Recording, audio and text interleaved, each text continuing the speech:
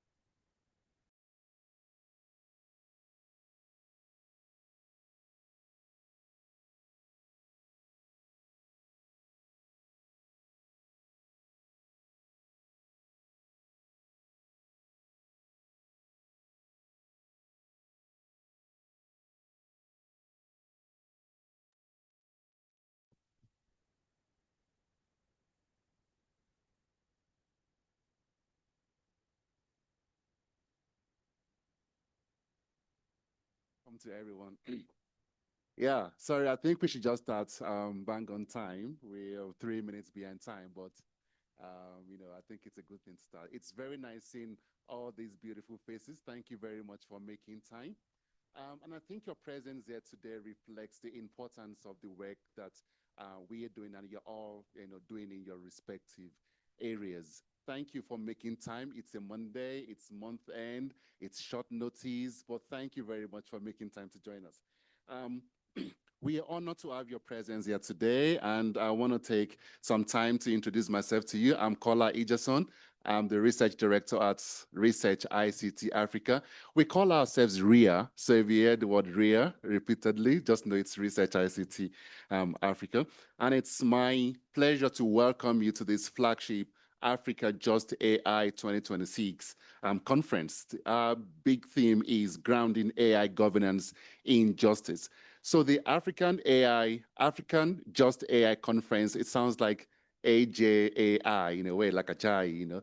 So please, when you are posting on social media, just hashtag AJAI or hashtag RIA, as the case may be. Okay, so for the next 2 days, we bring together a diverse community of researchers, academics, policymakers, regulators, civil society. And the broad way we have subdivided the conference over the next 2 days is such that day one would be a theoretical day, like an academic day. Today's day one, isn't it?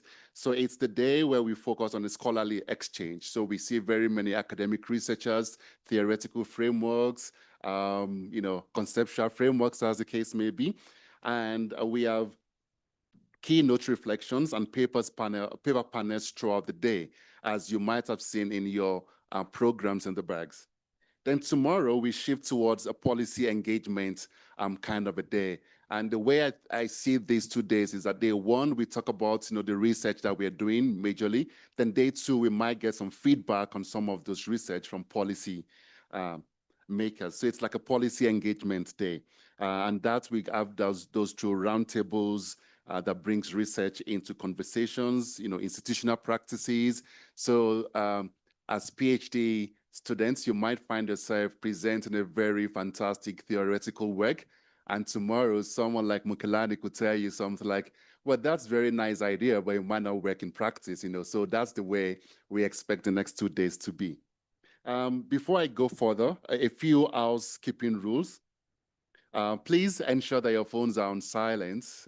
Please, if you can do that for us. And like I said earlier, we encourage you to share on social media. Please use hashtag AJAI 2026 or just AI. And please tag RIA in your post, RIA. We also be streaming live on YouTube via the RIA Africa channel. So on YouTube, it's the Research ICT Africa. So I'm sure some of our people are online watching these conference over the next 2 days. For questions and answers, we'll be using the desk microphones just in front of you. Please indicate if you'd like to contribute. Once I acknowledge you, press the speak button, and when you're done speaking, you can press the same button to mute yourselves.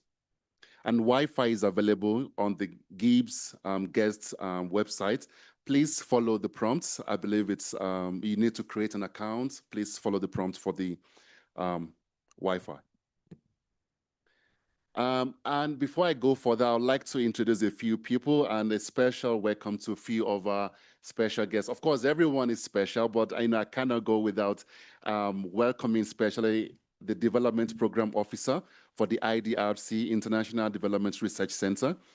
Those are our funding partners. Without them, this conference might not actually be holding. So we welcome Ms. Lois Ochanda. Thank you very much for joining us. I also like to welcome Ambassador Dr. Lavina Ramkisoon, the Ambassador for the African Union. Thank you very much, Madam Ambassador. She'll be talking to us about architecting fair equity. I think that's a very important thing as part of the Just AI ecosystem. I'd like to welcome members of the RIA board here present, Professor Sean Potter, Ms. Mandla Imsimang. Thank you very much, board members. Ministry officials, regulators from across the SADC region. A special welcome to you, Alison. Oh yeah, Dr. Alison Gilward, our Emeritus Distinguished Fellow. And of course, to all of you presenters, thank you very much for joining us today. Without wasting more time, I would like to introduce our panelists for this morning. They will be kicking off the day for us. Priya Chetty is the Executive Director of Research ICT Africa. She's a doctoral candidate at the University of Cape Town, where her research focuses on legal reforms from open government data. She has over 2 decades of experience in digital policy and regulation, and her work spans data governance, AI regulation, cybersecurity, digital inclusion, and all the works. And she has served as a regional data protection advisor to the International Telecommunications Union, ITU, and data protection advisor to the African Union. Priya sits on the Global Council of the International Fund for Public Interest Media and the advisory board of the Center for Communication Governance and the Global Network Initiative Strategic Multi-Stakeholder Dialogue. Priya is one of our speakers this morning. Next, I would like to introduce Honorable Commissioner Uvina Girisha Topsy Suno. Uvina is a member of the African Commission on Human and People's Rights and a parliamentary counsel to the Attorney General's office in Mauritius. She's a lawyer specializing in international maritime law. She serves as Special Rapporteur on freedom of expression and access to information in Africa, and as Vice Chairperson of the Working Group on Extractive Industries, Environment, and Human Rights Violation in Africa. Welcome, Honorable Commissioner. Again, I would like to welcome Dr. Kuda Dandajena, who is the Principal Program Officer for Technology Strategy at the Outer NEPAD. Dr. Kuda holds a PhD in computer science, specializing in AI, advanced analytics, and high-performance computing. His work spans national AI strategy development, digital infrastructure, and interoperable data ecosystems across all 55 AU member states. Welcome, Dr. Kuda. And also, I would like to honor our funding partners. I've talked about Loise, and now I would also like to talk about Christine Close. Christine is a technical advisor on science, innovation, and technology at the Foreign, Commonwealth, and Development Office, FCDO. And she's working across Southern Africa, and her experiences spans international partnerships, innovation systems, and technology policy.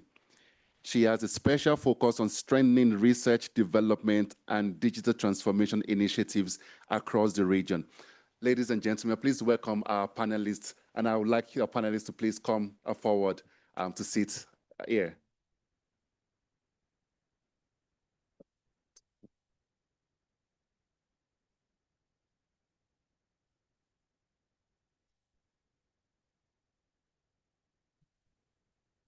Anyway.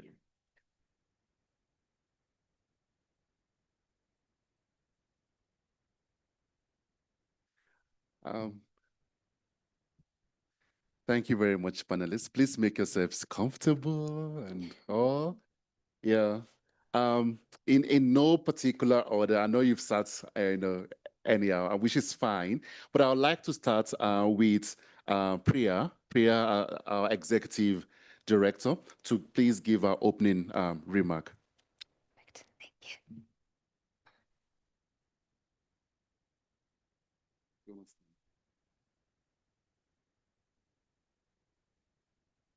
You could use this actually, well seated.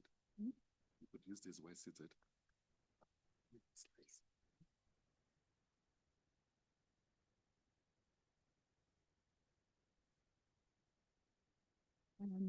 Thank you very much, Dr. Ijasan. You're learning about all the RIA acronyms now, and all the names we have for each other. So he's our resident prof. So when you see him in the hallways, that's what we call him. So thank you very much, Prof, for those introductory remarks. And again, welcome to everyone here. It's really, as Prof said, heartwarming to see familiar faces in the room and online. We wish everyone could be in the room today, but alas, but welcome, and we look forward to having more join as the conference progresses. So I have a few minutes. I think they've given me 10, and I've split it with 3 minutes on RIA, 3 minutes on injustice, 3 minutes on justice, and then 1 minute on a kind of call to action for today and for the next 2 days. So the first is to just introduce who we are, and RIA has meant so much to so many over the last 25 years. But at our heart, we are an African think tank. And our work is to accelerate digital equality, data justice, and just AI at its core. There's so much more that we do. And we've also been described as Africa's think tank. And we are part of so many initiatives, and each of the researchers and each of those that pass through our hallways bring special dimensions to each of the qualities around digital equality, data justice, and AI governance. And so it hardly does justice to who we are and what we do. But there's something new that we've introduced to who RIA is. And we believe that our impact has to be integrated. And so when we speak about RIA now, there's something that we stand for. And we stand for digital, we stand for Africa, we stand for people across the world, and for planet in the way, in the nature of how we interpret our work and our impact.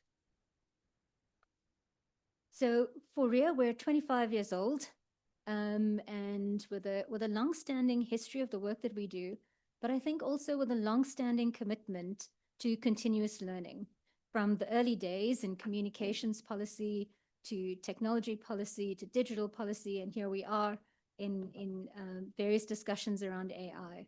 I think what differentiates us is that we're committed to the learning process. We ourselves are scholars. We're always reading and engaging with each other. We have Friday conversations to understand what is new and emerging in this space. We are supported by a strong governance team, and we are supported by our board of directors, our distinguished fellows, our advisors, and the various panels that we constitute from time to time to make sure that our work holds up to the standards that we aspire to from an impact perspective, but also in terms of the rigor of our research work. We have a team of multidisciplinary people. So in the room and online, you'll find lawyers, economists, data scientists, journalists, you'll find ethicists, philosophers, and so on. And we pride ourselves on being challenged by each other.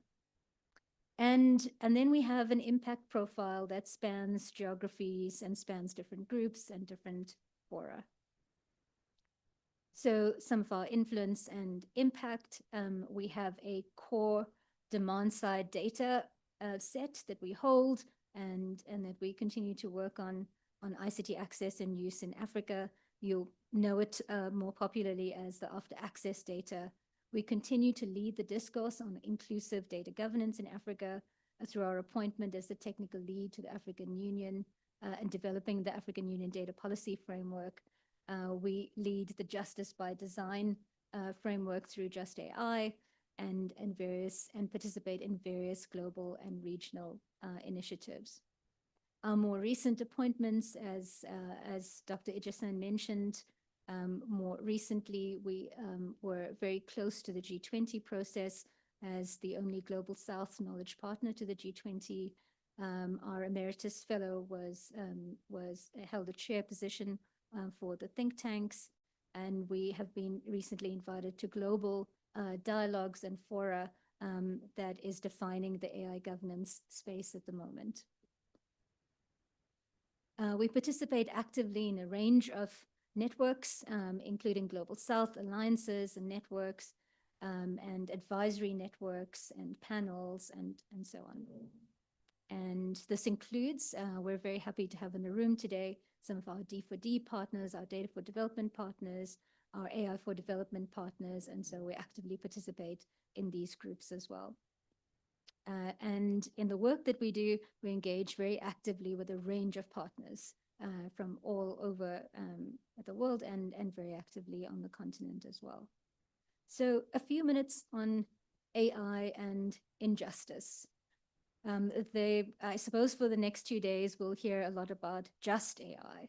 And it's a good starting point to also think about the injustice that brings us to this room. So here we are plagued as an organization and I think as scholars and practitioners and policymakers in the room, with the concepts of structural injustice. So I'm a lawyer by background, as some of the other panelists are as well.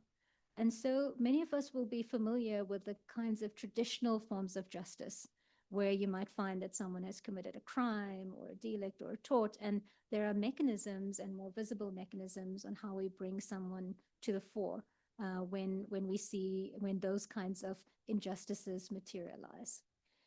And I would say in the last 2 to 3 weeks, there is some encouragement for how that traditional form of justice is playing out. We're seeing more accountability than we've seen before. But there's something more complex and plaguing that brings us to this room today and informs the work that we do as researchers and scientists and policymakers, something behind the scenes that's a little more complex and difficult and less tangible, and that is structural injustice. And this is because for structural injustice, we understand that there are systems of actors, of processes, and of relationships and resources and opportunities that exist that seem to be invisibly continuing but perpetuating issues of discrimination and harm, and we feel unsettled by that. And what is more plaguing is that there's a seeming, it's difficult to trace on the one hand. It's difficult to really describe and bring visibility to it.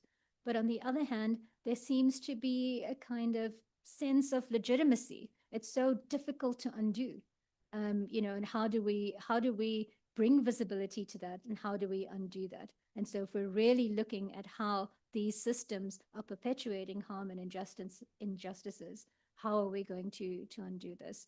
If the way that resources are organized and positions are arranged and who gets access to jobs and who gets access to resources is so entrenched and continues to perpetuate in that way, how do we address this challenge? And so there are thinkers, live thinkers at the moment. And so in this room, we're joining conversations that are live and dynamic at the moment around structural injustice. And these are the types of questions they're asking. And so as scholars and as practitioners and policymakers, we are joining that global community today. We're making our contribution to the world in a very live and dynamic context. And I suppose, as you think about it, when we think about this work, we have to ask ourselves a question about whether the work that we do and the contribution that we make makes a difference. When we write this paper, when we submitted this abstract, when we traveled from wherever we did to come here today. And what I want to put to you is that perhaps we are the agents of change. Because when we speak about agency in a structural injustice perspective, we also recognize that our lack of agency is when we fail to consider or put down a framework that addresses these injustices. And our lack of agency is when we fall into or slot into the problem, and we perpetuate these social structures ourselves. And so we might find that something in this room might face us to confront how we are part of the structural injustice ourselves. Now we come to the concepts of AI and structural injustice. And that is to say, at its very core, what we see manifesting with AI is merely a reflection of what we already have in society. And it's the simplest way to describe it. And as you know, because you've written about it and you're thinking about it now, and you might have read some of the work that we've done, that there are many things to consider in how the harm manifests and what the options are to address the injustice. But in its simplest form, that there is some work to do to undo the very fabric of injustice that already exists in society and that AI perpetuates. And when we speak about African AI injustice, it's very strange to quote oneself, but I'm quoting Dr. Arabase, who could not be here with us today, and the work that we did on African AI injustice and the kind of framing of the harms. but we're seeing this, we want to bring visibility and describe the harms. And so if we are the agents of change, then can we define it? And can we define what we do next? From an epistemic perspective, what is the relationship between how AI is developing and innovating and the loss of our culture and our history and our language? What are the economic harms that we see? And what is the environmental impact of AI that will leave a strong legacy? And when we think about the framework for change, we think about what it is that we can do to, one, recognize the problem, and on the other hand, describe it and define it, and then think about what can be done. So a quick reflection then on this framework for just AI. So when we speak about justice, we're thinking about a set of standards by which we can fairly adjudicate how we're doing and whether we are addressing these kinds of harms, and whether we are able to address the longstanding claims to opportunities and resources and bring change. So some of you might be interacting with RIA in an event context. You come into the rooms where we have exchanges and we have conversations. But really, we are a research organization. We're a community and a space for thinking and thinking together. So the work that we've been doing over the last 3 years around Just AI is a series of papers, policy briefs, policy analysis, model policies.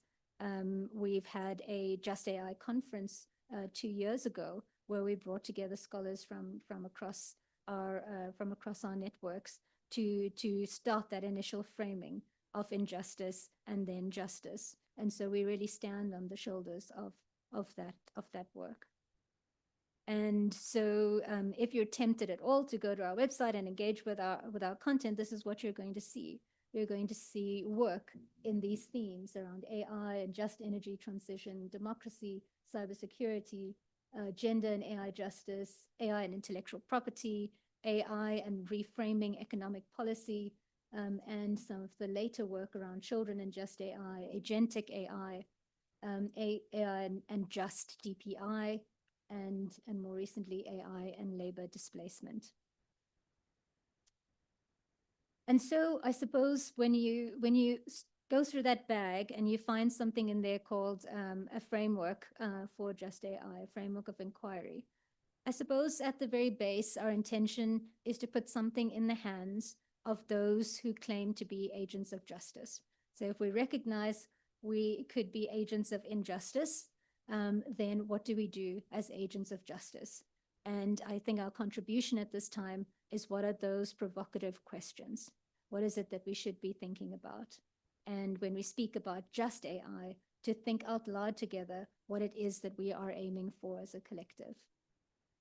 It's a framework as a public good, meaning it's your framework, and it doesn't belong to RIA, and it will be adapted and versioned by many, and it already is, in fact. So we have some in the room that are taking it forward in Geneva and in different places, and we've been in conversations with others, and it's getting sectoral application. So people are thinking about what this means for the media sector and a reconceptualization in that context.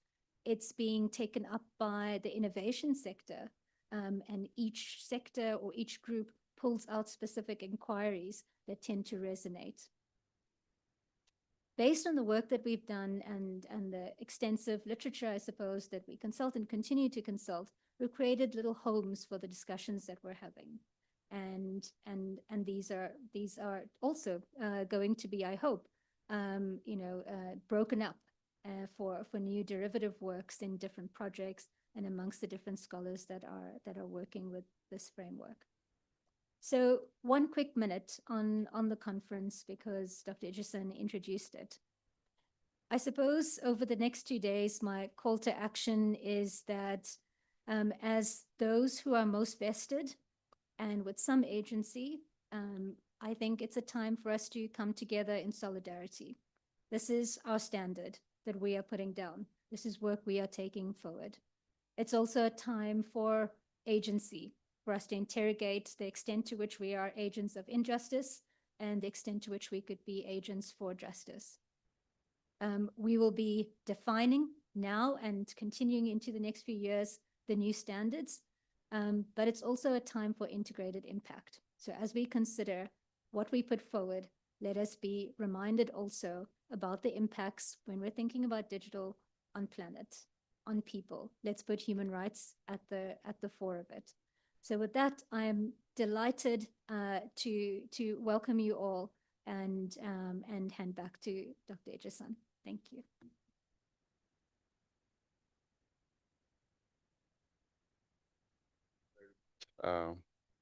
Priya. I think we move to the next speaker, and that would be Lois. Lois, please. Yeah.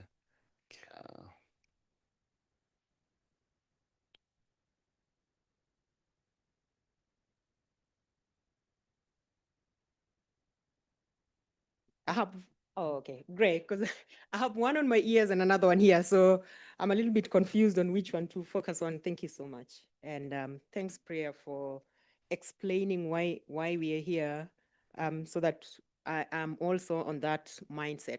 But let me tell you a little bit about a few things that are bothering me this morning. There are many things that bother us. One is that recently, I think about last week, but there's a bill that has been introduced in Kenya. So it's called an AI bill that has been introduced by a senator in parliament. And knowing the senator, many of us are asking ourselves, how did this come about? What is being captured? What has been forgotten in that bill that has been introduced in parliament? So lots of questions. And I think I've already set you asking yourselves about this bill that is being in AI bill, which is being introduced in Kenyan parliament. The second thing this morning when I woke up, and I think when many of us nowadays, when you're doing your other things and getting prepared, maybe you're listening to a conversation or a podcast or something like that. And I stumbled on this conversation where there was this investor, also a Kenyan. I'm Kenyan, so now you understand the bias. And this young man was passionately talking about how data centers are an investment that, in fact, he said it's a property investment that's been overlooked. And when I hear that, I kind of get scared. If you're sitting on the researcher side, you ask yourself, have they thought about these other things?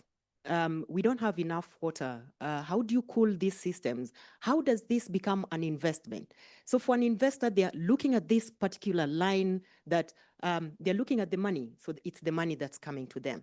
Why am I telling you all of these stories?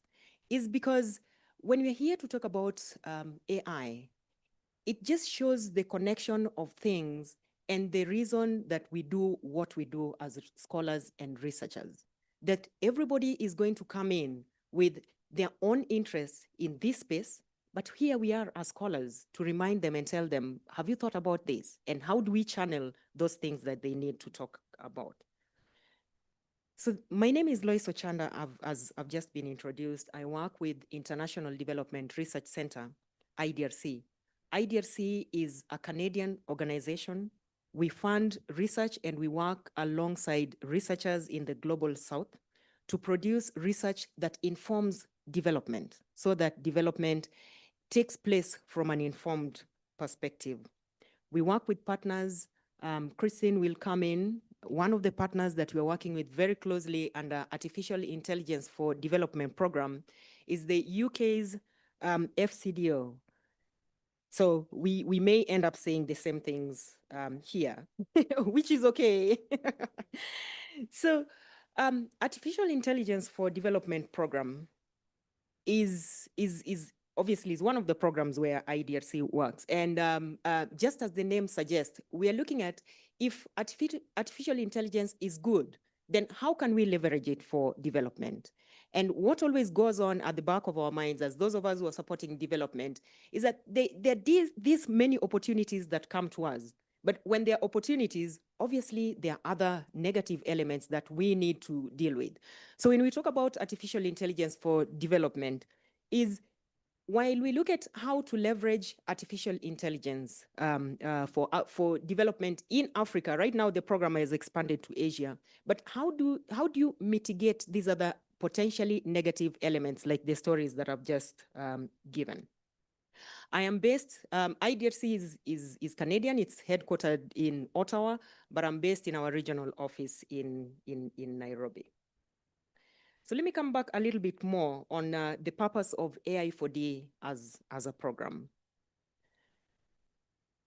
AI4D looks at how do you promote the development and use of inclusive, ethical, locally led, and rights enhancing AI, like has been presented earlier on. So it's not just about promoting AI, but a certain type of AI that should guide our development and use of AI.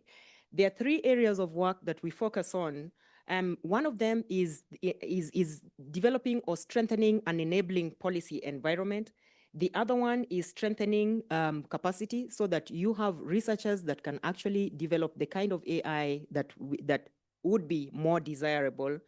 And the third one is supporting innovation. So actually developing the use cases so that AI is not just, in our context, is not spoken about as something abstract, but something that can actually be used. There are 2 intended outcomes that we look for in those 3 objectives. The 2 main things is why we are all here. That's that enabling environment. So I've just talked about a bill. We know that a number of countries are coming up with AI policy frameworks, and there's a reason why they come up with those AI policy frameworks, because the policy environment is extremely important. It's important in terms of identifying what are the investment priorities.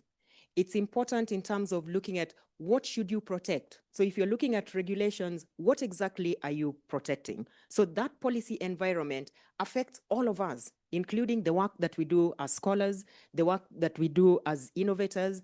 The policy environment then becomes really important.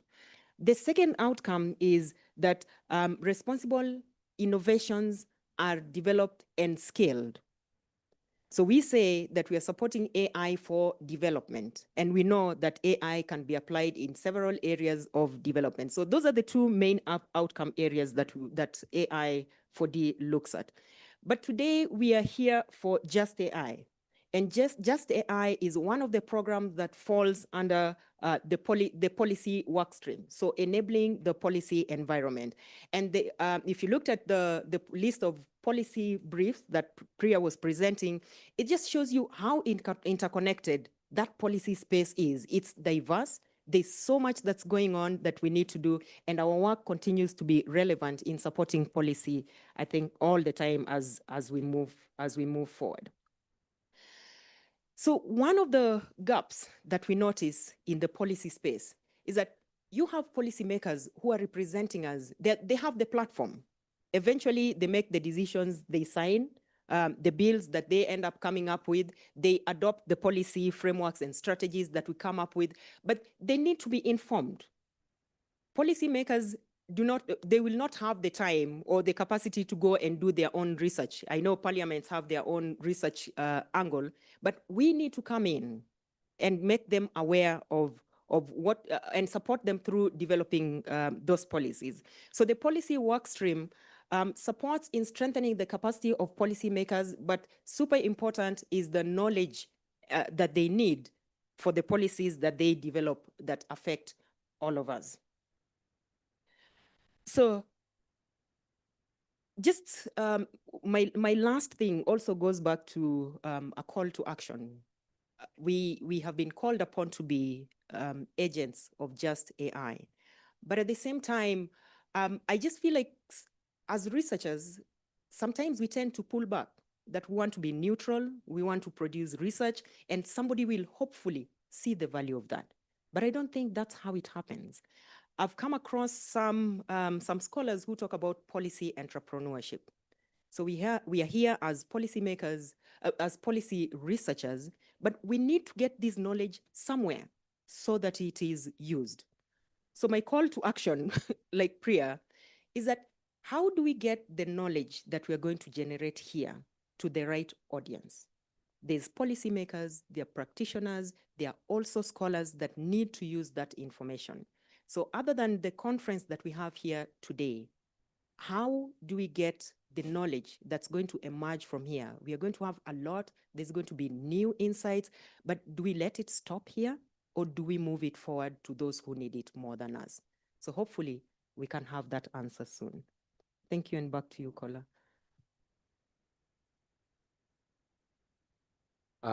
Thank you very much, Lois. So excuse me. I'd like to move on to our next speaker, the Honorable Commissioner, Alvena, please.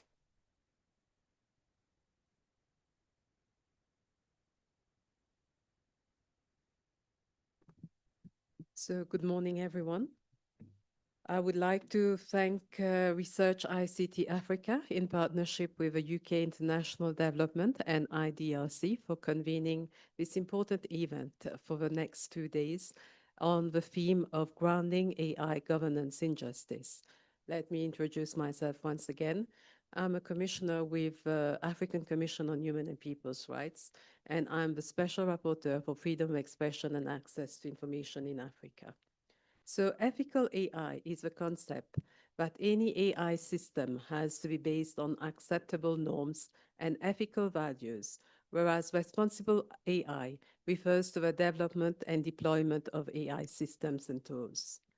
Society is looking for a tool that puts emphasis on fairness, accountability, transparency, and safety to align with human rights values. In so doing, AI systems should mitigate bias, ensure human oversight. The other concepts linked to just AI are fairness, non-discrimination, so that AI systems that are developed do not reinforce bias against certain groups or individuals. AI processes should be understood and visible to one and all, and the human factor should be kept to ensure that systems' actions are controlled by humans, and there should be protection of the data element and systems, and there should be head to society in general, minimizing environmental damage, and so that the system does not become an added harm in itself. This is how we understand that an AI system should work, but maybe the developers of AI do not have the same concept as we do. This is why the concept has graduated from an ethical AI model to a human-centered AI approach where AI systems empower rather than replace human beings. So it is not just a play on words, but a problem of governance of AI. How do we make sure that developers of AI systems accept that AI is great for humanity if used responsibly? As all great tools, it can have multiple uses, and we want to make sure that the use that is made of AI is fair and just, leaving human beings at the center instead of trying to replace them. AI can help with healthcare diagnosis, foster the free flow of credible information through various platforms, enhance labor efficiency for automated systems, just to name a few of the advantages of AI. However, AI should not be further extending the divide between the North and the South. AI should also not be biased in the sense that the data that is used to train machine learning models have to be diverse and inclusive. As of now, what we are seeing is that what we are seeing in AI models, I do not think so. Personal data that is taken from people is being fed into the system to train machine learning models. Did we consent to that? I do not think so as well. AI and machine learning systems are taught to detect certain patterns during the training phase. These systems have to be exposed to the maximum different examples as possible, but this is impossible. So these systems can be fooled by unexpected inputs. AI should have to be used to protect the right to privacy and equitable structure for all. Everyone has to have a chance to benefit from the AI technology. The AI model is made by human beings, so that they have to think through their models and ensure that decisions made by AI systems can be justified. Decisions made by AI models should be understandable and explainable. Data that is used to input in the model should be as broad-based as possible. Understanding the rationale behind AI algorithm results and its accuracy and consistency contributes to the building of responsible AI models. And that takes me to the resolutions that the African Commission on Human and People's Rights has adopted, namely Resolution 620, which concerns the promotion and harnessing of data as a tool for advancing human rights and sustainable development in the digital age. This resolution is about the equitable access to data, and that data has the power to promote democracy while ensuring transparency and accountability in governance.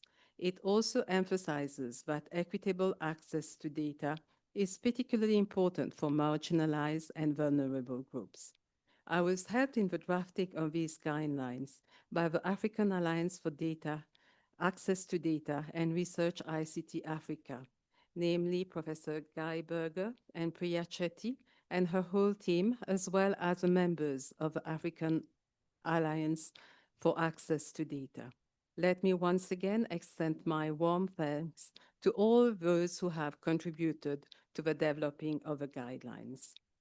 The draft guidelines were presented at the last session of the ACHPR in March 2026 and will be posted on the website of the ACHPR for the next 3 months for all persons and state parties to make further contributions. I invite you all to look at the draft guidelines and to make your contributions online. The ACHPR has also developed Resolution 630, which mandates me as Special Rapporteur on Freedom of Expression and Access to Information to develop guidelines to assist states to monitor technology companies in respect of their duty to maintain information integrity through independent fact-checking. These guidelines are in the process of being drafted, and I'm being helped in the process by Media Monitoring Africa, known now as MOXIE Africa. Finally, the ACHPR has adopted Resolution 631 on working towards the assessment of public interest content in this digital era and developing guidelines to ensure a public interest element for all platforms operating in Africa. The guidelines for this resolution are also in the process of being drafted, and I'm helped in the process by SOS Coalition. I invite you all to make your valuable contributions on these 3 resolutions. Once these guidelines, that is the 3 of them, have been developed, the ACHPR will adopt them and the Commission will present them to the state parties who will see how they want the guidelines to be further developed, whether it is in the form of regulations or incorporated in amendments to the model law on access to information, or we might want something else. Everyone is aware that data is being extracted from Africa, and AI models, as at now, are not being developed with Africa in mind. The language, cultural sensitivities, color tone are not being catered for. AI developers have to be made aware that Africa has the largest youth population, and it is a force to be reckoned with. Not incorporating the African element in AI models will not work, as well as not incorporating the human rights aspect as well as the independent fact-checking elements. And this will be detrimental to AI models in the long run. I hope that AI developers will be more inclusive in the future, and that in the development of AI tools, and also the human rights aspect has to be at the center of any development of AI models. I wish to thank you for your attention and wish you very fruitful deliberations over the next 2 days. Thank you.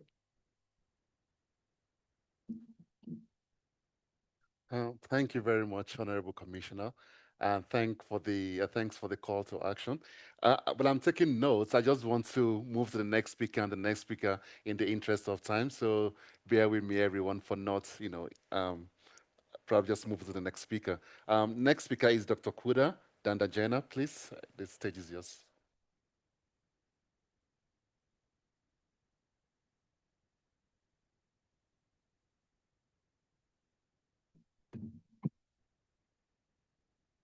Hi, good morning, everybody. It's good to be here. Thank you so much. I see familiar faces. I was looking when I was standing. My colleague just entered in the room. Is one of my friends as well. So thank you so much, Priya, and thanks everybody, the organizers, and also the colleagues that made this event more possible. So I will try to be quite broad as I share my remarks over here. Why? Because I'm looking from a context whereby I come from out an EPAD, African Union Development Agency. I think the previous commissioner who spoke just before me, we are in the same ecosystem. So I'll be broad so that we get a context in terms of how this ecosystem is structured, how it is behaving, how it is moving. I think we spend a lot of time trying to think differently. We ask so many questions amongst ourselves, which we are looking for answers as I've come here, so that we'll be able maybe to do better and also to move faster given the time that we have lost. So let me just try to get to the script here so that I don't get lost. So greetings as well, I must say, and privilege here to be here. It's a nice place. I even told Priya that this is a beautiful place for the right speakers and the right people and the right conversation as well. I think it's an honor to join this conversation as well. So let me start to say, I think I want to take you back a bit to say, before I take you back, let me say, I read through the program, especially the paro sessions for today. If you check the topics that are there, they are very concise and specific to the occasion. They are so rich, whereby even the speakers, I was scanning the 50 experts that have gathered here in terms of the profiles. They are so good. Thanks once again. But I think last week, 2 weeks back, I was in a conference that was talking about the Forum on Responsible AI, where the same topic around just AI, ethical AI, what they call scalable solutions were being discussed. So this conversation, I think, is dominating across the global space. But I have a strong feeling that we must reflect in terms of the architecture across Africa. Where Africa are we? What is happening? What are the real gaps that are? So I must say, we are at crossroads. That's a fact. It doesn't need anybody to explain. What am I saying? I'm saying, regardless of the movement that has happened or the developments that has happened over the past 10 to 15 years as Africa, in terms of AI, in terms of other elements that builds within AI, because we see AI as a piece on top of the technology that existed before. It's just a layer. But what is underneath is what is very important. Data has been there before the dominance of AI. What we call infrastructure energy that powers AI system has been there for a long period of time. We have made a lot of progress, but there are realities that we need to check so that when you talk of justice, what does it mean? When you talk of responsible AI, what does it mean? When you talk of what we call ethical AI accountability, all the aspects around what we call the justice, the inclusion, and the other exclusion, the non-factors. So I will bring you back maybe when AI was beginning, the era where 17th century whereby the Gaussian linear regression model was developed. You could see it was an era of the first industrial revolution. And us as Africa, if you scan around, we were trying to catch up. We were not much included in the first industrial revolution. It changed the narrative in terms of what we call development in terms of other space. And there, another layer came, which was the second industrial revolution, which was more of what we call mass production and other things, electrification and other things. Africa is always trying to catch up. There was an exclusion element. There was no justice in that period. What does it mean? We did not benefit as much as compared to the regions that were the forefront of the first industrial revolution. Come the third industrial revolution, what we call the computer transistors and other aspects, the regions that had more electrification were quick to move forward, were quick to what we call to take advantage. So on that then comes the fourth way we are, whether the fifth or the fourth, whereby the intelligent or whatever, these things, the barriers within the third could not make us move quicker as a region. So what does it mean? We are saying that these structural inequalities, or what we call the persistent technology gaps or deficiencies, or the aspect of catching up, trying to close the gap, is drawn us a bit backwards. But there are so many questions that we need to ask ourselves to say, will we lead in this AI era under such an arrangement or under such architecture? So moreover, I will want to bring demographics. Why is it important? We are a population that is said to have a young population, 1.5 billion people across 55 member states, countries, and then what we call a median age around 19 years old, around 12 million entering the labor market, and then 3 million being absorbed. These are statistics. If you do your chart, whatever, we all do that. But what does it mean? It means that AI is moving quicker. AI is disrupting the job market. We have got the young population that needs to be employed. We have the young population that needs also to be absorbed some way. So these whatever imbalances in terms of that is something that is very concerning. So how do we bring justice in terms of trying to address all those things as we adopt AI, as we use AI? So it brings me back. I was at the 39th AU Summit, I think a couple of weeks back. That was in February. Some heads of states were around a corner discussing to say, how AI can be stopped in your country? It was a funny question, but it was an honest question. Why? Because they couldn't comprehend the impact of AI. They couldn't understand it, how it threatens their ecosystem. So explanation, the work of this group, the policymakers, the researchers who are gathered here, it goes beyond this boardroom or this conversation. It must go there. I think my sister, she touched on the bill that is being enacted in Kenya. So these are the realities that are happening. So let me fast forward in terms of where we are as Africa, how the challenges that we are facing. Myself, I spend a lot of time in the area of supercomputing. I was checking to say, given this, what is happening within the computational space, whereby things are just changing. Africa, we're trying to catch up. Africa, we are not trying to to bring together some things. There is injustice in the infrastructure that powers AI. There is injustice in the investment that powers AI. There is injustice in the mindset that makes AI to flourish. What can we do?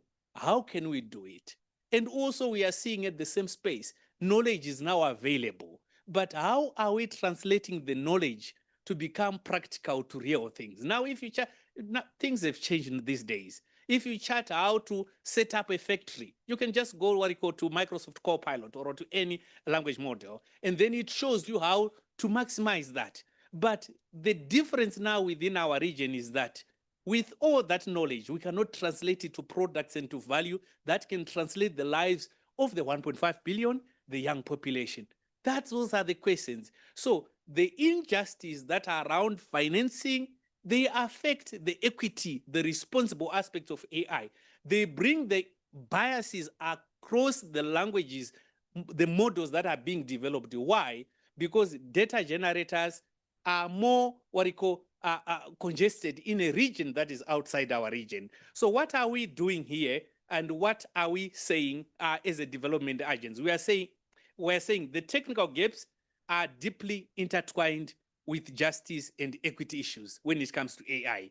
And AI must reflect the issue of languages that previous speakers have said in training and whatever, and also the issues around sovereignty. I think as a continent, we are coming from a perspective whereby in 2024, we developed an AI strategy. We worked which was championed by the AUC Commission. I was part of the team, the technical team that was developing that AI strategy. We tried to develop it in a development-oriented kind of perspective, but we could see that there are so many gaps that Africa needs to work around over the next period. And we worked with a number of partners, but we are saying that these gaps, such as infrastructure that I've indicated, require us to be addressed as quick as possible. us as Auda NEPAD, we've done a lot of work in that space. I think we've got some programs that are trying to recover in those areas. We've got a PIDA program that is addressing energy and infrastructure. As you know, for an ecosystem to have strong AI solutions, energy is a must. I think the strategy of AI, I've spoken about it, but importantly, I was speaking to one of my sister seated over there, that last year we implemented what we call an implementation plan for the STISA Science and Technology Strategy for Africa, which was meant to make sure that we bring the aspect of research, development, and innovation in driving AI across the continent. And this was the document to make sure that we become intentional in terms of trying to address the gaps or what we call where we are lagging as Africa. So I can go the list on, and then we are working with different institutions as well. IDRC, it helped us to develop the strategy, so for the science and technology, and then also the EU, they supported us in different ways. But what are we saying? We are saying that we need to work as much as possible to move with speed so that these injustices that are existing, they are coming from a long background, but we've got an opportunity to move quicker because of the innovations that are coming at the moment. So in closing, I can say that we cannot miss the AI revolution as a continent. We must shift from where we are, the comforts that we have of trying to catch up, but also is the role for everybody seated in the room to be able to help us to move forward. So as an institution from a development perspective, I think we are very committed. I think we've got a number of programs besides the PIDA. We've got South-South cooperation program that are trying to bring the knowledge from this Global South region. We're working, myself, I'm a member of the GPAI, the Global Partnership of AI as well. I think I was one of the first African to be part of that. So we are trying to work around what we call scalable, responsible AI solution, whereby the issue of just AI, they are so broad. There is a call for what we call applications, whereby if there are people who wants to scale their responsible AI solutions, you can go on the GPAI website. You can see the work that we are doing. But besides the strategy for AI in Africa, besides the strategy on innovation, we've got other programs in terms of what we call health space. We have invested a lot as a continent in terms of trying to build AI solution, especially in the areas like the pharmacovigilance, drug safety, trying to build ecosystem that can help to bring data across different regions, bring them together, and then be able to do what we call the vigilance, what we call signal detection and other things to be able to prevent, to provide better drug safety aspects across Africa. So it's a lot, there is a lot of movement, but we must accept that there is infrastructure injustice. There is what we call skills injustice. There is what we call capital injustice that needs to be addressed before we can even go into issues like the bias of data sets, the bias of models, the bias of any platforms that may push what we call the AI ecosystem. So moderator, let me pause here. Thank you so much. Sure. All right. Thank you very much, Dr. Dandajena. And you'll agree with me that, with all the special works that all of our partners are doing, it's going to be very difficult to box them within 45 minutes. So please, I crave indulgence. Let's go through one more speaker before we go to the keynote speeches. And that's like the last but not the least speaker for today, Christine from the FCDO.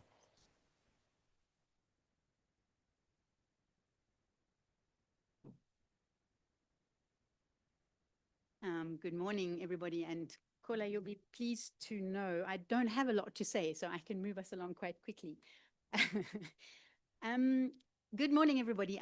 My name is Kristen Klause. I'm a technical advisor for science, tech, and innovation at the FCDO, that's the Foreign, Commonwealth, and Development Office, part of a wider science team at the British High Commission in Pretoria. So the science team deals with a number of aspects of innovation. That's innovation ecosystem strengthening, both on a bilateral relationship between the UK and South Africa, but also regional interventions. We also have members in our team that focus on digital economy through the SA UK Tech Hub, as well as the Digital Access Program looking at digital public infrastructure. So it's obviously, as all of my fellow speakers have said, a huge pleasure to be here. And today I just want to highlight, because I was given some homework by Kola to focus on two things in particular. The one is really highlighting how global research and innovation partnerships are helping to actually shift the center of gravity for AI from traditional powerhouses to African leaders. And I'm going to be drawing on the AI4D program in particular, because we're quite proud as FCDO, we are one of the funders of the AI4D program alongside the IDRC, and we've actually seen some of the transformational impact that some of these initiatives are having. Because the program is not just about technology transfer, one-way unidirectional flow of tech transfer or funding from the global north to the global south, but rather it's actually about enabling African researchers, innovators, and policymakers to set the agenda by building capacity on the continent to develop, deploy, and implement AI systems that are relevant for the African continent and for the rest of the world. So as I've said, we're seeing quite a lot of progress as African institutions are producing policy-ready evidence, contributing to national and continental AI strategies, and strengthening the ability to author and govern AI rules. But to truly achieve justice-oriented AI, we believe that we need to move beyond just minimizing harm and risk mitigation, but focusing on redressing inequities and centering on the needs of those most often left behind. And critically, this is by investing in locally led solutions. So what does this mean? It actually means supporting digital infrastructure like the African Compute Initiative at the University of Cape Town, ensuring that resources and decision-making power remain in African hands. It also means building robust networks, such as the AI Evidence Alliance for Social Impact, to generate locally relevant evidence and to build investor confidence. So I was mentioning that we're proud of the transformative aspect or the transformative impact of the AI4D program because it's supporting African institutions and policy hubs to produce policy-ready evidence. And I think in Priya's presentation, this is already very obvious because we do have frameworks that we can now work off, but also to contribute to national and continental AI strategies and strengthening local capability building. So for international partnerships, this means we need to go beyond just funding and tech transfer, but we actually need to enable African researchers and innovators and policymakers to set the agenda. And there are a number of initiatives within the AI4D program that are already demonstrating this impact. So we've mentioned Research ICT Africa, which is leading the AI4D Policy Center and building networks across AI researchers and digital policymakers. We also have the Resource AI Lab, or RAIL, at Kwame Nkrumah University of Science and Technology in Ghana.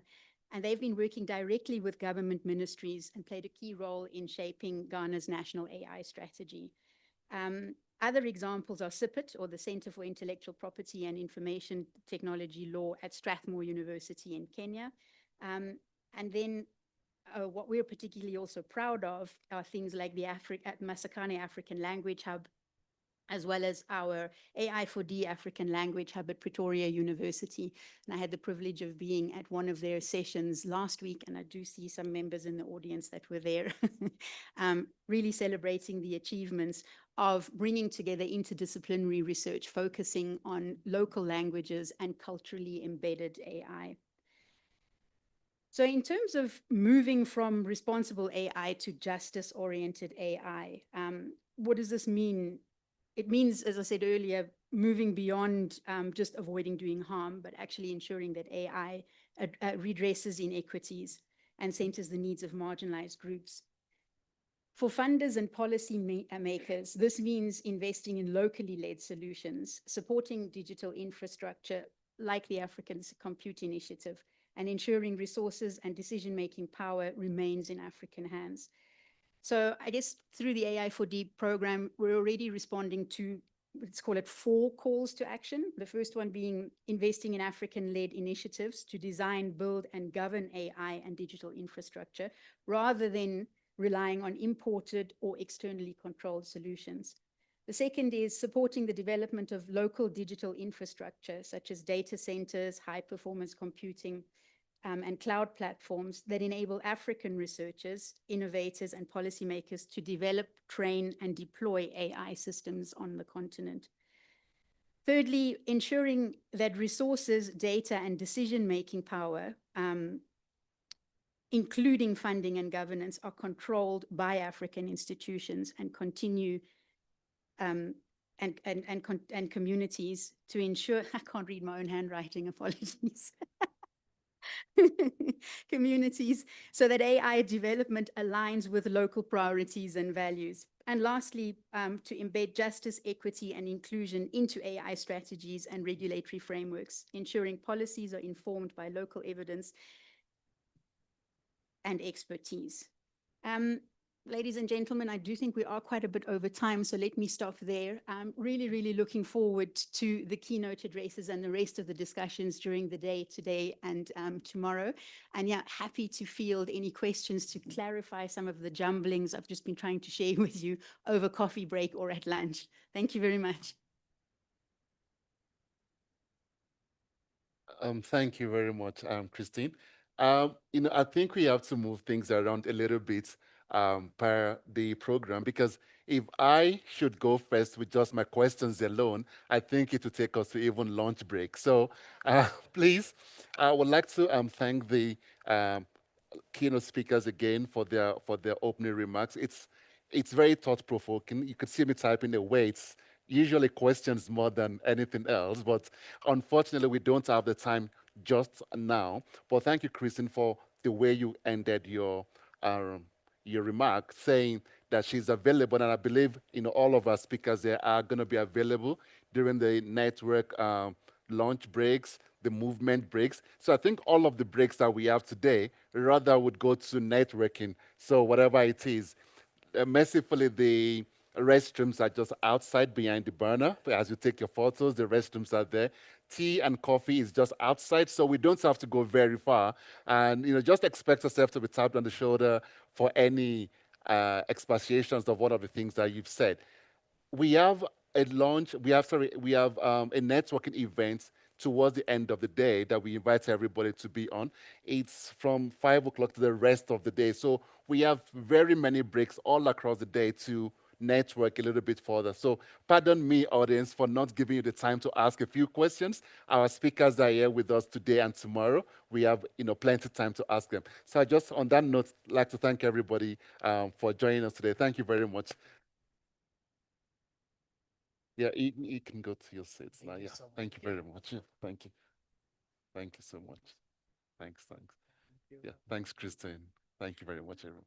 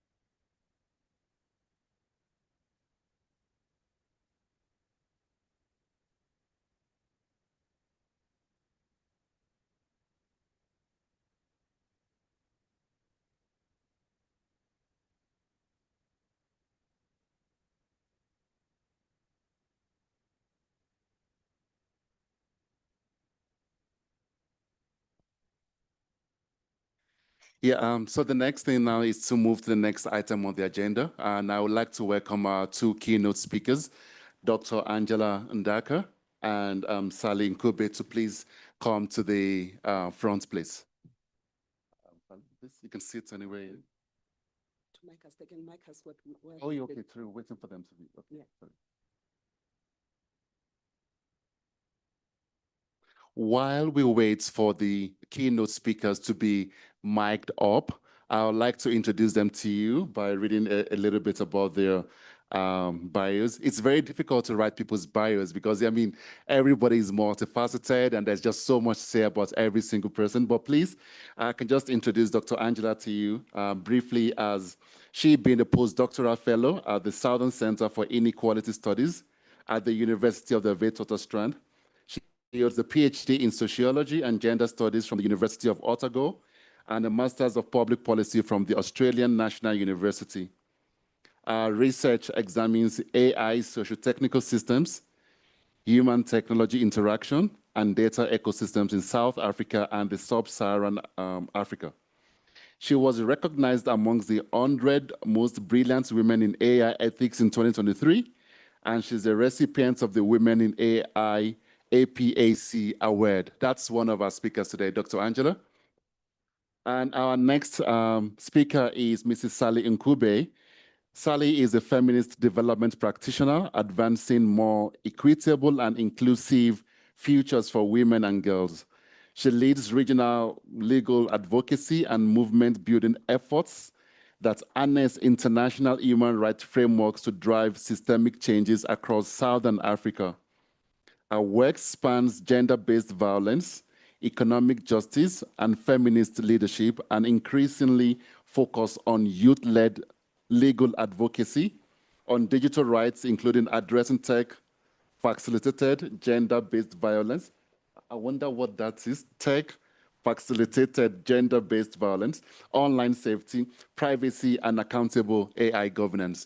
And these are our two speakers today. If it depends on time, we might have time to ask them questions after their remarks. But if not, like I said, please let's take all of the breaks as networking breaks rather than anything else. We're just waiting for our speakers to be mic'd up and they will come here.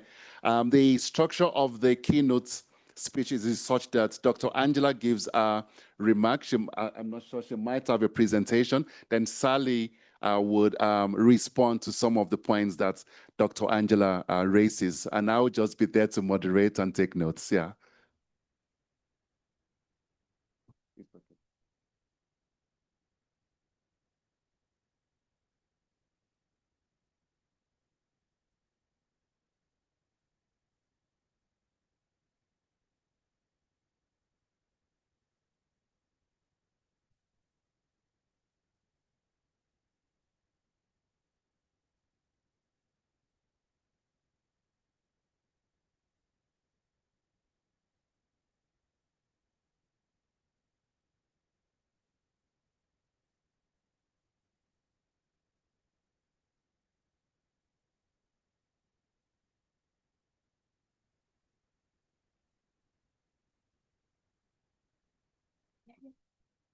It's busy loading.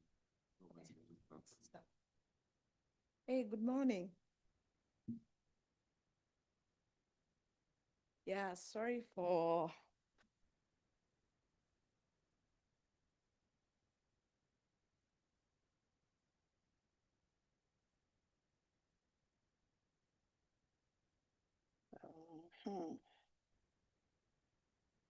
trying to get things done here.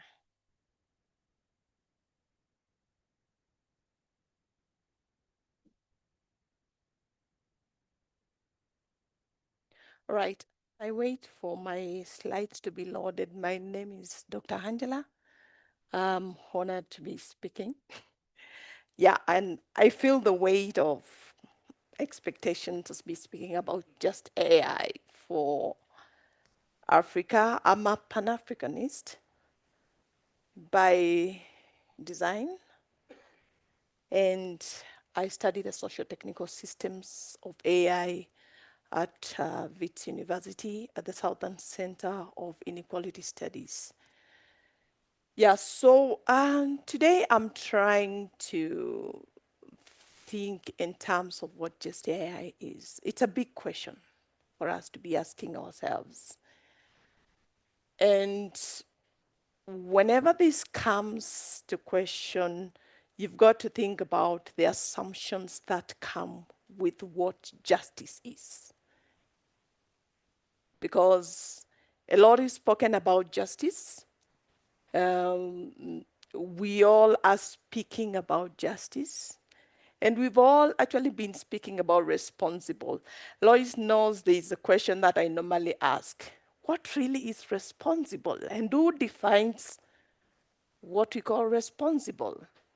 Actually, who defines what is justice for us? And this is what I'm going to be speaking. I will not promise to give you answers to this, to be honest. because I have realized most of the time when we think about speakership, you're thinking in terms of, oh, this one is studying this kind of things, and she has the answers. And so we've been, like, for the longest time as Africans, been working towards prescriptions of our own problems. And so, well, we have been seeking very much to prescription of our own problems. We have forgotten about that we are the definers of our destinies. And we are the definers of our problems. We are the definers of our solutions. And so I want to speak about basically what just AI is not. And I think that is where we start our conversation. So I know for a long time I've been listening to people talking about we are not included. We are missing in the race. And our languages are not there.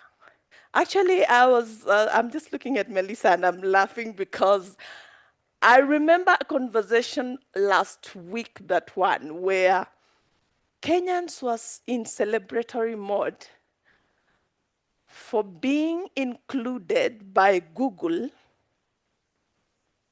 the Luo language and the Kikuyu language, for being included by the Google in their AI models. And for the first time, I was ashamed of my people. I'm a Kenyan by birth.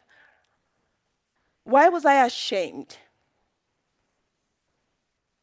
Because the Luo, that is where I'm married, the Luo existed long before Google existed.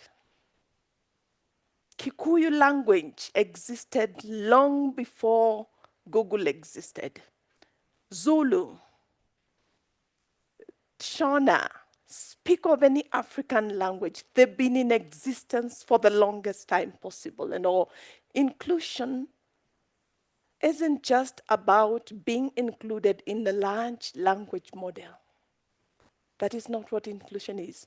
And that is not what basically justice is. So we've been framing justice in terms of visibility.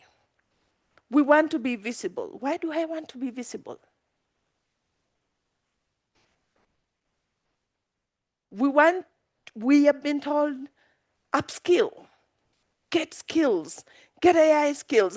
And this is what I read most of the time. We read a lot about if you're not having an AI skill, then you're missing in the race. And in the process of doing that, we've been exercising what we call data productivism, because we are getting into the systems, we are actually voluntarily and benevolently producing data for large language models.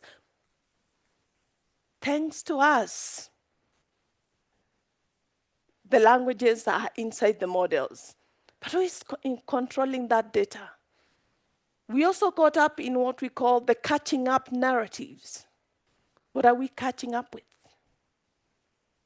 What are we trying to leapfrog towards? Development of leapfrogging. We need to move. We need to move faster. But what are we moving faster towards? And that's the biggest question of what justice is not. Justice is not a checklist of principles. We are also leapfrogging towards producing AI strategies, AI policies and laws, like Lois was talking about, which are less informed by our realities, but more informed by what we think we need.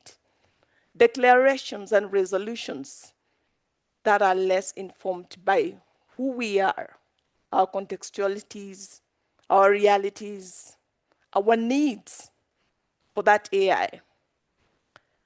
And justice is not simply responsible AI adoption. And this is where the rubber meets the road, because we've been told we need to adopt. And so we need to focus on narrowly defined frameworks like AI safety, data privacy, data consent.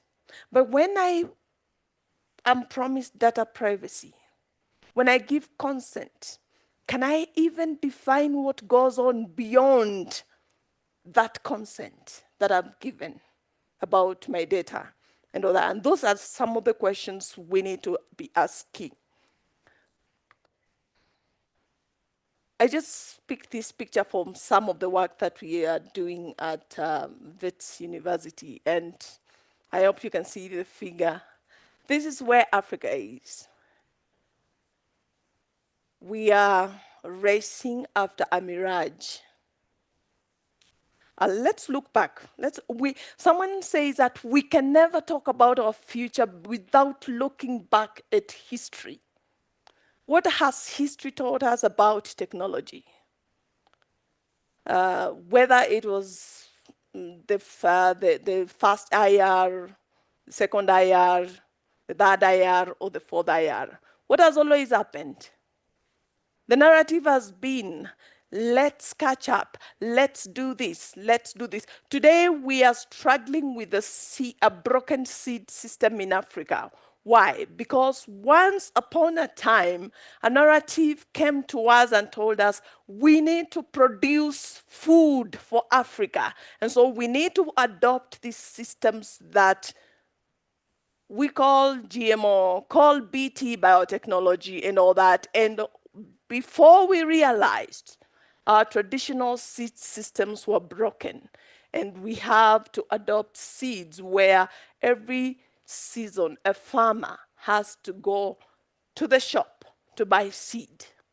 In an African seed system where we used to recycle seed. And so farmers in the whole of Africa are finding it so expensive to farm because they cannot afford what? Inputs. Because their seed is broken and they've got to depend on the corporates or capitalists to provide seed for them every season. There has been an Africa that has been trotting and running away from what it owns, the values, the recycled seed systems, existence of technologies that worked for us and all that. And I'm not saying AI is bad. AI is a good technology. But when we are racing towards building data centers, I heard someone mention about data centers, or when we are racing towards talking about we need to have electric cars, when we are talking about automated cars, when we are talking about even building military technology and all that, what are we running away from?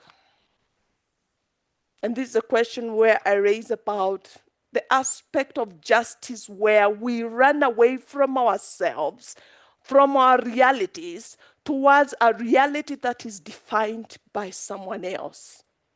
We run away from what would have been our visions about AI towards visions that are defined not by our terms. And so I want to talk about what justice is.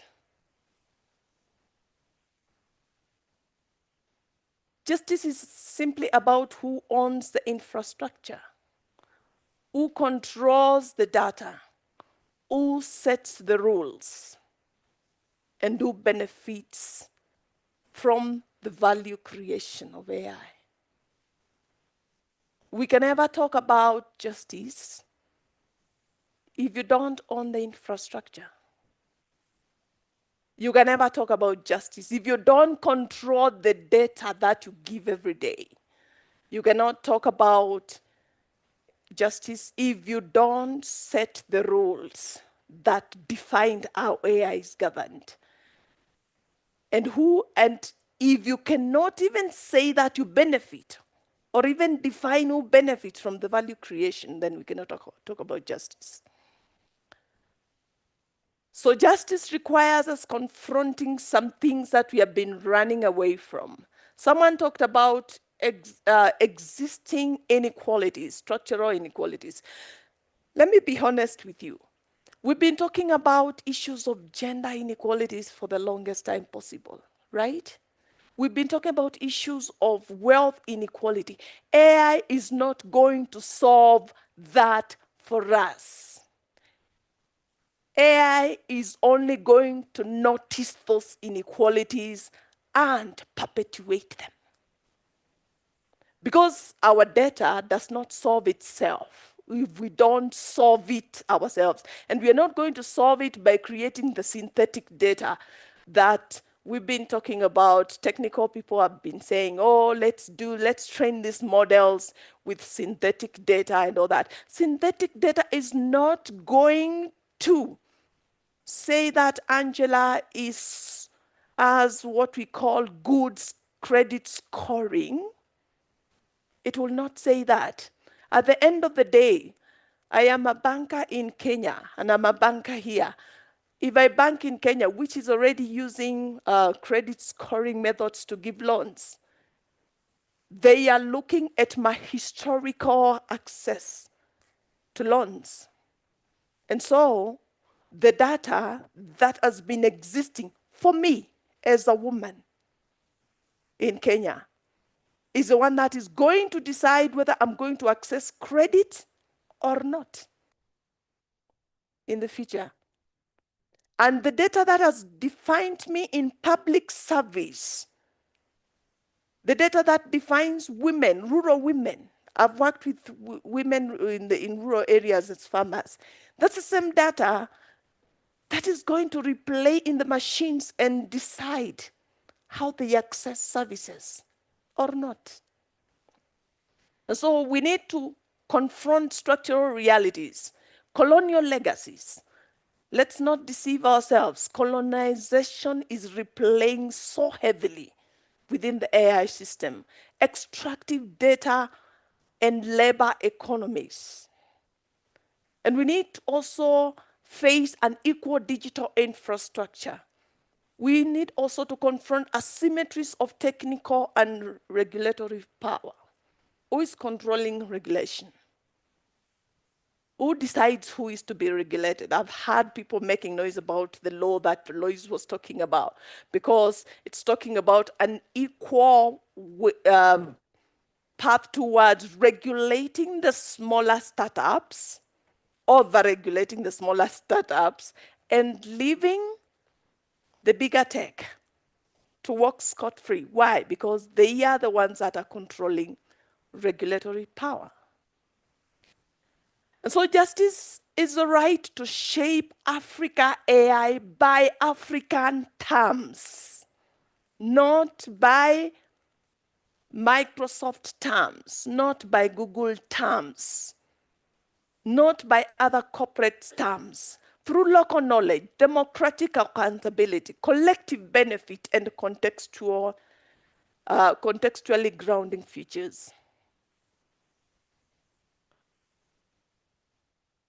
It is a discussion that maybe you expected me to say, oh, this is what justice, this is what we need to do, prescription for justice, but I don't have that. I need us to start thinking about the global power. I need us to start thinking about the layered control of AI. Who is controlling who where? And who is surveilling who and where? And someone said that AI is sort of like a symphonic dance of interests. And we need to understand that.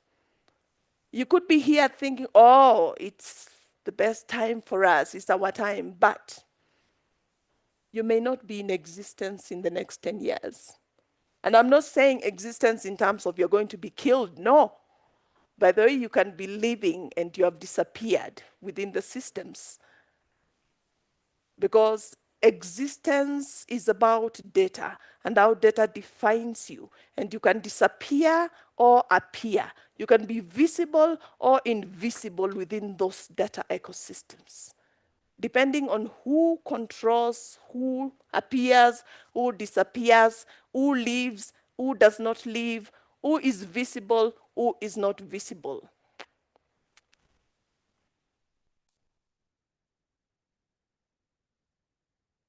So, as Africans, what do we need to do?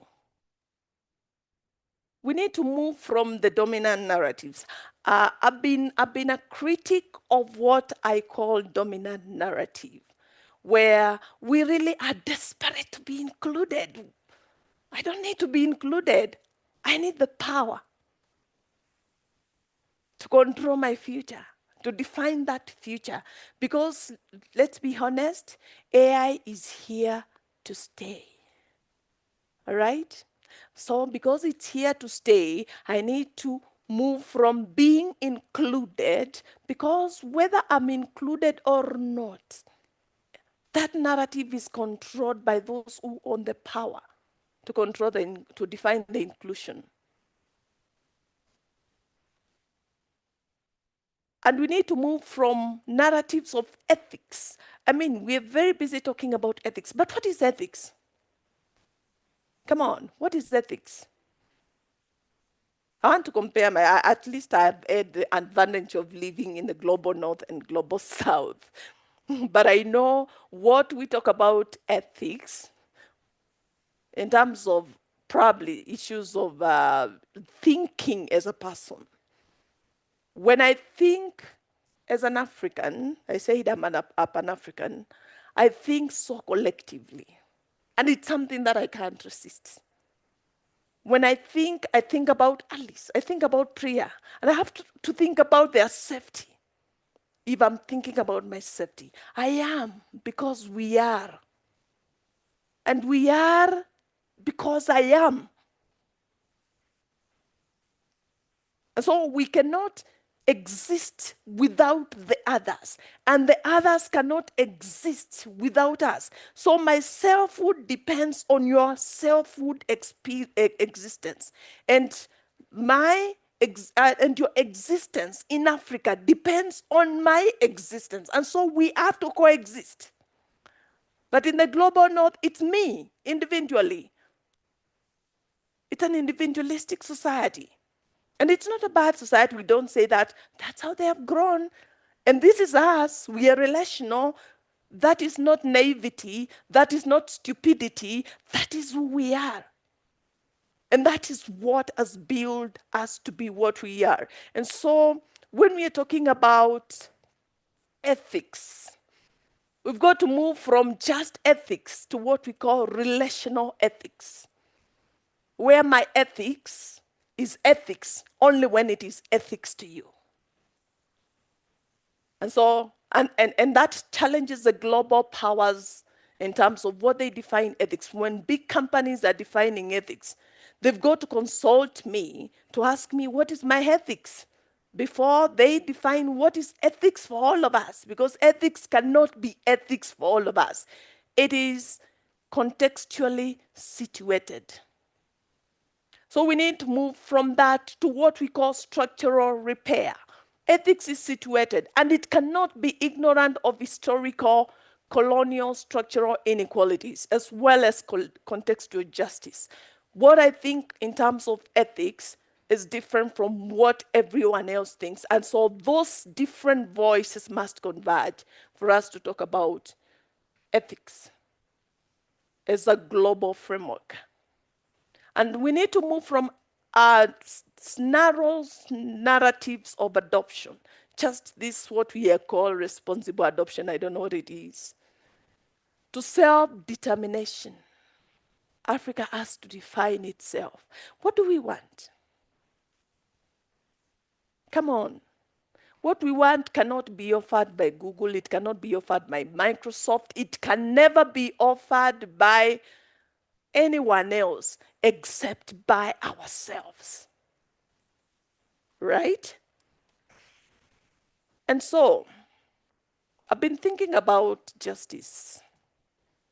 And I believe we need to start thinking of justice in terms of three frames. Epistemic justice. And this talks about who is controlling AI and who controls the systems, including who controls the knowledge. Who controls what defines what ethics is? All these definitions that we are having. We also need to talk about social justice. And all this must work together because we need to talk about who is being protected, who is being supported to flourish, who is growing in this, right? And then we need to talk about economic justice. Who benefits? Who owns the infrastructure? Who ends up carrying the gold at the end of the day? So looking ahead, I said I will not give you answers. I will not give you prescription for anything because I feel like for the longest time, we've been running away from ourselves instead of facing ourselves. Maybe it's time for Africa to pause and decide. Come on, Kola, you told me to give realistic prescriptions, which I am not. And I think I will say this. If we were to talk about realism, then AI in itself was never a realistic achievement at some point in the last 1 century. Am I right to say that? Someone sat down and thought about an unrealistic solution to problems and came up with that. And so Africa, we can never be scrabbling for, what do I call it? Things that have fallen down, food crabs that have fallen down, and we call ourselves, we are looking for realistic. Look at Dubai. Let's go back to histories of some spaces. Look at Dubai. If you told Dubai some times ago that the desert that they were sitting on today would become a mega global city, that was not a realistic achievement. But someone dared to believe. Israel, 1948. Israel was not in existence as a nation. But where are they now? Where was Africa in 1948? We were still here, right? And probably, maybe we were falling in the narratives of we need to be realistic with ourselves. Every time being realistic, I think it's time to pause and decide. In the current AI race, whose visions do we need to be catching up with? Or do we need to start defining what visions of Africa need to be? And what does justice mean for us? Those are some of the questions we need to ask, hard ones. What are our contextualities? Because in my Kamba language, we normally say that you look at yourself and define the kind of cloth that you want to wear. And decide that you're going to walk at this particular pace until you reach where you want to be. So what alternative visions do we have? And I'm excited about this because this is what we are researching at Wits University. We are saying for the longest time, we've been playing into the traps of visions that never, ever get us anywhere. And we need to start defining alternative visions of what justice in AI means. We need to start defining what our values, cultures, and distributive sense of justice, how does it enter into these AI frameworks and all that? And the last question is, how do we come up with our own AI? Because it's possible. We've been talking about a demographic that is 19 on average, 19 years on average. So we are people that can actually innovate. And we need to start thinking about how can we innovate by our terms. And that is what justice would look like, innovating by our terms. So what is the way forward? Invest in AI research? That should come as a question. Explore our own imaginaries. What do we want to see? What kind of justice do we want to see?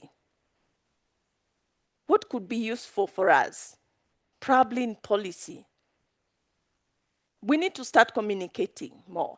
I love narratives when I listen to narratives that are bringing awareness. Not telling people to adopt, not telling people to upskill, but bringing awareness of what is this thing called AI and how can it help us and how can you leverage it.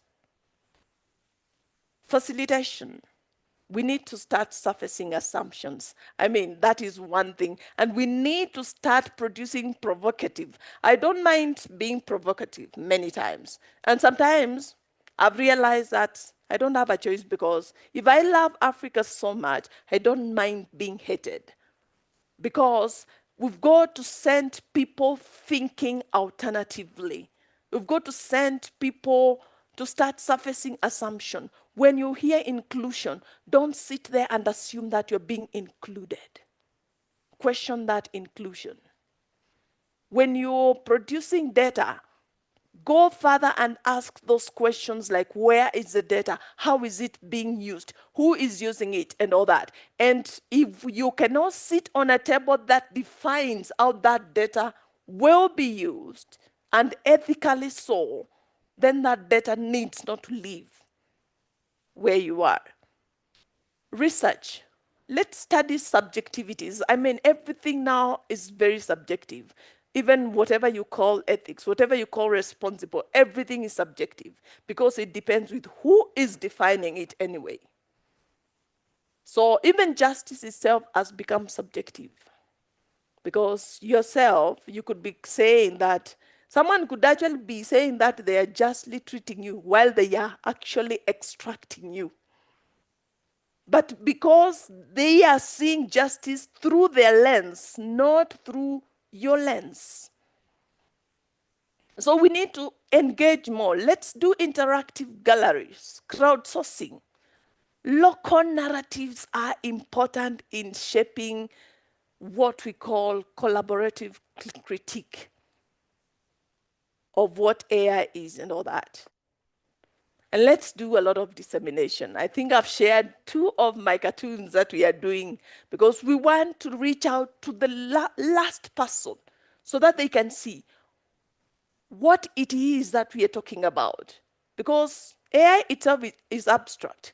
But if I can throw it as a cartoon that can be seen by a policy maker, like Alois was saying, then they could understand probably where we're going with this and all that. So in conclusion, I hope I haven't taken a lot of time, Kola.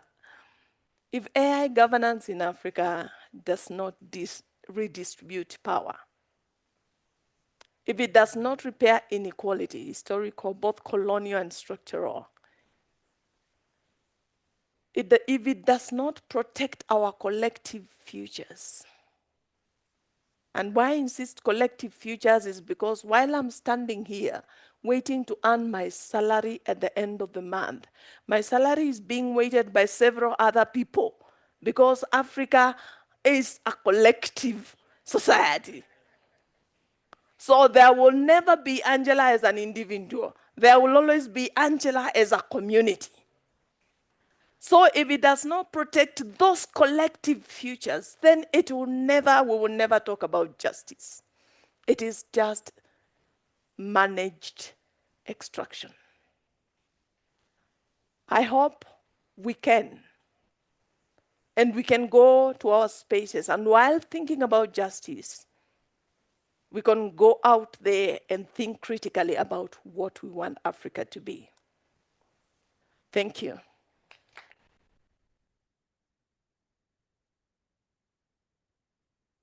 Angela, come and sit down. Come and sit down. Anyway, just anyhow, come sit down. So please, water for Angela. Oh, thanks, Priya. Yeah. We brought you here, Angela, asking a few questions. You left us with more questions than, you know, and you're a lecturer. I mean, I don't see lecturers asking questions. Isn't lecturers answer questions? We don't normally prescribe. Isn't it lecturers answer questions? Oh, I don't know. But thank you very much. It's thought-provoking. At some time I was sweating, at sometimes I was cold, at sometimes I was, all the emotions in one. Thank you very much, Angela. Yeah, so the nature of this, thank you. Yeah. So we've said this, and again, I want to still apologize to our, the audience for taking so much of your time. We actually had something here, like a paper here that says 2 minutes to go, time up. We didn't use it. We just couldn't use it. Yeah, but now we might use it because, some people just have to stretch their legs and everything like that. So Sally, I see you scribbling away. I was going to tap you, but there was just no time because we're just writing away. Maybe some are questions for Angela, perhaps, but please, the floor is yours. Some of the reflections from what Angela has said. Oh,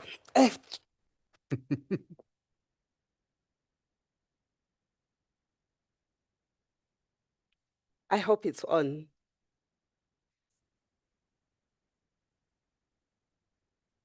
Aha, you see. Good morning once again, everyone. Allow me to write on all protocols observed and to appreciate this very liberating convening that RIA has convened for us. Thank you to you and team. Angela, thank you so much for being chosen by history, by the continent to be here in this moment in time where all of us were challenged in so many ways. So by being in this room, history has chosen you, history has deployed you, and you will be judged by how you are going to use what is in your head, what is in your heart, and what is in your hands. Because whatever you were feeling, if it was a discomfort, it was an invitation. So what Angela was giving us, she became that vessel, or in our African spiritualities, there is someone who comes as a medium to invoke and get us into a realm of stepping up to duty and responsibility. So some of the things that came in, I then got excited to then acknowledge and be grounded in that. As Africa, we are connected. We are connected by air, we are connected by land, and we are connected by water. And we are connected in different generations where we are standing for those who came before us. And we have generational mandate and generational struggles that we need to push and pay forward to the upcoming generation. So one of the things that came into my mind, Angela, as we're sharing was, what kind of a justice ecosystem or a just ecosystem are we sitting at? Where did it come from? What did we inherit? How did we become so comfortable and not even wanting to toe the line, but want to be ticking the boxes of this ecosystem and bowing to that ecosystem, toning our language, schooling ourselves, really not sleeping, sponsoring our own misery? So the question was, in what way do we own where we have sponsored our misery? Where do we own our pain? Where do we own where we have been an enabler to this unjust ecosystem to continue bleeding us intergenerationally? And how did we get in the At Least lounge and felt so comfortable? At least we have been included. At least our logo is there. At least we are going to travel and get there. And when we get there, we are so tired in between time zones and we are trying to make the math. And it's not mathing. So some of the questions that came into my mind were, let's be honest and get real. Why are we even here when we came? Is it because the job description wanted you to be here? Is it because you had a task, you got a letter to come here? But how do we own and deprojectize this just AI revolution to a point where we own it beyond our job descriptions, beyond our assignments, beyond the pain point that in our little corners in our individuality we have found comfort? and said, I'm the first one representing my whole generation or my whole clan, so yeah, I've arrived. So in thinking again, it was to then say, how do we name the pain and find spaces to unpack it and really point to say, this is the diagnosis of what's not working. And in naming it, how do we co-create understanding that? I would invite you to write what looks like a 3 in your notebook right now. If you put different dots in all the 4 corners, you see different images. To others, it will be a 3. To others, it will be an M. To others, it will be a W. To others, it will be an E, depending on who taught you English, on how you pronounce it. So that means also how we are placed in the just ecosystem is not the same. And the life cycle approach, we are not static beings. So Angela spoke about the data and the demographics we are sitting on. We have long evolved from that data, even as individuals. There are certain things that, or where we used to be in a category of what would define us by data. We have since moved that. We are not the same people who walked in this room in the morning. We are never going, we can't unlearn, we can't unhear, we can't unlisten. But we are shifting, but we are still counted in that category of not knowing certain things or knowing certain things to a certain extent. So here I'm bringing the question of we are evolving beings. The ecosystem we are operating is evolving. When we talk about access to justice, of where justice is positioned, the actors that are there and the education curriculum that we are sitting at as a continent has been compartmentalized. Even the regulatory and legal framework have been compartmentalized. Those who do communication, Ministry of Communication and their own legal framework. Those who do safety and technology facilitated, whether by algorithm, by the platforms, they are in their own subject learning, in their own faculty. Those who are dealing with governance and accountability, they're in their own faculty. So how do we bring in the intersectionalities? How do we bring the multi-sectoral approach to framing the just AI solutions that we co-create? The other issue was around, it's a continuum. It's not a one touch and go. How do we deal with the pre, the during, the post, and the continuous issues? Then the power of narratives. Who is feeding our narratives and our conditionalities? You are waking up, you are conditioned by some piece of news. Yesterday, I loved the magazine From Here, which was now showing about how we are all being conditioned. You switch on TV, your music, your gadget, these pop-up things that are visiting you intentionally, and you are like a project all life long till you clock out the day. So how do we awaken to the reality that to move forward, we need to be intentional in how our routines are wired, what we are being fed in all through our senses, what we eat, what we see, what is trending. Even on LinkedIn, you would see someone's posting like, oh, wow, but it was 3 weeks ago. But you're seeing it today. So how are things by design, like what Angela have said, are making us invisible and visible to who suits what and to whose priority? And what power and privileges are we sitting at, and how do we use our different privileges to transform that? And then in justice in practice, it was really around when we talk about justice and AI and the tech companies, what does it take for a person whose rights have been violated to access justice? What is the price that needs to be paid? What is the pathway that gets us there? What is the resistance that we have normalized in our governance systems that say subject to availability of funding? That line is in policy spaces, subject to availability of funding. And we go in cycles and cycles, or who counts and what is the counting? What is the resourcing architecture that accompanies that Africa-driven, solution? Because sometimes we are passing the strategies. It's popular, it's exciting, we are passing its content, but when we accompany it to a value chain of delivery, the math is not mathing. And then we start subject to availability of funding, or we start discrediting each other.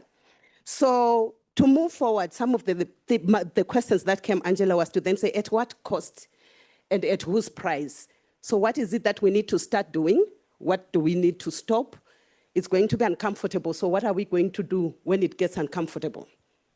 Who is going to have that accident spirit in the car where when there's a tire burst, they are starting to smash windows out to say, oh, I'm dying, let's get out. And they are going to go and sell out to those that we are trying to cure ourselves from and say, no, it was not me.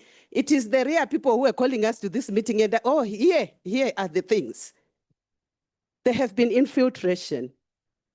How do we deal with that? What has been those things that we have even mirrored because we thought it is cool, but it's not cool for us in the long run? The institution, what needs to shift and what is the price? And what do we need to own in terms of disruption? And what do we need to resist? And what does that resistance look like? So those are the things that came into my mind, and I got to then say, actually, AI systems are not neutral, as you have said. There's some ageism in it. And what is it? When we flaunt, we are a young population. What marketing are we doing? What are we exposing ourselves to? Or what are we attracting for people to come for us? And when they come for us, what are we going to do? What do we have? What are some of the things that we already have that we have used to push back? The facial recognition technologies and the biometrics. They would work in certain ways, but what does that mean to us who have lost what the machine can read as fingerprints because we do manual labor? What is it that we are doing to sponsor our own misery because we are the ones who are looking and desperate for these jobs where even our knowledge, when it doesn't matter, it doesn't matter. We keep feeding, sponsoring the misery. So, you know, Equality Now and the Alliance for Universal Digital Rights, we are a global coalition. We co-founded the Women Leading AI Collective. And we have been at the forefront of conversations on unpacking and advocating for human rights-based and feminist-informed global and digital governance, so that issues that I've been raising, they're centering around women and girls. So there's issue, the first one, it was really, there are gaps that have been consistent around facial recognition technologies, and especially for women with a darker skin. And when we look at that, we see that women and girls continue to be vulnerable. Even when we are talking about migrations, we still see them sometimes when they are in their anxiety or when they are flying, when they're in flight, when they're vulnerable because of the conflict situations, that can be misread as they are a risk. So I would say the infrastructure, when you talk about ownership, it's around who owns the infrastructure, who owns the economy, who is keeping us busy and what is keeping us busy. And when we look at the issue of transparency, I would end to say the oversight mechanisms for me, when we talk about just AI, it's around where do we have an independent oversight accountable mechanism? And where are the remedies? And what does the redress framework actually look like? And how do we make sure that those that have been violated have access to reporting mechanisms that are safe, that are accessible? But also when we look at the harms that are being caused, they are lifelong. So what does a support mechanism for survivors or for those that have been marginalized, that is lifelong, actually look like in an intergenerational, in a diverse kind of ecosystem? So lastly, I would end to say when we look about legal frameworks, it's looking at them in a multi-sectoral approach. It's looking at the regional, international, and also global frameworks. Do they say, if really things get bad, are they going to come for us? Do they have the capacity? Are they adequately resourced? Those who sit on the bench of oversight and accountability, are they adequately skilled? And do they have an open mind to see the evolving nature? Are the tech companies also held accountable where safety is by design? And is there an ongoing auditing accountability mechanism? And lastly, on procurement, how does procurement become part of a non-negotiable to say if the package that comes, whether by government or any company, does not meet the human rights space or the justice framework, it is a no. It does not move. And how does it periodically get audited? Because it's not just about signing the deal that we celebrate, but it's about following through and ensuring that those that are affected are held to account. So I've been given a love letter that my time is up.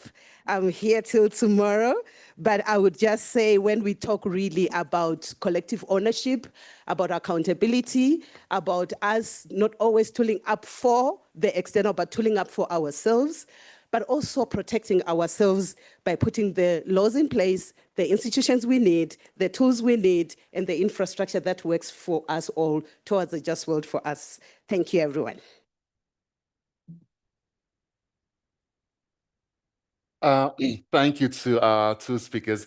I was going to give another minute to Angela, but perhaps because of our audience, and I was just testing, is there something on the seats that's gluing people down? Because nobody's getting up, nobody, and I really thank you, wonderful audience. Please, I would like to say, let's take 15 minutes rather for the break, and for the speakers, for the presenters immediately after this session, please meet your moderators, like right now, just to be sure that your slides are loaded and everything like that. The time now is 11:05, it's 11:04. Can we reconvene by 11:20, please, in the different parallel sessions according to the program? So some people would be here, and the next session would just be outside. It will be signposted by RIA staff, and there will be also a sign. But to end this opening session, I want to thank all of our opening remark speakers, excellent keynote speakers, and you, the audience. Thank you very much for the beautiful morning, and I wish you a good rest of the day. Thank you.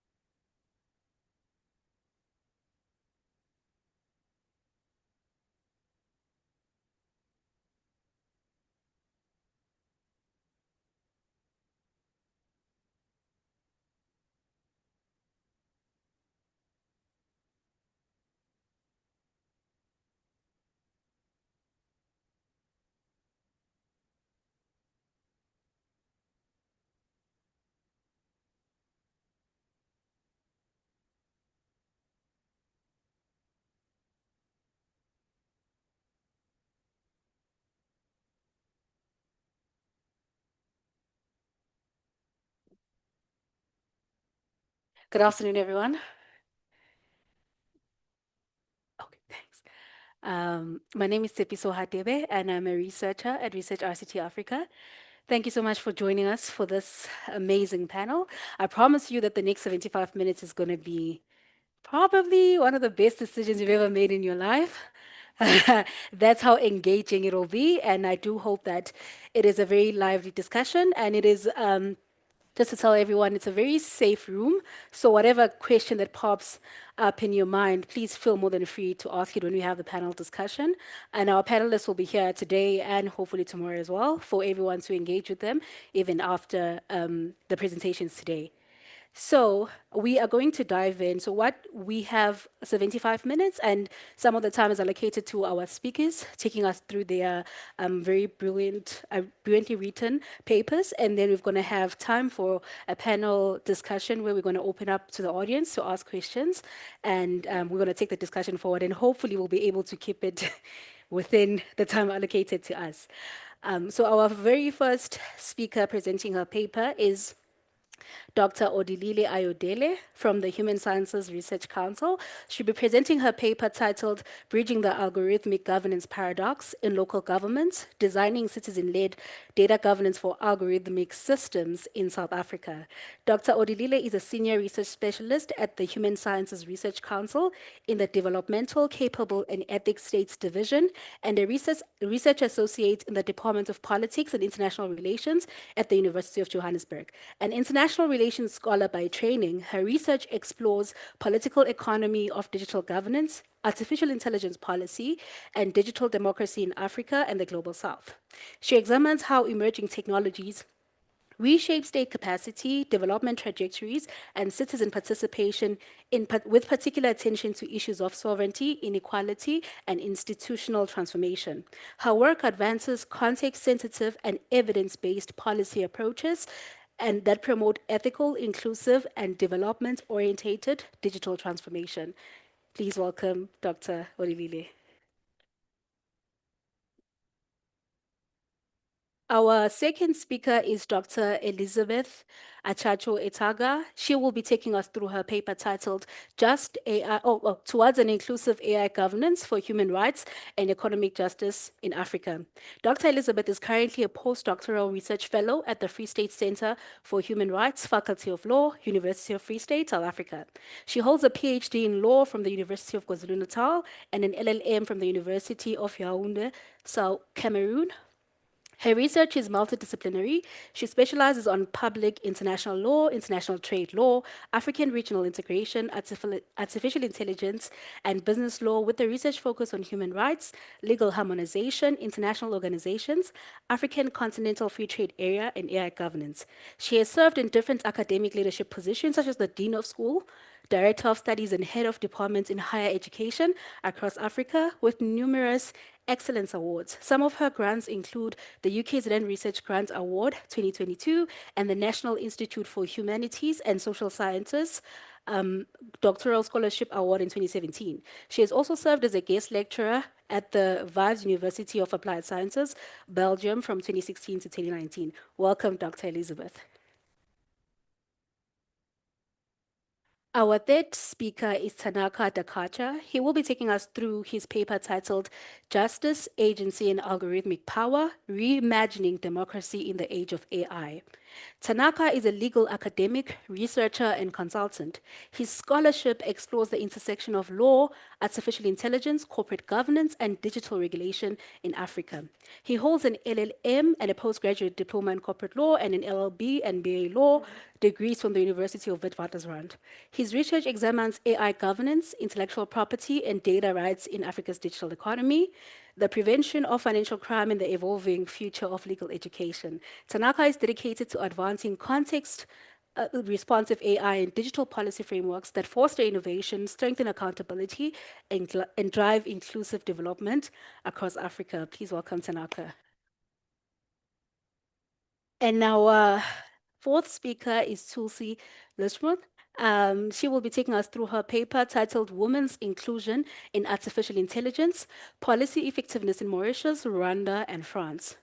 Following her bachelor's degree in English, Tulsi recently finished with a distinction on her Commonwealth Executive Master of Public Administration from the Open University of Mauritius. Based on her thesis, a peer-reviewed academic article titled Strategies to Promote the Participation of Mauritian Women in Artificial Intelligence Sector was published in the Journal of International Women's Studies, which can be accessed via a link we will share.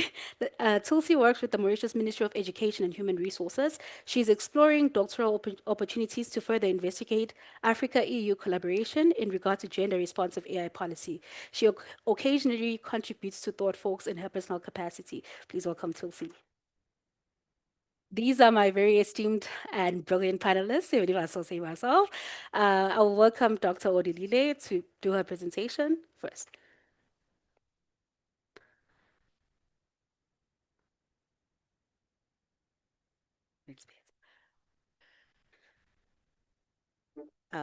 Thank you very, very much for that introduction. When you were reading my bio, I was like, okay, that's the person sounds familiar, but then wait a minute, that's me. I'm actually very grateful to the panelists, not just panelists, to the organizers and even how they designed it. Not only was the beginning of the conference so engaging, but in a way it actually helped me because it set the scene for the kind of things that my colleague and I have been thinking about. As I've been introduced, my name is Odile Ayodele. I'm from the Human Sciences Research Council, and I wrote this paper, or I'm writing this paper rather, because it's part of a wider project with my colleague, Paul Patinga. We're actually very different. So I'm a social scientist, meantime, he's an engineer. So we're looking at this work from two different angles. But what's at the core is the focus on local government. And that's also part of my wider interest in digital democracy. There's been this push to basically put technology on everything, that technology is the solution to it all. And, you know, there are benefits without a doubt, but then there are also risks. And, you know, what we're looking at is how we can bridge that, the benefit risk. We'll call it the governance paradox, and I'll get into it. Okay, let me just go up. There we go. So we'll just move the overview. Now, what we're witnessing at this point in time is not just the adoption of new tools, and that's at local government and at national level, but what we're actually seeing is a shift in governance itself. Now, public institutions are increasingly relying on algorithmic systems to allocate resources, to manage cities, and to process public input. These systems promise efficiency, scale, speed. But what a lot of development planners are not thinking through is that they also introduce a fundamental tension. We gain efficiency, but we also risk losing democratic control. Because what algorithms do is they don't just support decisions, they reshape governance itself. They shape what is prioritized, what becomes visible, and ultimately what decisions get made. The question is no longer whether we use them, but how they're reconfiguring the relationship between citizens and state. Now, what does that look like in practice?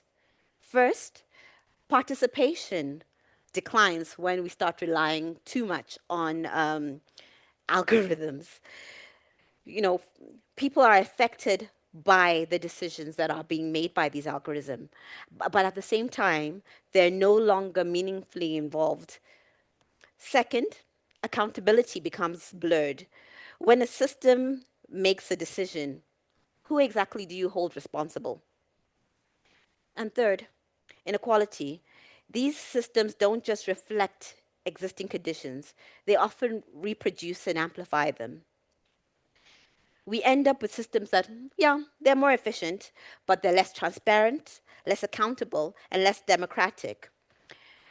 As we all live within the global south, the global majority, depending on the concept that you feel the most comfortable with, these biases, these inequalities are already baked into the algorithms. So what does that mean for the citizens that have to live with the decisions that, that are getting made? The shift tends to follow a recognizable pattern. What has been described as the algocratic shortcut, which was what I described earlier, it unfolds in 4 steps. First, datafication. Complex social realities are reduced to simple, measurable variables. That's not appropriate, of course. Second, optimization. Efficiency is prioritized over deliberation and public reasoning. Third, opacity. The logic of decision-making becomes difficult to scrutinize. And fourth, displacement. Political judgments shift away from the people into technical systems. And the result is a form of governance that is faster but thinner. So I'm going to quickly reflect on the South African case, because that's the focus of our paper, and also the focus of a lot of the research we're doing around e-participation, which we have a number of pilots going on in about 9 municipalities in South Africa, and that's what informs our discussion. Now, South Africa is quickly trying to move towards having more smart cities. And, their ambitions are not unique. They mirror a broader global shift towards data-driven urban governance. And now across both the global north, global south, cities are increasingly governed through data algorithms and real-time systems. Now, these systems are not introduced into neutral contexts. They're layered onto societies marked by deep inequality and uneven digital access, which raises a critical question. Will digital governance deepen democracy or reinforce exclusion? And arguably, we're actually getting to a point where, depending whether you're looking at rich or poor, you could be sitting on either side of the spectrum. And the same tension is visible globally across both high capacity and resource constrained contexts. If we look at examples, hold on, I'm going to just jump this one because I was told I only have 12 minutes. If we're going to think about, let me just actually move back so that I can go a little bit smoother. So if we're going to look at examples in Jakarta, in Indonesia, in terms of digital governance, their smart city governance specifically relies on real-time dashboards. That's something we're looking at. Integrating data on transport, flooding, service delivery. And the benefit is that it enables rapid, centralized decision-making.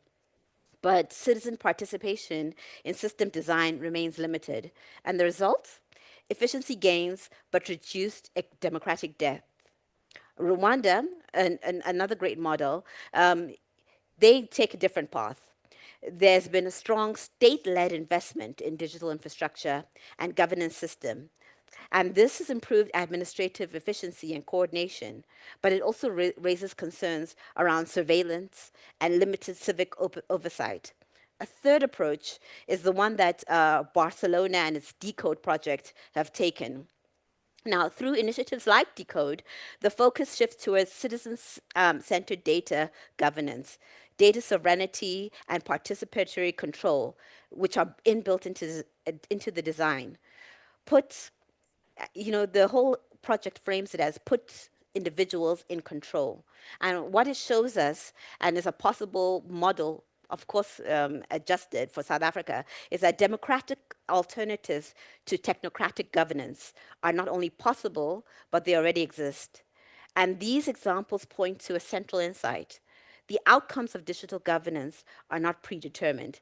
They're shaped by design choices. Now, running back to South Africa. Now, for South Africa, this is particularly significant because the country remains in a formative phase of digital governance design. And the risk that is there is also an opportunity. It's an opportunity to decide whether digital systems will entrench inequality or expand participation and accountability and democratic control. So up there, I have some of the challenges that we have in South Africa, which is similar to most of the global South. So, you know, as I spoke about, the inequalities, the risk of exclusion and the digital divide, and, you know, the need for people-centered governance. Now, if we're going to talk about e-participation, which is something that I'm working very closely on for the last few years, is that if we consider a typical model, the citizens interact through chatbots or comment platforms, and government aggregates the data, or local government rather, aggregates the data, and decisions get made. Now, this here is an algorithmic shortcut, and participation becomes individualized, passive, shallow. A stronger model, you know, and this is something that we're looking at with some of our pilot municipalities, is taking a different path. We use AI to support participation, not to replace it. So instead of just collecting input, we use it to help identify where deeper engagement is needed. And that enables deliberation through mechanisms like workshops and public dialogue.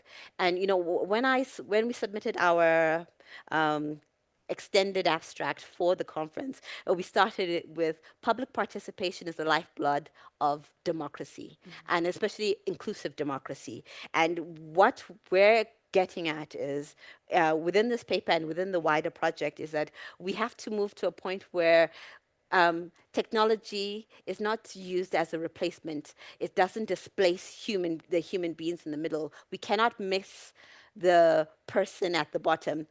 When I was trying to explain, because what I try and do is I'll always explain what I'm working on to my kids, and they were asking me what democratic inclusive governance is and what I'm doing. I said, look, let's think of it as a pizza.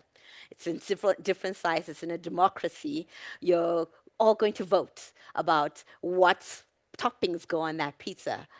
If we're thinking about an algorithmic shortcut in this, in thinking of inclusive democracy, what would happen is an algorithm will decide what goes on that pizza depending on how many people in the area often choose a certain topping. You know, you might change your mind, but the algorithm doesn't know that. And you know, and I hope that is a very quick way for those who are not familiar with that intersection. And you know, one way to structure the life cycle of you know, of that bridging between democratic engagement and hold on, I'm just going to go very, very fast because I'm looking at the time and I'm starting to feel nervous. One way to, you know, structure a life cycle of citizen-led governance is design, deploy, monitor, feedback. Now, a lot of countries, you know, the examples I'd given earlier, the Jakarta in Indonesia and Rwanda, they've got deploy down. And South Africa, as I mentioned, is still largely in the design phase, which creates a critical window of opportunity. And what we're suggesting in our paper is and this is for not only researchers, but for policymakers, is democratic digital governance. What it requires in practice is, first, participatory design.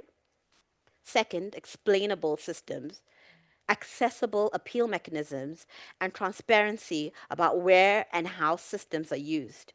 And critically, these systems must be treated as administrative decisions, which means legal oversight, public consultation, and transparency, not just of the code, but of the purpose and the impact.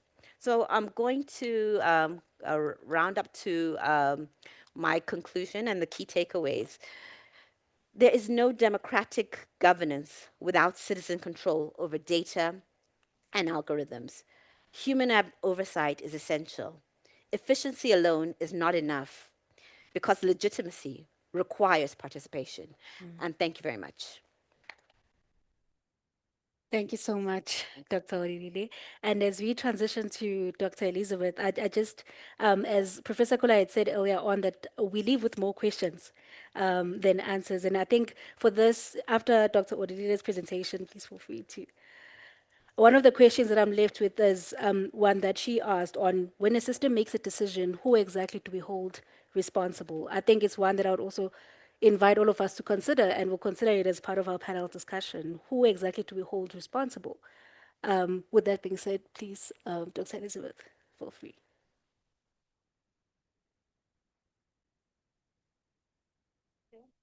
Good morning, everyone. As I've already been introduced, I'm Dr. Elizabeth Achancho from the University of the Free State. I'm a postdoctoral fellow working in the Center for Human Rights in that university. So my presentation today is about an inclusive AI governance for human rights and economic justice in Africa. So the keynote speaker for today, I think, said almost everything. And I was like, she was replaying my presentation. And I said to myself, we all have the same concerns. But that notwithstanding, my presentation is going to center more on the statistics aspects of what she presented. So my view of AI is that AI is a dual reality in Africa. It is a significant tool that amplifies development. And at the same time, it amplifies existing socioeconomic inequalities and human rights violations. That is my take. You may have a different opinion, but that is what I think. So as a short outline of my presentation, I'm going to look at the introduction. I have some reflection questions for all of us to reflect. Of course, the questions, I intend to answer them in my work, but it is not exhaustive. So we'll look at AI governance gaps affecting human rights and economic justice in Africa. And then we look at the continental and national policy frameworks that are there. I took the case of Egypt, Rwanda, and South Africa. And then we'll have some policy recommendations and conclusions. So as I already said, AI presents an undeniable dual reality for the African continent. And we know one is that it has a profound opportunity to accelerate socioeconomic development. And at the same time, it's a significant risk. It has a significance of worsening the existing sociocultural or,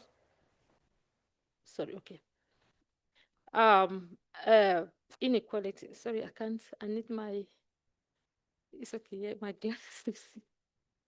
Thank you. Yeah, so it can, for the socioeconomic development, AI can improve diagnostics in health systems, enhance agricultural yields, and optimize trade processes, and also facilitate digital financial inclusion. And we'll see the biases that are involved. I'm going to concentrate on digital financial inclusion because we have so many biases in that area. So at the same time, we know that the rapid diffusion of AI in Africa is often designed and governed outside Africa. AI is in Africa, but it's designed outside Africa. So because of this, it reproduces and amplifies existing socioeconomic and structural inequalities. And this is what many of us researchers have termed algorithmic colonization, where Western data platforms harvest African data without adequate benefit sharing or oversight. So what do we need to do? Because of this, there is need for a robust, contextually relevant and inclusive AI governance framework that prioritizes human rights, economic justice, and African digital sovereignty. So what are the reflection questions that I have for you today? Now, looking at the problem that I've just presented now, how can AI governance frameworks in Africa effectively protect rights, these rights that we are talking about, non-discrimination, privacy, due process, against algorithmic bias and opacity in line with the African Charter for Human and People's Rights. And my next question is, what role can indigenous African philosophies, we've heard the keynote speaker talk about the Ubuntu, I am because we are, and you are because I am. So that is the African indigenous philosophy, which is known as the Ubuntu. What role can it play in formulating inclusive AI ethics and governance models that prioritizes economic justice and collective well-being over individualistic gain? Because we know the individual gain is what we are copying from the West. It is not our culture. It is not our way of life. And the last question is, what specific policy and regulatory mechanisms are needed to mitigate data and digital extractivism, assert data sovereignty, and foster local AI ecosystem?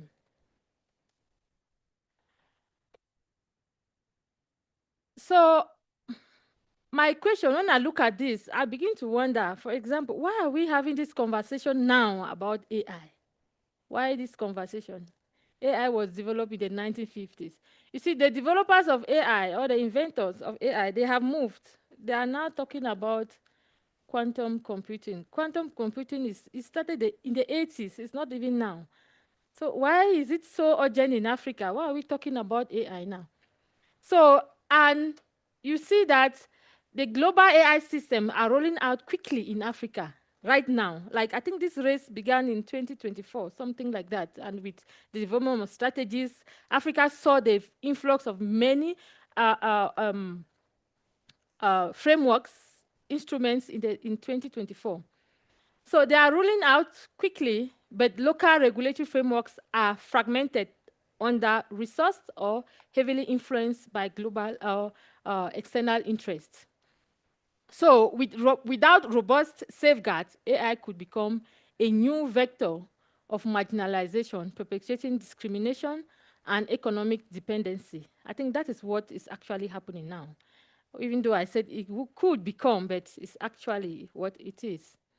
So this vulnerability manifests across the AI value chain, such as algorithmic bias and socioeconomic exclusion, digital and data extractivism, and precarious AI labor.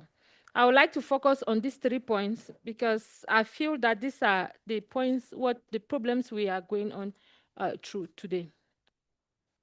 So first, looking at algorithmic bias, the AI system are trained on global North data sets. Yes, they are not trained in Africa, on African data sets.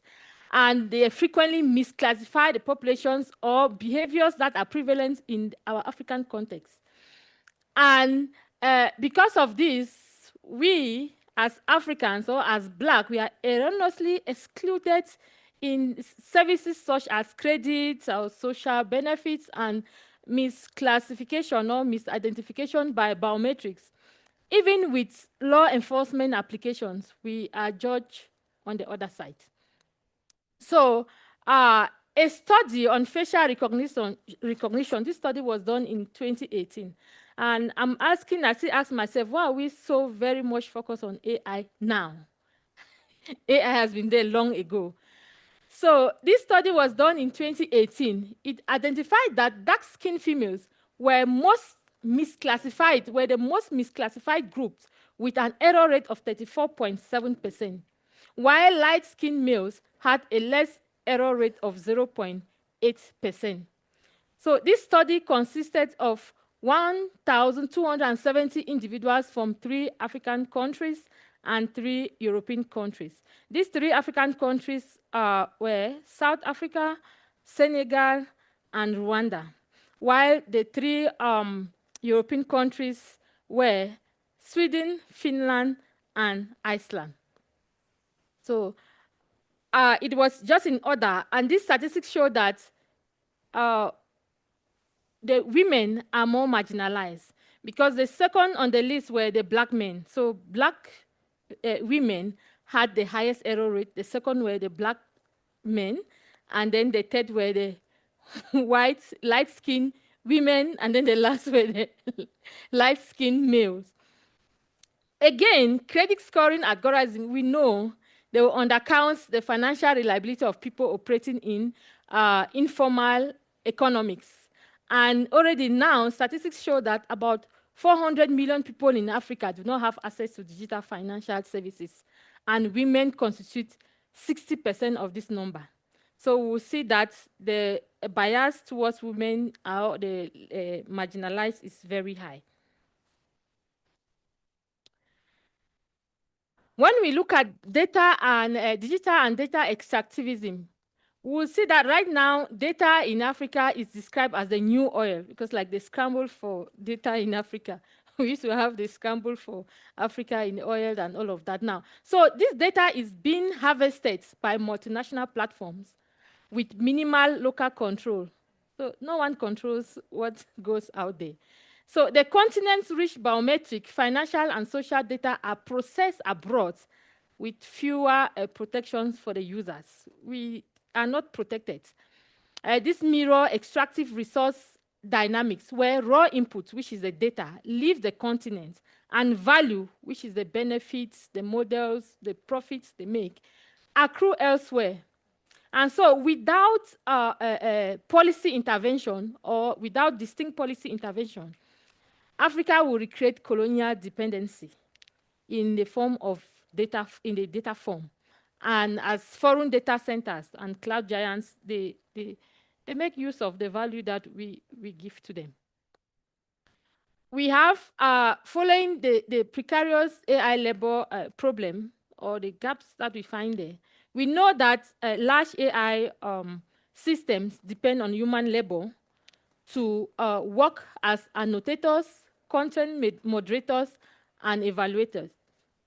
So according to a 2023 World Bank report, there are 154 to 435 million online gig workers globally, most of which are from developing countries, especially Africa. These workers, they are not protected, they don't have contracts, they work on, and as you come and you receive, yeah, you go. There is no contract, no protection, nothing.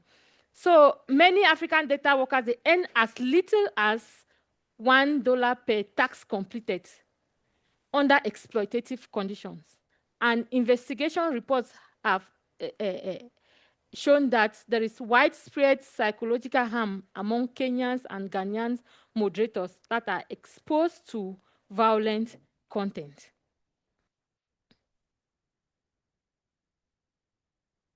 So we have all these policies. I will not go through them. We know we have all these policies that are there to protect or to guide us, or to guide the enrollment or the deployment of AI in Africa and so on. But all of this, none of them, we discovered that there are common gaps in all of these policies, because none of them actually has addressed the precarious nature of data workers.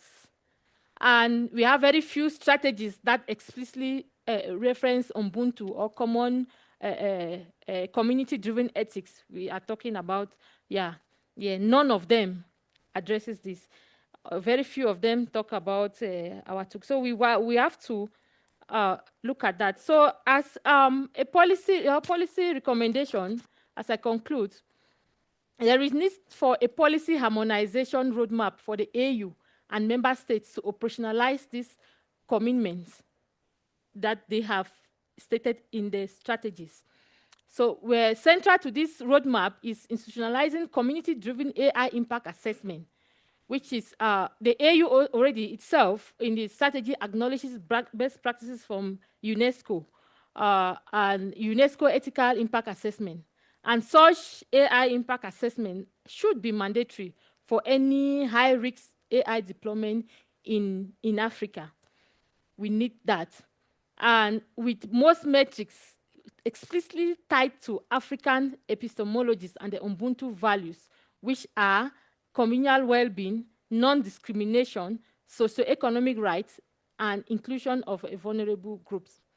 Looking at labor justice, we must address labor justice in governance as well. The rise of the algorithmic labor in the form of content moderation and data labeling creates a new class of precarious workers. Currently, neither the AU strategies nor national laws cover these roles. So we need harmonized labor protection.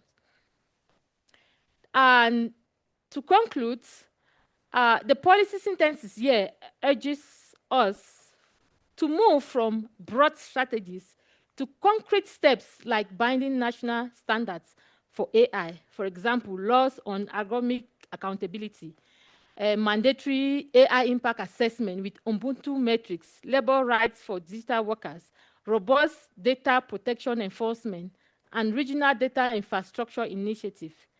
All of this aligns with the African goal of ethical collectivism and human rights and economic justice.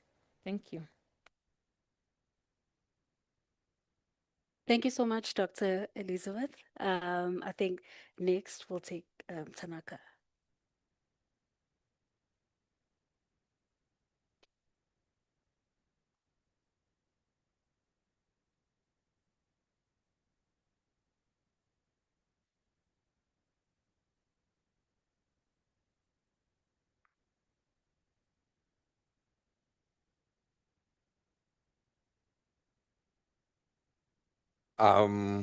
Good afternoon, everyone. My name is Tanaka Dakacha, and I'm going to be presenting on the topic titled Justice, Agents, and Algorithmic Power, Reimagining Democracy in the Age of Artificial Intelligence. Thank you, Research IT, for this wonderful opportunity where we're going to be discussing about algorithmic governance in African context. So to begin with, maybe it's important for us to understand the nature of AI and how it works. So without getting much into the definition of AI, when we talk of artificial intelligence, we're talking of this super intelligence of a computer being able to do tasks which are normally associated with human intelligence. So we see AI in every sphere of our life currently. We see AI in warfare decisions. So for example, if you go to Home Affairs, you can go to SARS most recently, some of the decisions are being made by AI systems disregarding the human agents to it. We also see AI in elections and political communications, and this is particularly true for developing countries like your Sweden, United States of America also in that regard, and also in public administration. So it also even goes to municipalities where we are seeing the use of AI, particularly through algorithms. So algorithms, in other words, it's a component of AI, but they are able to function autonomously without human intervention, so they can also be able to make these decisions upon themselves. So the purpose of this policy brief is to argue that artificial intelligence is transforming democratic power, and also to show why current governance are insufficient to govern AI as a whole, and lastly, to propose a just-centered algorithmic model for AI governance. So to move on again, the thesis for this policy brief is, in other words, the central question is going to investigate on how can democratic governance be preserved and strengthened in the age where algorithmic systems exercise growing influence over public decision making. So as a way to begin our discussion, I think it's important when we're talking of AI systems to discuss the component of automated decision making. So automated decision making, it's when systems which affect one's life or any constitutional provisions which have been protected in the constitution, like your privacy, dignity, freedom of communication, etc., that decision has been made by systems with no any human oversight in regard. So what we see here is you are seeing AI in finance. For example, you apply for a loan, you upload your documents online, there's no any human intervention there or any human decision, and then the AI system whether rejects your application or approves your application. So oftentimes what you find in some communities, there are no channels to challenge these AI decisions, firstly, or secondly, there's no explainability measures. If you want to find out, okay, what did this AI system use to reach this particular decision, that information is not readily available. So the main argument for this policy brief is that what we are seeing, or rather the challenge with AI is bringing to us, is that artificial intelligence redistributes power. So there's now a redistribution of power. Power is no longer central to human agencies as it has always been, but AI systems are also involved in this decision power making, which goes on to weaken democratic agents, because more than anything, democracy is about active participation in every decision which is going to affect you. You have seen this through voting suffrages, for example, you have to vote, or even through our administrative law in South Africa, through PAJA, you have got a right to a just decision, and also that decision can be put upon review if it doesn't work, if it disadvantages you, for example. And also another main argument which the brief proposes that the existing governance frameworks are inadequate, especially the ones we have in Africa, be it at continental level or at national level. So at continental level, we talk of the Malabo Convention, but if you are to look at the Malabo Convention, it's mainly data protection laws, and it excludes certain things like algorithms, for example, artificial intelligence, which are not explicitly stated in these in these regional frameworks which we have, and also at national level. If you have to look at South Africa, Nigeria, Kenya, all these key countries, yes, some of them they've come with national AI policy frameworks, but they remain as policy frameworks, and we are governing AI and algorithms through our data protection laws, which this policy brief is also going to show that it's ineffective. And lastly, also another main argument is a just-centered approach which is required for AI governance. So I think it has been highlighted also by various speakers. Another most pertinent challenge of AI is that it's Western orientated. So when we embrace AI or when we adopt AI wholesale, it's not reflecting our own notions of justice, for example, in Africa, which is centered towards Ubuntu or communal one-being. Instead, it's focused on Eurocentric views of liberalism, individualness, etc. So it's one of the main arguments, again, which the paper will be making. So in a nutshell, the core problem which we have here is that from the onset, it needs to be acknowledged that AI systems are not neutral. They are not neutral at all. There's a famous quote by Tim Gebru, which states that the view that AI is for social good is based in colonial legacies and mythologies, right? So AI, it's not something we should embrace also just because it promises innovation, efficiency, etc. But what we also need to focus on the nature of AI is that it's a double-edged sword, right? So just like anything which has got benefits, there's got also disadvantages. So when you look at AI systems, they embed values of where they are created, right? So in other words, where are they created? If you have to look at most AI systems, for example, generative AI systems which we use, they are mainly from America, Europe, and China. So that makes your ChatGPT, Copilot, etc. So meaning they embed the values where they originate from, and they also prioritize the outcomes from there. In other words, their sources of information or their data which they've been trained on do not reflect any African values, and also the redistribution of authority to that. So what we are seeing is that there's a key shift now in this algorithmic era where there's a shift from citizens, or rather citizens are being treated as data subjects, right? So if there was no AI, for example, if a decision affected you, you'd go to a town hall, for example, the councillors would come and people would have back and forth to address issues. But now in AI, when it's terms of algorithmic governments, people were just going to be passive subjects.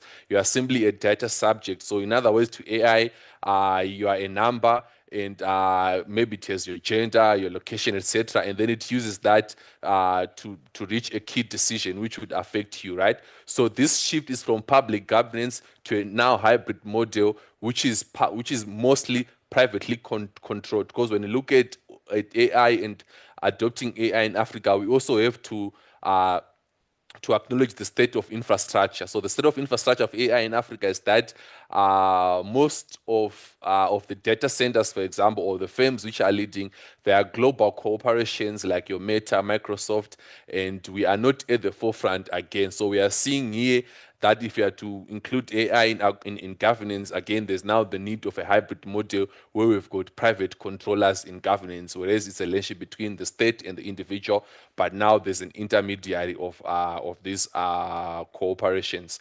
and mostly from the global north. So what the research shows that is that artificial intelligence shapes governance, and this is often without transparency or consent, which is very important, because when you're dealing with AI system, you need to be able to know how are they making the decisions or what informed their decision. And also the research shows that the rise of technology cooperations is quasi-governing actor. So there's the introduction of cooperations. I think we are seeing this particularly with the US elections, for example, where we are seeing a lot of tech cooperations like your X, like your Meta, they're becoming influential in politics, they're influencing elections, they're supporting bills which favor their own decisions or their own agenda, right? So it's what again, which it's some of these challenges which AI is bringing to us. And again, the research also shows that there's high concentration of power in the digital market. So the digital economy alone,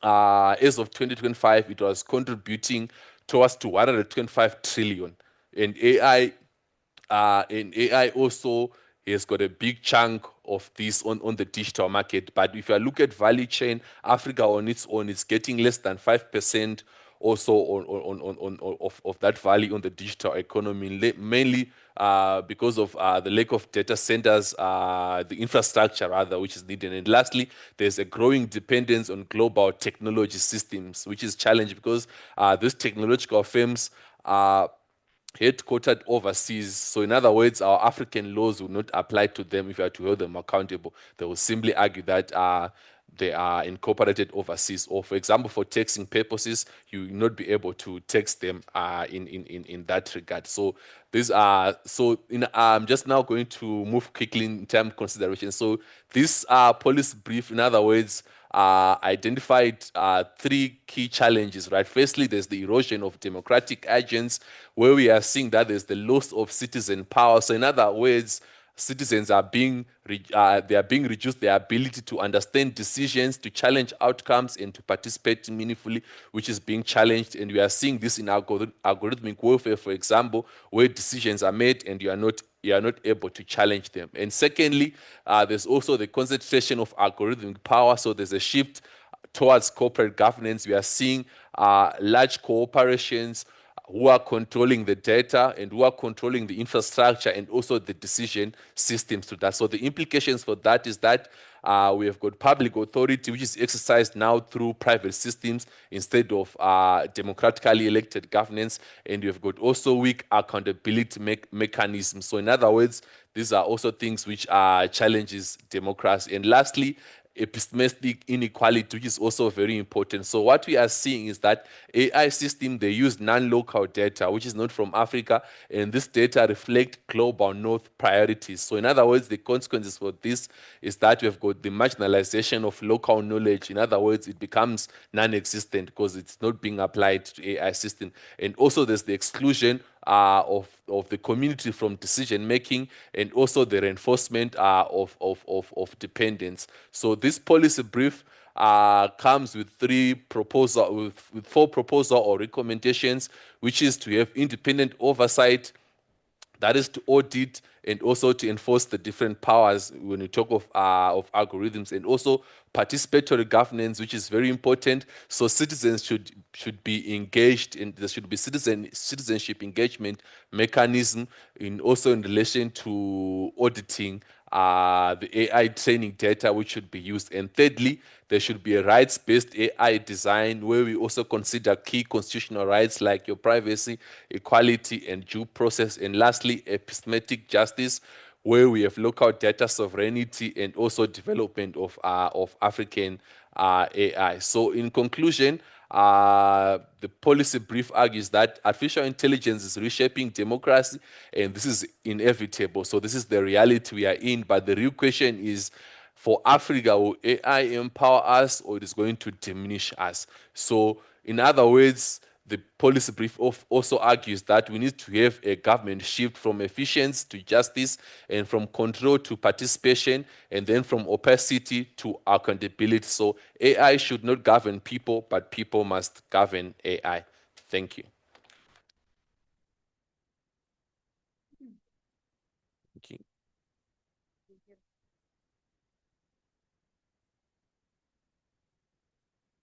Everyone.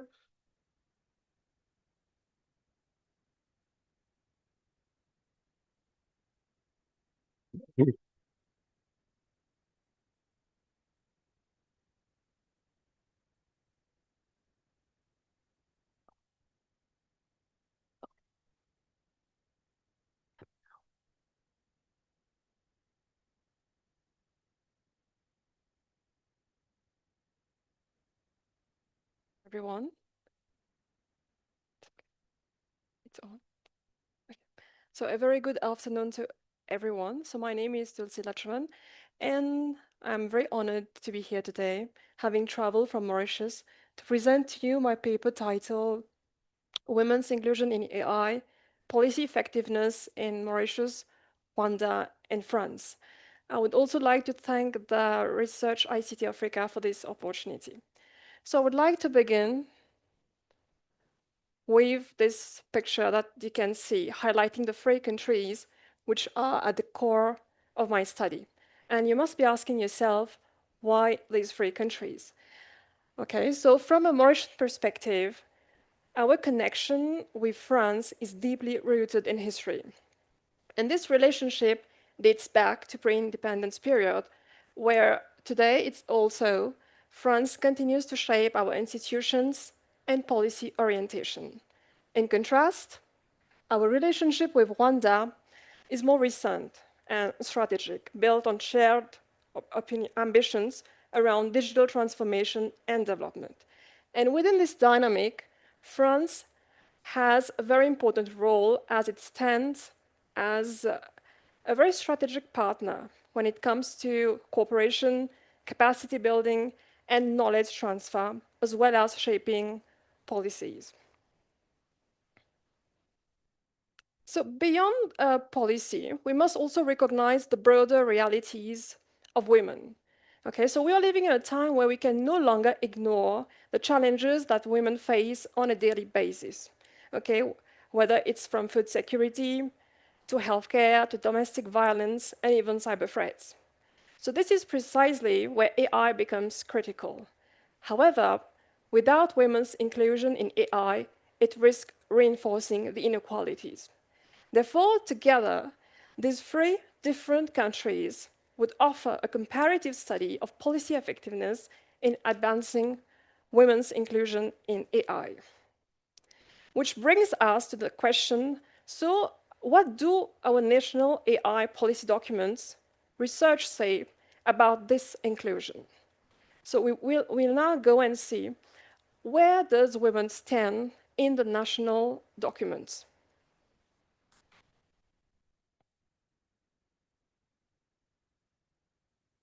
So when we look at all the three countries, Mauritius, Rwanda, and France, we actually start to see very different stories emerging. Starting with Mauritius, for instance, there is clearly a lot of ambition. The focus is on economic growth, developing the different sectors of the economy, and digital transformation. But when it comes to women's inclusion, it's not clearly addressed. It's more in the background. Only in the most recent frameworks do we start to see this gap being recognized, especially when they talk about the low ICT enrollment and in the pipeline. And then slowly, we begin to see some intention and action. It seems that there would be some action, but we're still questioning that. Things like training programs and mentorship for women in STEM are mentioned in the digital transformation blueprint. It's only mentioned. However, I would like to quote what the OECD states about the score for Mauritius in the dimension of human rights and AI. So it has a very poor performance, where it scored only 3.2 out of 100. And this is supported by ICT Research Africa, which definitely would definitely states that the score must be expanded to more right-based, inclusive, fair, and democratic approaches when we're talking about AI.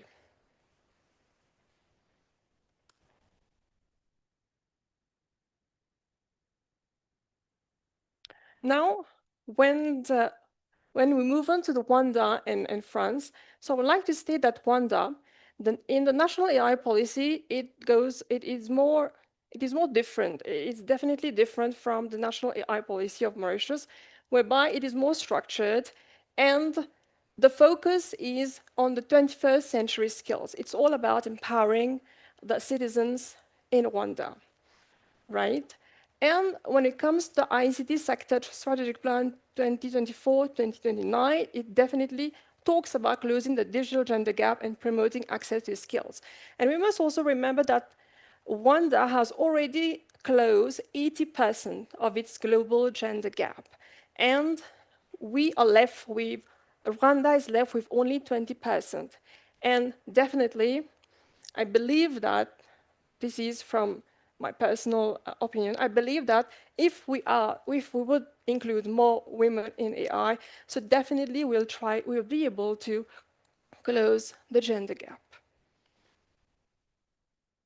And what is interesting also about women in technology in Rwanda, so we can see that women in Rwanda, they're very much interested when it comes to technology, when it comes to AI. So therefore, it's not about motivating the women, it's about structural barriers. How do we go ahead tackling, addressing those barriers? However, with even strong policies, inclusion doesn't just happen automatically. If we have a look at France, we can see that the challenge does not disappear. It just changes, it just shifts. It becomes less about access and more about representation in high-level and technical roles. So overall, what we see is almost like a progression. But we need to highlight that when we are looking at France, the national AI strategy focused directly on AI for humanity. So it is more human-centric, right? Okay, so overall, what we see is almost like a progression. While Mauritius is still trying to recognize the issue, Rwanda is addressing it more directly, and France is in fact embedding it in the system. But across all three, one thing is clear. Inclusion does not just happen because of policy. It really depends on how policies are being implemented in practice. Which takes us to the next slide. So to better understand the differences in the national AI policies, I came up with this policy maturity table. So what I'm trying to do here, I'm trying to map Mauritius, Rwanda, and France across 3 stages. So as you can see, foundational development and advanced regulation system. So at the foundational level, we can see that all the 3 countries, they have established the initial frameworks, right? And they have been able also to move from foundational to development with given that Mauritius already have a blueprint and Rwanda in terms of the Vision 2050, and France when it comes to the National AI Strategy Phase 2. However, key differences becomes clearer at the advanced regulation system maturity, right? So while Rwanda adopts a dedicated national AI policy, and France moves towards a broader regulatory system AI frameworks, however, in contrast, Mauritius remains at a more emerging stage, with development still focused on assessment and capacity building. So what this table highlights here is that these countries, they are not at the same level of policy maturity. And this helps explain why women inclusion in AI is more clearly defined and operationalized in some contexts than others. So to be able to better understand, I just came up with these data. So let me take you through a little bit about this indicator. It is in regards to Mauritius. So when we have a look at the data, we'll see that the percentage rate pass in ICT at secondary level. Okay, we just have a look at the female percentage of pass rate. So we can see that in 2022, the female pass rate was 75%, whereas in 2023, 73%, and in 2024, it drops to 64%, right? And the percentage rate of students examined in ICT in 2022, the female 41%, in 2023, 43%, and 2024, 42%. So what does this mean is that the pass rate has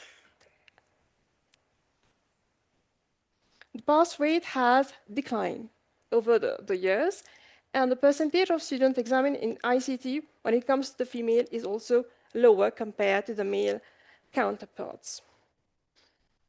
And which brings us, we keep on questioning ourselves, so have the strategies been efficient enough to promote women in AI? And at the tertiary level, we have only 41% of STEM graduates in Mauritius. So this gap is important because secondary education forms the pipeline into AI-related fields.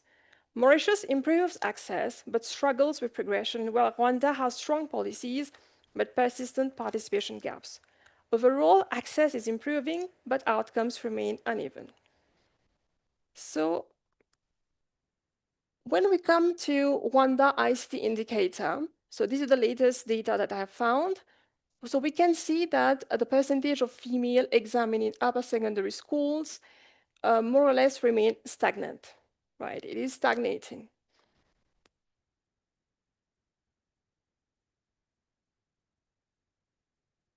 So what this table shows us is that a clear pattern, okay, across all the different countries, right? So women's participation look relatively, we can say, strong at the education level and even in the workforce. But when we move into technical, so you're going to see when we move into technical and core ICT roles, which are critical for AI, we see a noticeable decline. In Mauritius, women have reached near parity in the workforce, but only about 10 to 15% in technical roles. Rwanda shows a similar pattern with relatively good participation overall, but lower representation in specialized role. In the case of France, there is a more established, as we can see, presence of women among ICT specialists, which reflects a more developed and specialized workforce. But even here, women remains underrepresented in core technical roles. So what this tells us is that the challenge is not just about access or entry in the field, it's about progression, specialization, and positioning within the ICT and AI ecosystem. In other words, women are present, but not sufficiently represented in the roles that are most critical for AI development and leadership.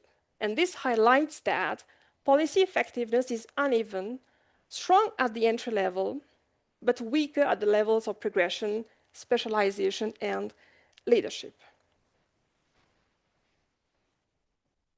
So bringing these insights together, we can see strong potential for collaboration between Mauritius and Rwanda as they're part of Africa. Both countries, they do demonstrate a strong commitment to digital transformation and gender inclusion. So Mauritius can provide institutional technical framework for AI development, while Rwanda brings strong responsive policymaking with women holding over 60% of parliamentary seats. This creates a unique opportunity to ensure women are not only included as participants, but also actively involved in the design, formulation, and implementation of policies. Together, they can definitely develop joint initiatives such as training programs, mentorship networks, and targeted support for women in AI. Importantly, as members of the African Union, this collaboration can go beyond a bilateral partnership and contribute to a broader regional progress in inclusive AI development. At the same time, France plays a key supporting role here. It could collaborate with Mauritius and Rwanda through existing cooperation frameworks, including bilateral partnerships and platforms such as Francophonie, enabling knowledge exchange, training, and capacity building. So overall, what we can see here is the emergence of a collaborative model where Mauritius would provide the structure, Rwanda ensures inclusion, and France brings expertise and support, all working together to advance women's inclusion in AI at both national and regional levels. So France stands as a strategic partner, and given that it is more focused on gender-inclusive and human-centric AI approach, it will be able to develop a more context-sensitive approach and therefore test and adapt the strategies in the two African countries, and therefore, so that, because we're not talking about transferring models, we're talking about adapting the models so that it is mostly appropriate to the African countries in regard to the challenges that women face on a daily basis. Having said so, I just want to highlight that women's inclusion just does not happen automatically. It depends how we truly want to implement the strategies, right? So I will just leave you with this question: how to build an effective policy assessment tool that truly captures the inclusion of women in AI. So I will be happy if you could give me some of your insights in regards to that. Thank you so much. Thank you so much.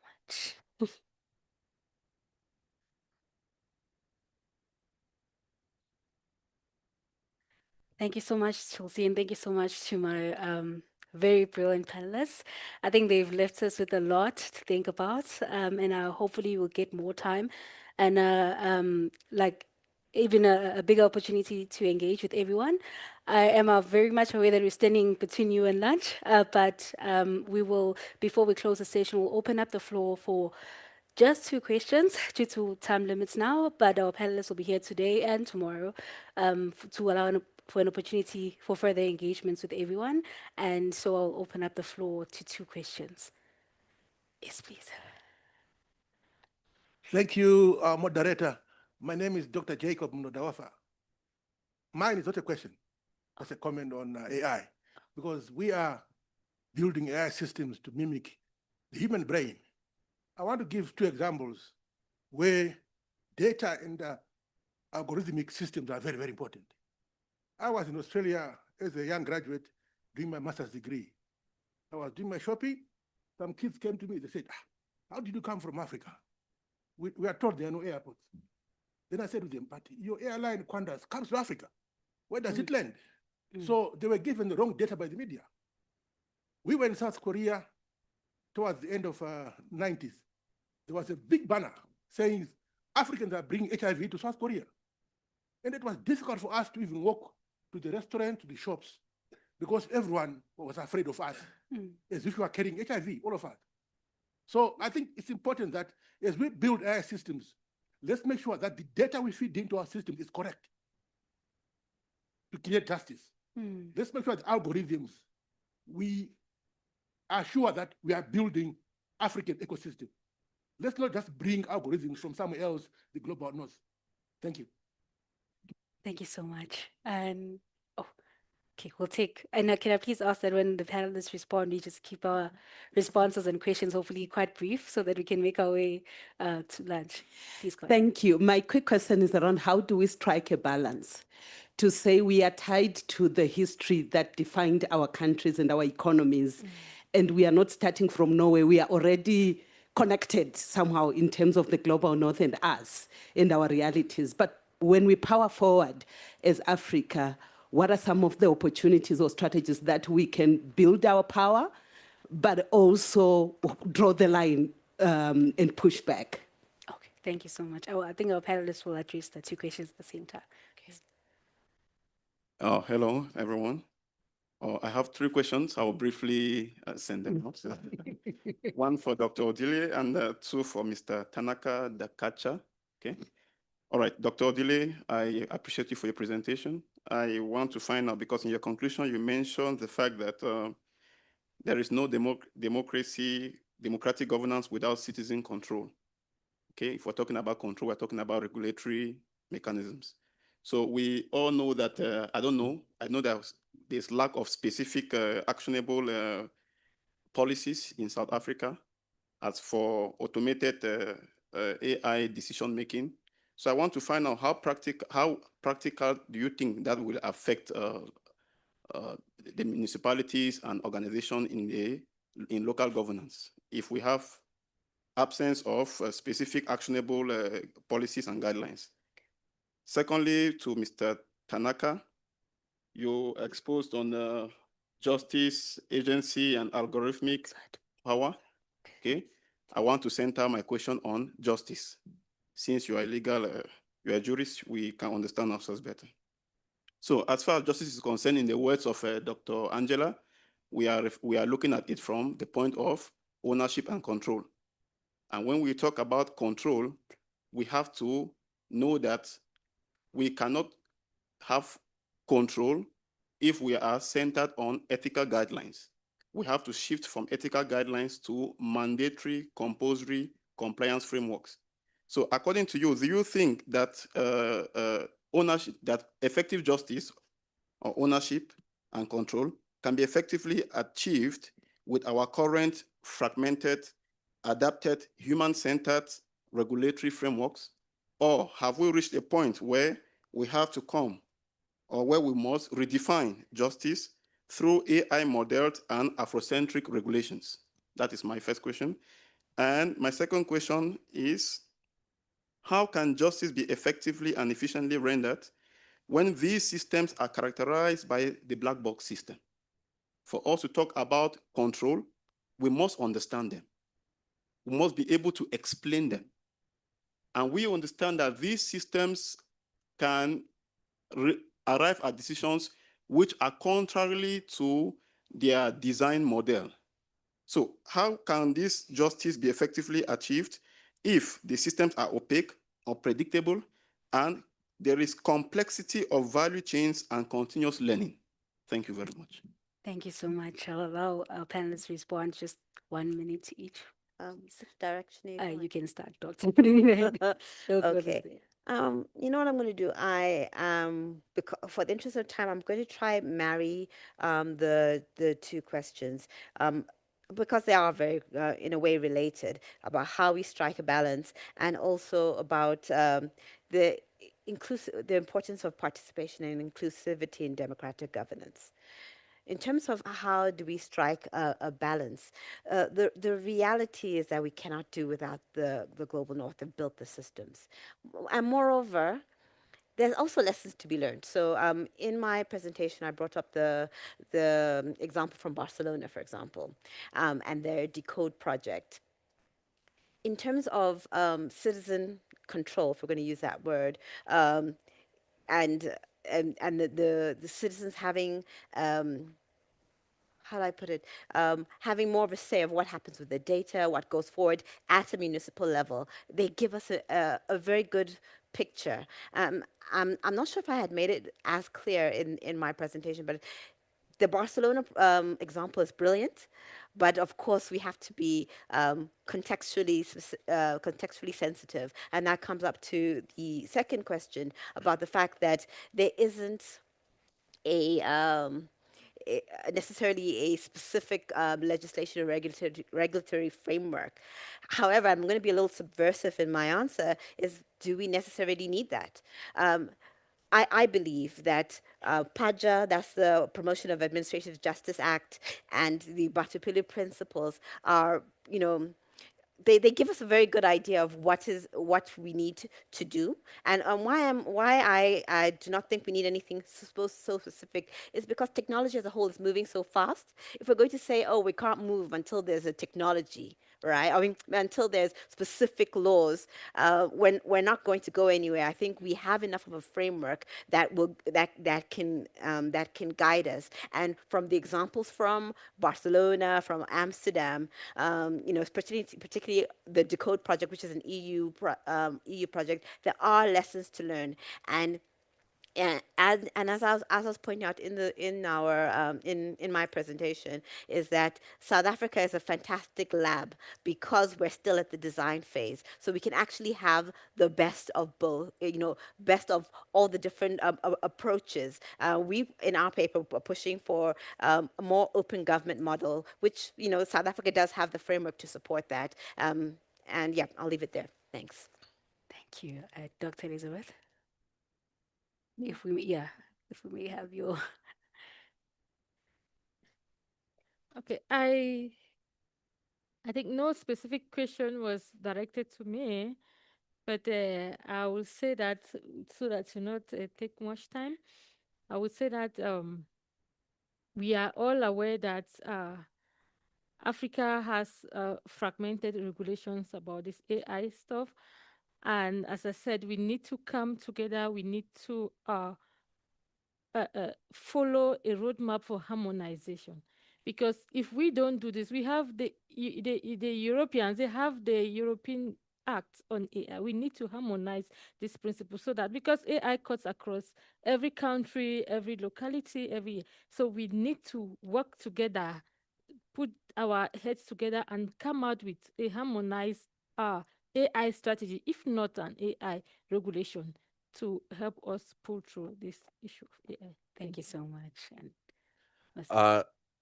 No, sorry. Please go ahead. No. Thank you very much for your questions. I'll be happy to also to engage further on that, on some aspects of the question. So on the first part of your question regarding ownership and control, I think my bold answer would be no, right?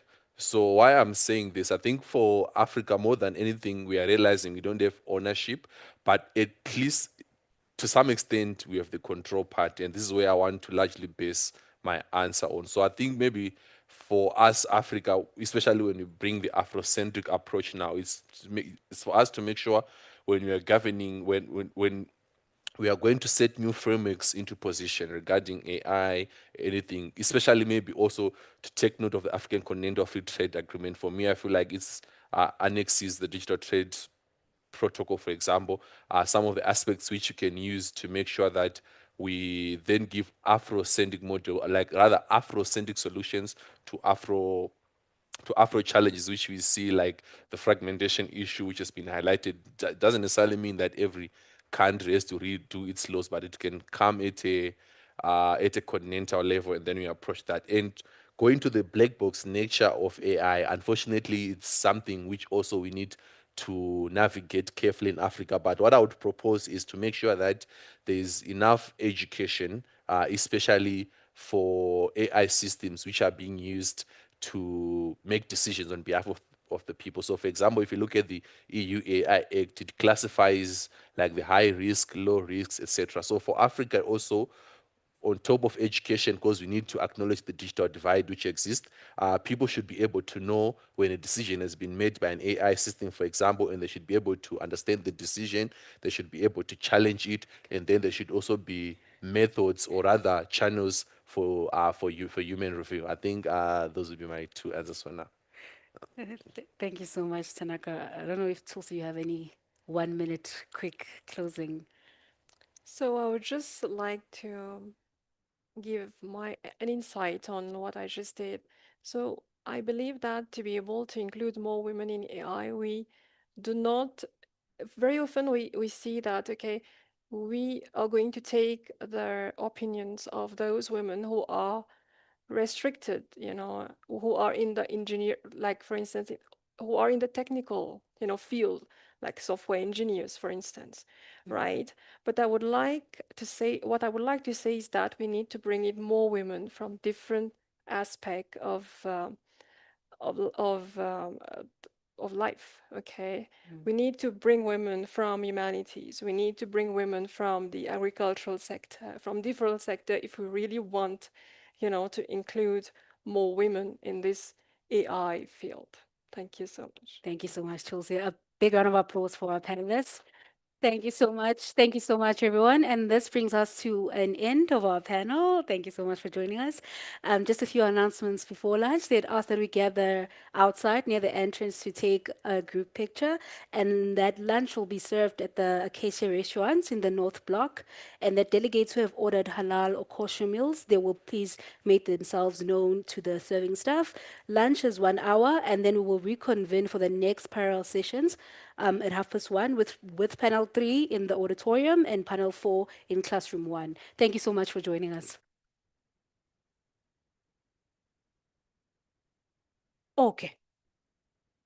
Oh. Okay, so we're gonna skip the group photo for now, and then we're just gonna proceed to lunch because the other group is ahead of us now. So we need to go. Okay. Yes. Sorry, Priya. Can I?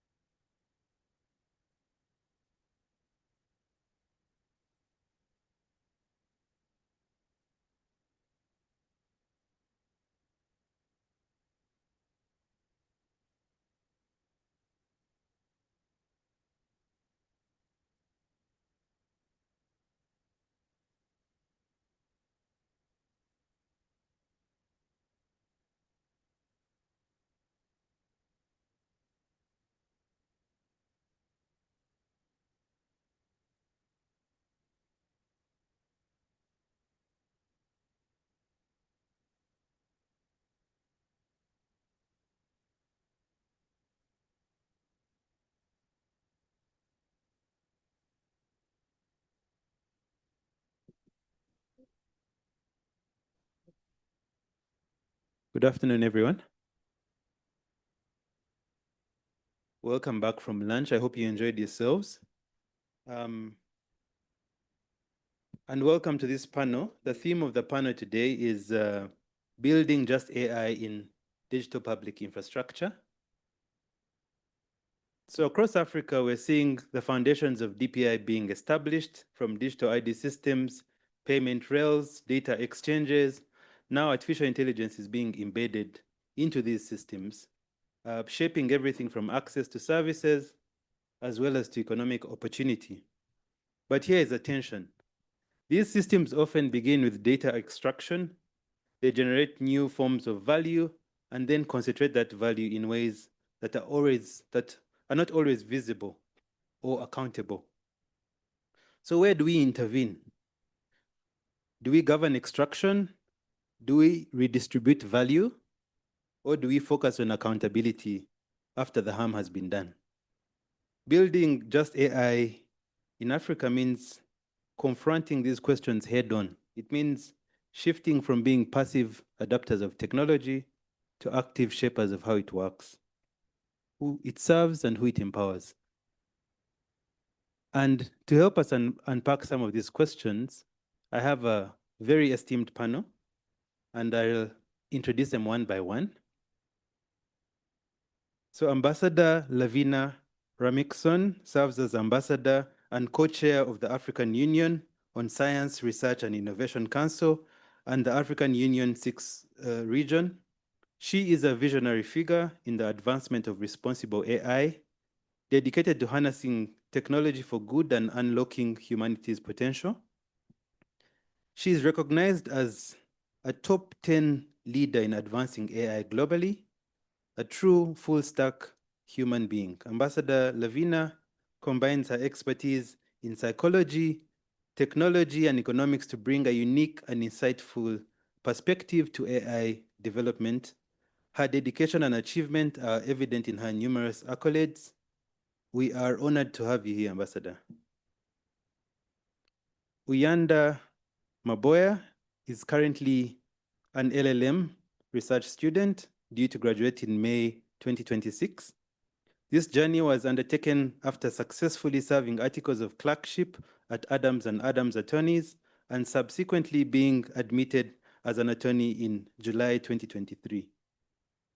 The LLM, titled Overcoming Data Colonialism in Health Research in Africa Through Equitable Benefit Sharing, represents a timely intersection between health research, data privacy, and issues of neocolonialism in the fourth industrial revolution. Currently, Uyanda's research interests range from health research and bioethics to data privacy. So welcome, and we're also honored to have you here. And lastly, our panelist, the last panelist is Emmanuel Brown.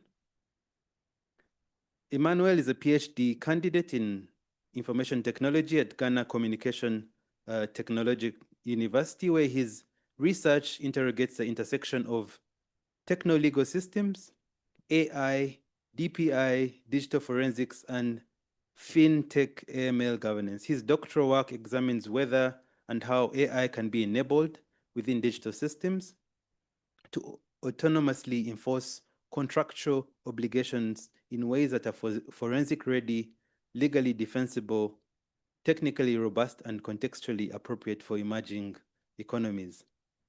His scholarship advances critical inquiry into algorithmic accountability, machine-enforced compliance, and the governance structure required to align technical efficiency with legal legitimacy and social justice.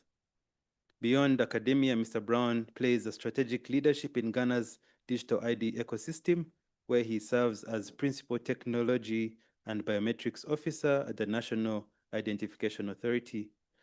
Welcome, Emmanuel. So thank you again. Ladies and gentlemen, please welcome our panelists with a hand clap. Panelists, you'll each get 12 minutes to go through your presentation, and then we'll get into a time of Q&A. And I have the honor of inviting you, Ambassador, to be the first to kick us off.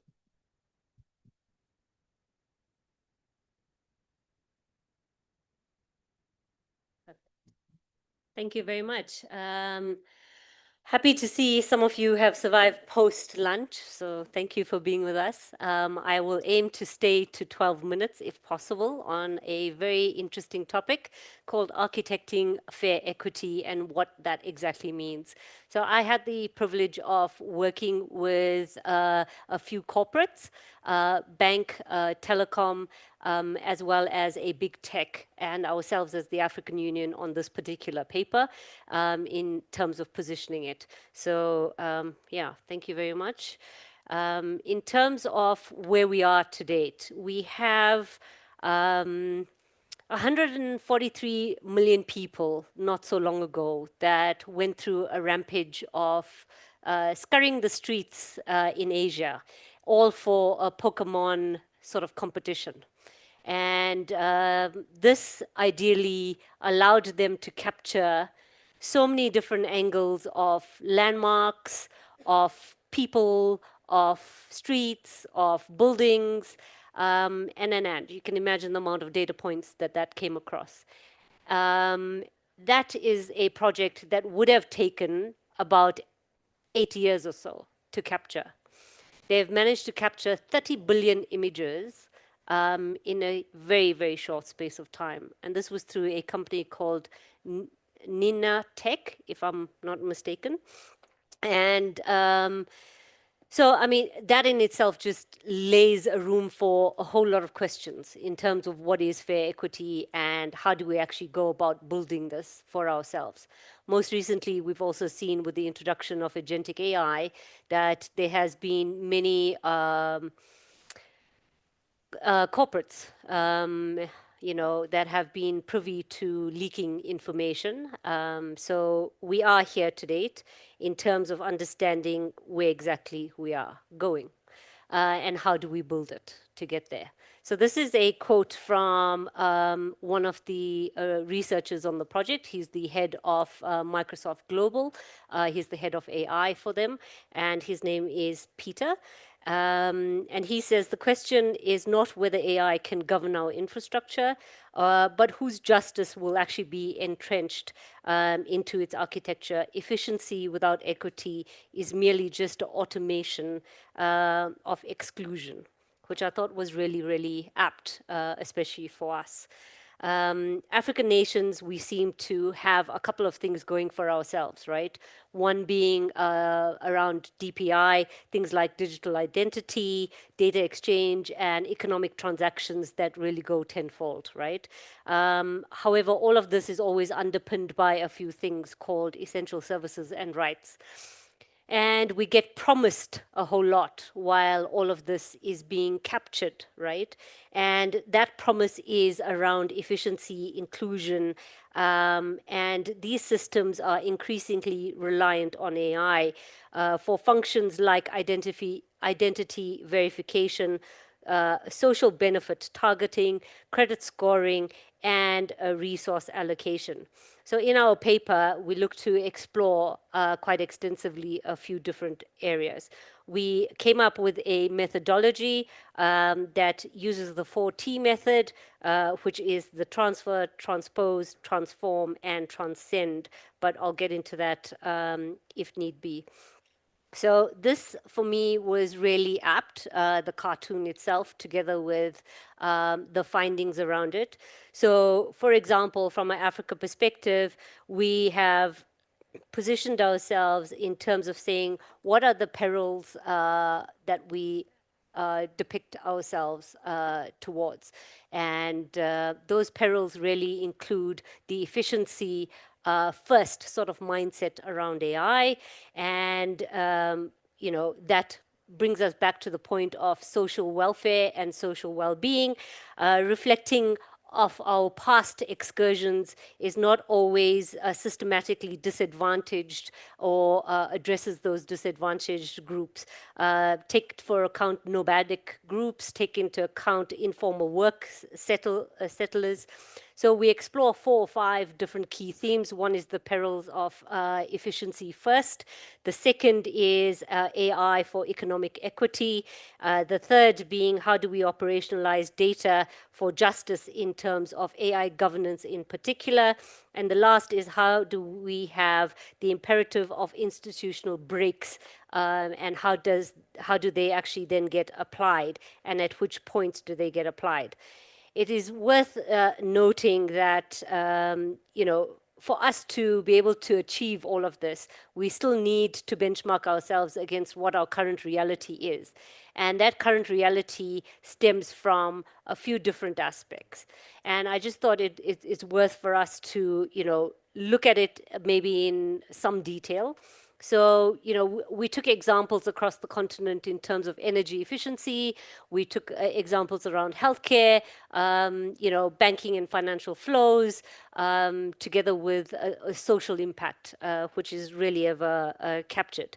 And all through this, there's still, everyone forges ahead towards algorithmic audits. However, where's the transparency in that? How effectively and quickly can we get those type of things up and running? We have deepening structural injustices, and how do we go about addressing that? And then we have the reinforcement of historical inequalities. So, for example, if someone has, gone through a cultural shift or a democratic shift in government, there's still a lot of past bias that is captured. So, in that past bias, how do you rectify that in the going forward data? So, you can't go back and eradicate that historical data.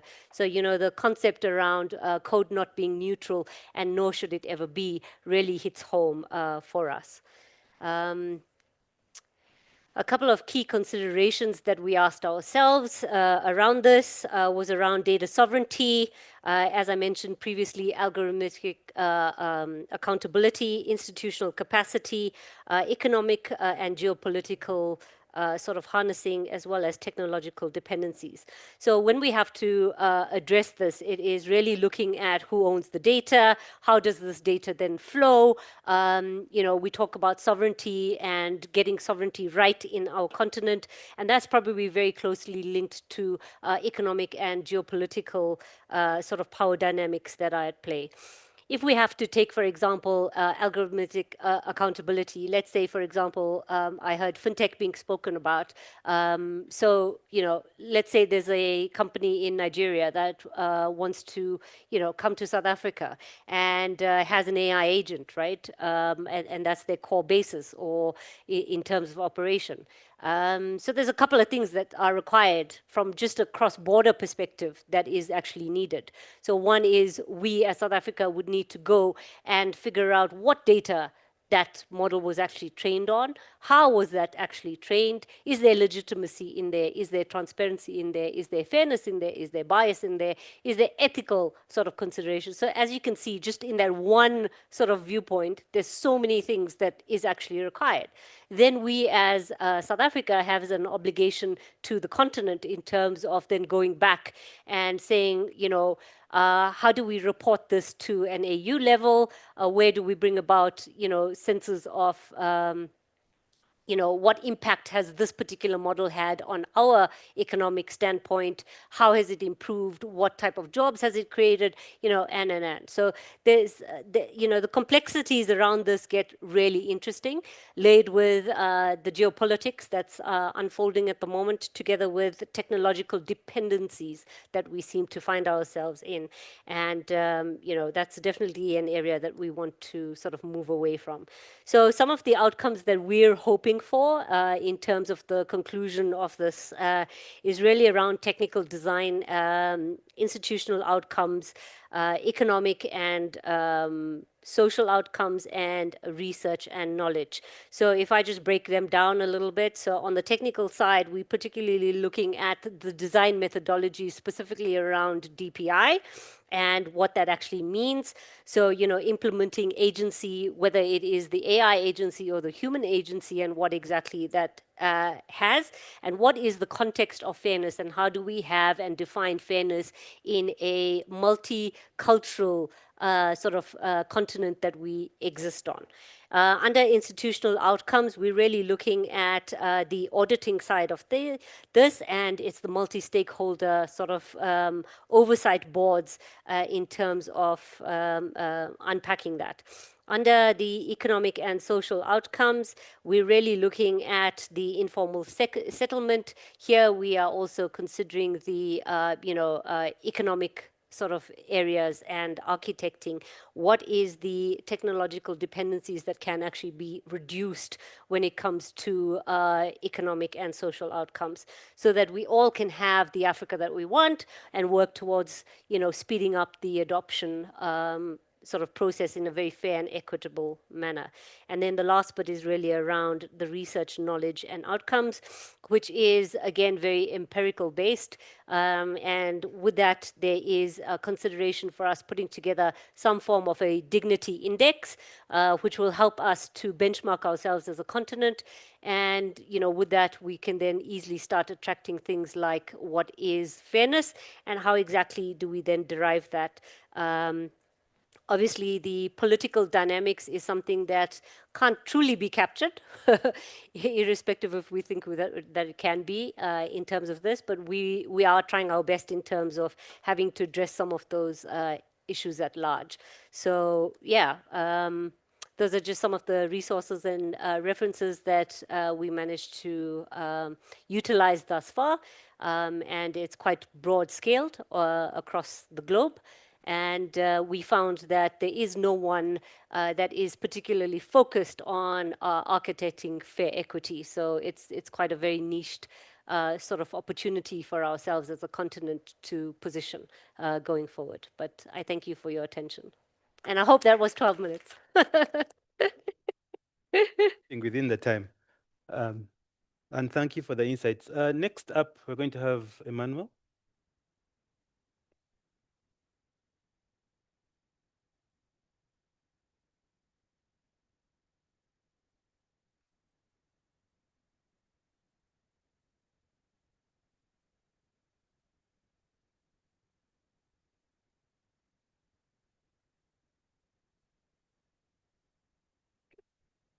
Good afternoon. I am Emmanuel Bakpo Brown from Ghana Communication Technology University, and my paper is titled Reimagining Digital Contract Enforcement, Algorithmic Governance and Justice in Emerging Economies. It's going to be brief, a brief paper presentation. I know we just returned from lunch and many of us are now trying to recover from the digestion going on in our stomachs.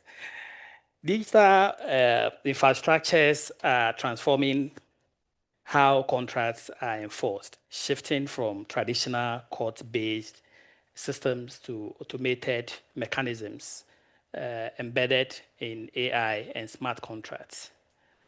These systems execute agreements through code, improving efficiency and scalability. However, they also introduce important risks related to opacity, bias, and accountability.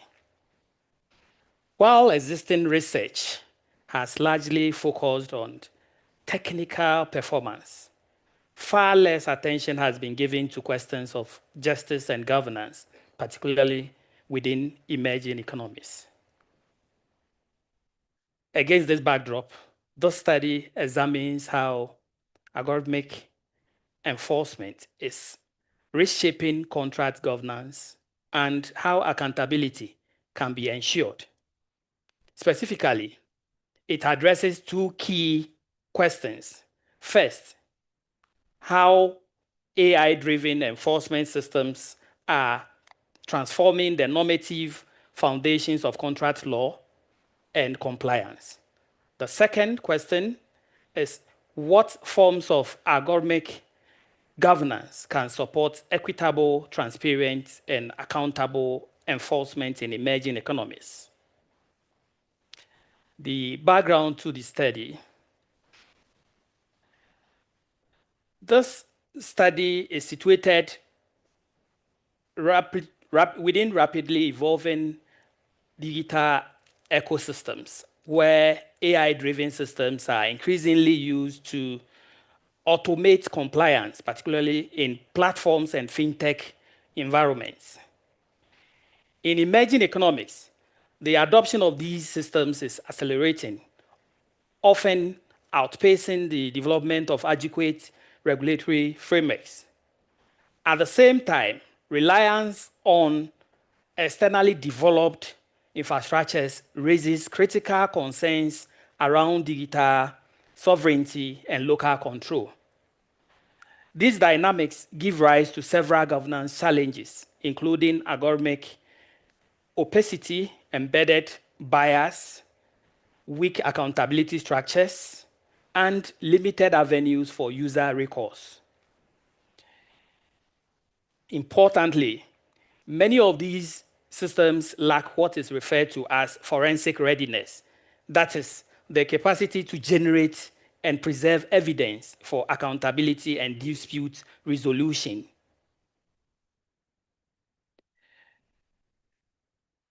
The result is a growing gap between rapid technological adoption and the development of justice-oriented governance mechanisms.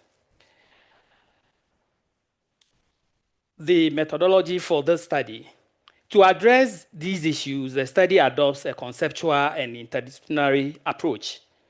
It combines a systematic literature analysis with normative legal reasoning and a design science approach. This methodology allows the study to both critically evaluate existing systems and develop a conceptual framework for more accountable AI-enabled enforcement. Underpinning this approach is a socio-technical perspective, which recognizes that these systems operate at the intersection of technology, human actors, and institutional structures.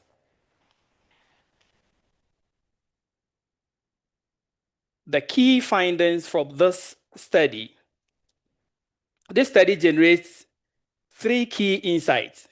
First, there is a clear shift in authority from court to code as enforcement becomes increasingly automated and embedded within technological systems. Second, reliance on externally developed infrastructures introduces governance asymmetries, often reducing local control and reinforcing digital dependency. The third finding has to do with the fact that many of these systems exhibit what can be described as a justice deficit, as they lack transparency, explainability, and meaningful mechanisms for appeal.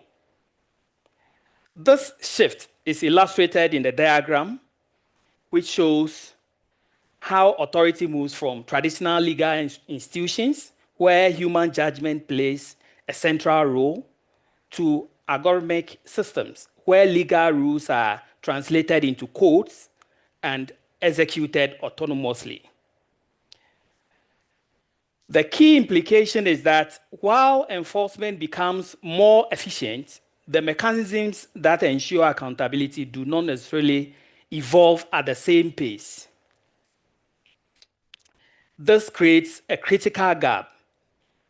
If enforcement is now embedded in code, then justice must also be embedded within these systems. Addressing this gap is the focus of the proposed framework.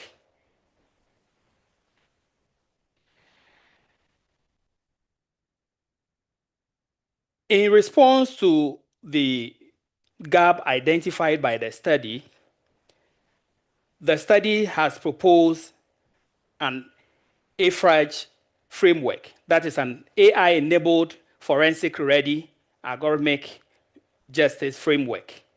This framework is built around 4 core principles: transparency, auditability, traceability, and human oversight. Together, these principles ensure that AI enforcement systems can be monitored, evaluated, and held accountable. More importantly, they enable what is referred to as forensic readiness, ensuring that systems can generate the evidence needed for accountability and dispute resolution. The central idea is to embed justice directly into system design, rather than treating it as an external or after-the-fact consideration. The policy implications of the study. The framework also has important policy implications. First, there is the need to embed justice by design standards into AI systems, including requirements for transparency and explainability. Second, policymakers should institutionalize forensic readiness to support accountability and effective dispute resolution. Third, strengthening digital sovereignty is critical, particularly by enabling local participation in the design and governance of AI systems. Finally, it is essential to ensure human oversight and accessible mechanisms for appeal. Taken together, these measures shift AI governance from a narrow focus on efficiency toward a broader commitment to justice and accountability.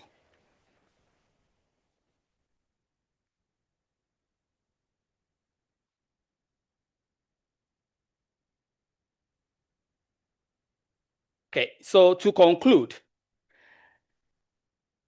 in conclusion, AI-driven enforcement is fundamentally reshaping contract governance by shifting authority from legal institutions to algorithmic systems. While this transformation offers clear benefits in terms of efficiency and scalability, it also introduces significant risk related to fairness, transparency, and accountability. Without appropriate safeguards, these systems may reinforce existing inequalities and weaken accountability mechanisms. By way of final reflection, as digital systems increasingly take over enforcement, we are no longer just designing technologies. We are designing systems of governance. So, I leave you with this.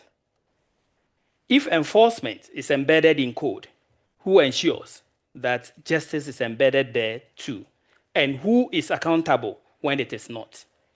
Thank you.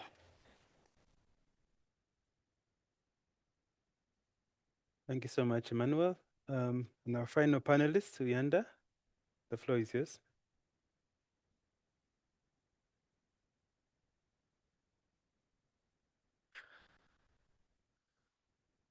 Okay. Okay. This is interesting. Afternoon, everyone. Hopefully, no one here is a victim of what I like to call the itis, but let's not deal with that right now.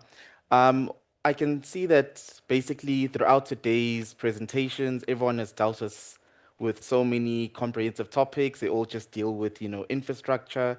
So hopefully, this won't overcomplicate everything, because I'm taking it to what I like to think is the basics and at the heart of the fourth industrial revolution, and that would be data, particularly personal data.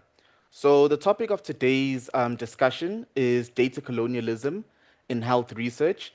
And the reason why I picked data colonialism in health research, other than the fact that this is a topic that occupied me for the best part of 2.5 years throughout my master's, so very familiar and tortured by this topic. But aside from that, I'm really interested in it because when it comes to, the fourth industrial revolution, everyone always has so many concerns or queries when it comes to, the best solution And it always, unfortunately, ends on a whimper because everyone just says, well, a practical solution needs to be sought. But what is that practical solution? So for today, without hopefully in an entertaining manner, I'll present to you a very relevant and timely problem. But more importantly, I'll briefly present the solution that obviously got successfully examined in my master's. So we'll just take it back to the top. Obviously, as you can see, there are numerous themes that will be explored throughout this presentation from, what colonialism, or more particularly historical colonialism, entails. And we'll obviously explore the colonial history or the colonial roots of health research, neocolonialism, the different forms that neocolonialism can manifest, especially in the Fourth Industrial Revolution. And of course, we'll look at the role of personal data in the Fourth Industrial Revolution. And last but not least, I'll have to hopefully present a very practical solution to initiate decolonization. Asterisk next to the hopefully. So first and foremost, we have to start off with the colonial roots of health research. So I'm sure everyone in this room is familiar with what we termed the scramble for Africa.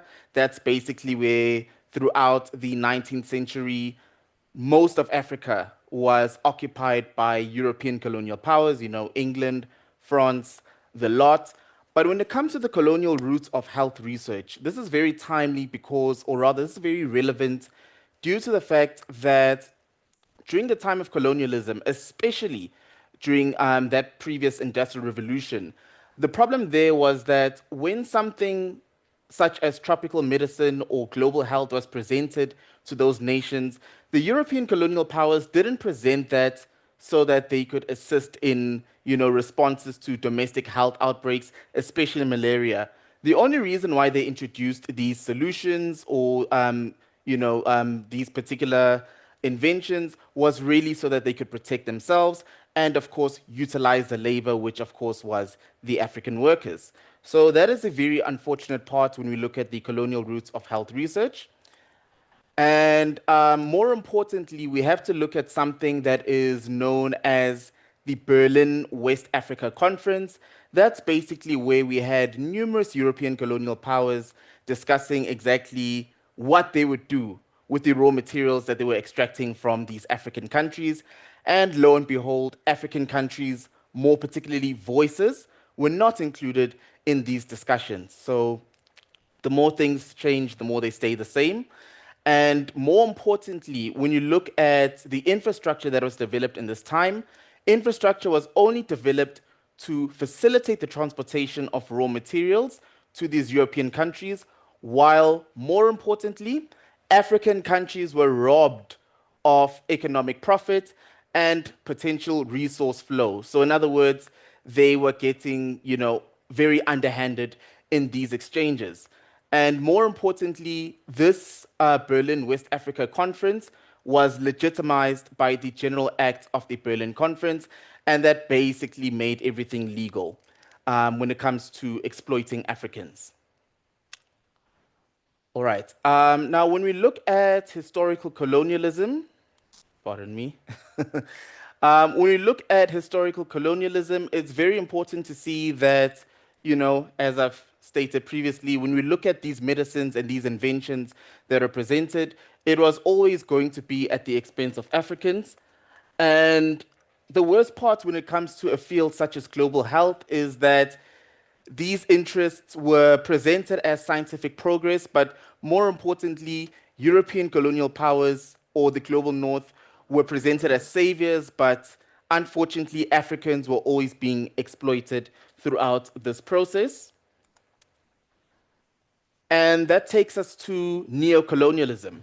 Now, as you can see there, I've basically put in a dictionary definition of neocolonialism, but I also think it's very apt or very appropriate to look at the prefix of this word being neo, and neo is the Latin word for new or revived. So what's very suspect or sinister about neocolonialism is that it will always present a colonial dynamic, but it always comes or manifests in a new form.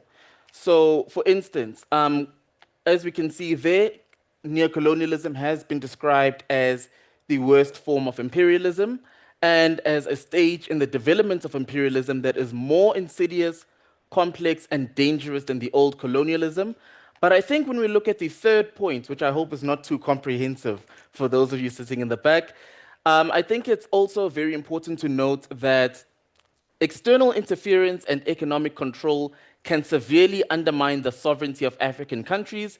Therefore, the misgovernance that may be enabled by companies, or more importantly, external donors, should be carefully monitored. And that obviously brings us to, that's obviously going to take us all the way to data colonialism. But for this discussion, before we get to data colonialism, very briefly, I've put up a page there that talks about coloniality in global health. And coloniality basically attempts to establish the political, economic, and racial hierarchies that are associated with European colonialism and that have continued to oppress despite so-called decolonization. In other words, despite these African countries being freed by the European colonial powers, it is still very possible that even though they have what we call sovereignty, that they may still be undermined and that a colonial dynamic can persist no matter what. And more importantly, if we look at the effects of coloniality in global health, I think it's very important to note that they have maintained the privileged position of global North countries at the expense of the global South. And unfortunately, when we want to address the creeping coloniality in global health, it's very important to note that you cannot just look at pharmaceutical products such as medicines, but we always have to take it back to the basics, which is breaking down the unstructured flows of genetic resources such as personal data that has been donated to research institutions for health research purposes. And of course, you can say human biological materials, but in any event, data is inherent, whether it's intangible human biological materials or if the person only donates data. It's very important to also note that when we look at the fourth industrial revolution, as I've stated, data is the natural resource that is prevalent in the fourth industrial revolution. But more importantly, when we look at data, especially when it is generated by your African research stakeholders, data represents knowledge. Therefore, its increasing value raises concerns for countries that are unable to stamp their place in the current data regime.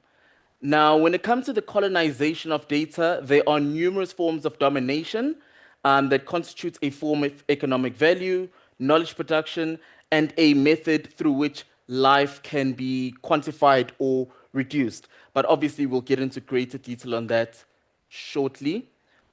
Before we get to the big daddy known as data colonialism, it's very important to first establish what I like to call the precursor to data colonialism, and that is referred to as data imperialism, which in layman's terms, we're just referring to the power dynamic or the colonial dynamic that is relevant to the cross-border transfers of personal data.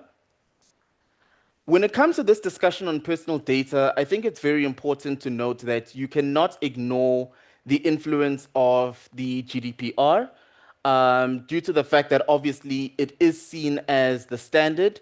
Some might even argue the paragon of data privacy laws. And while it is relevant, what I feel affects Africans the most, or African countries the most, would be the regulation of the GDPR that states that if data is to be transferred from the European Union to African countries, that African countries need to have data privacy laws that regulate the cross-border transfer of personal data. And we'll see very shortly why that is relevant. But before we get there, the problem with the GDPR is that, first and foremost, it places pressure upon African countries to promulgate a data protection law.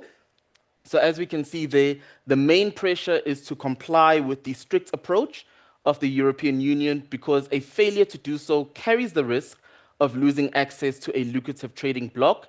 And more importantly, there is a massive risk that when African countries, under significant pressure by the global north, pass laws that regulate data protection or data privacy, that they will not do so really to regulate their own domestic issues, but merely to mimic the GDPR and most likely at the expense of their own data sovereignty. So data imperialism, that we will refer to as the Brussels effect, enables the European Union to use its market influence and extraterritorial regulations to set strict regulatory standards that have great global impact. And that is the understatement of the century. And there's obviously many more points that I've mentioned there, but I think we'll bring it back to the main issue within this topic, which is that we all know that the proper management of health data is crucial, but I think a very prevalent question is, how can African health research institutions accomplish the proper management of health data without compromising their long-term interests, particularly when it comes to downstream uses of personal data that is obviously donated to them? All right, so as we can see there, we basically have to ask ourselves, should we simply copy the GDPR?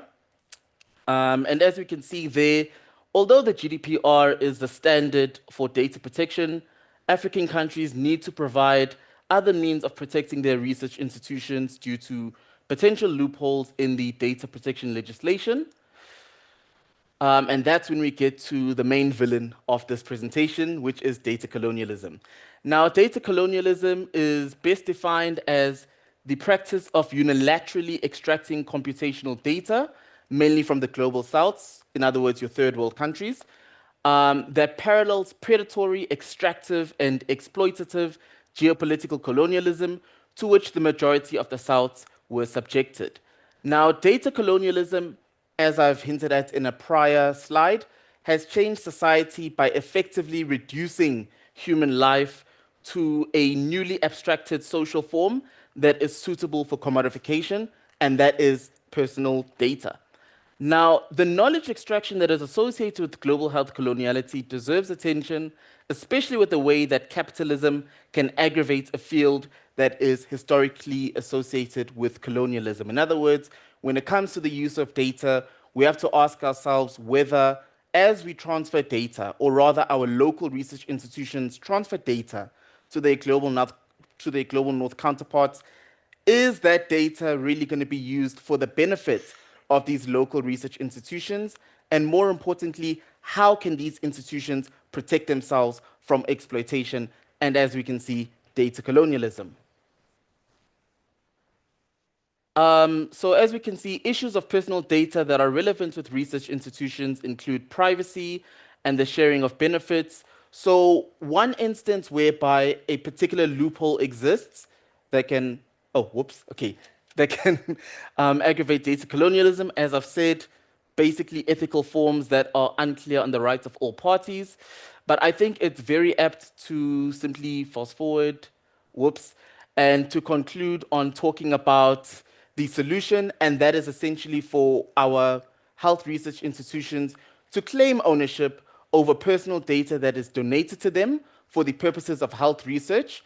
But obviously, the reason why I'm saying that the research institutions are best placed to claim ownership is because they would obviously have the tools and the technology to refine the data, and more importantly, to safeguard it. And obviously, they would be the ones that are involved in the cross-border sharing of personal data that has been donated to them for research purposes. If we just fast forward, we will see that there are legal tools that will initiate the decolonization of health research or data-driven health research. So your legal tools would include the South African National Health Act, whereby it basically establishes that human biological material is capable of ownership.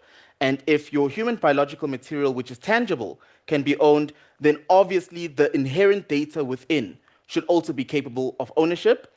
But when it comes to the ethical tools that can be used to initiate decolonization, we would basically have to force our local research institutions to claim ownership through a data transfer agreement and, of course, a material transfer agreement, and obviously the informed consent form. So basically, all of these ethical tools need to have a provision that establishes the local research institution as the owner of personal data upon donation. So that's basically it, and I hope you enjoy the presentation. Thank you.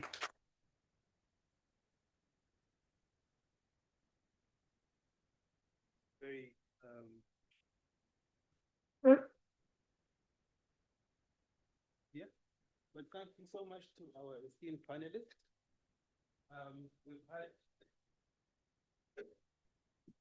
We've heard from Ambassador Lavina, who spoke about fair equity and who owns data, how does it flow, and who ultimately benefits, to Emmanuel, who spoke about the practical application of algorithmic enforcement. I think one thing that stuck with me is from code to code.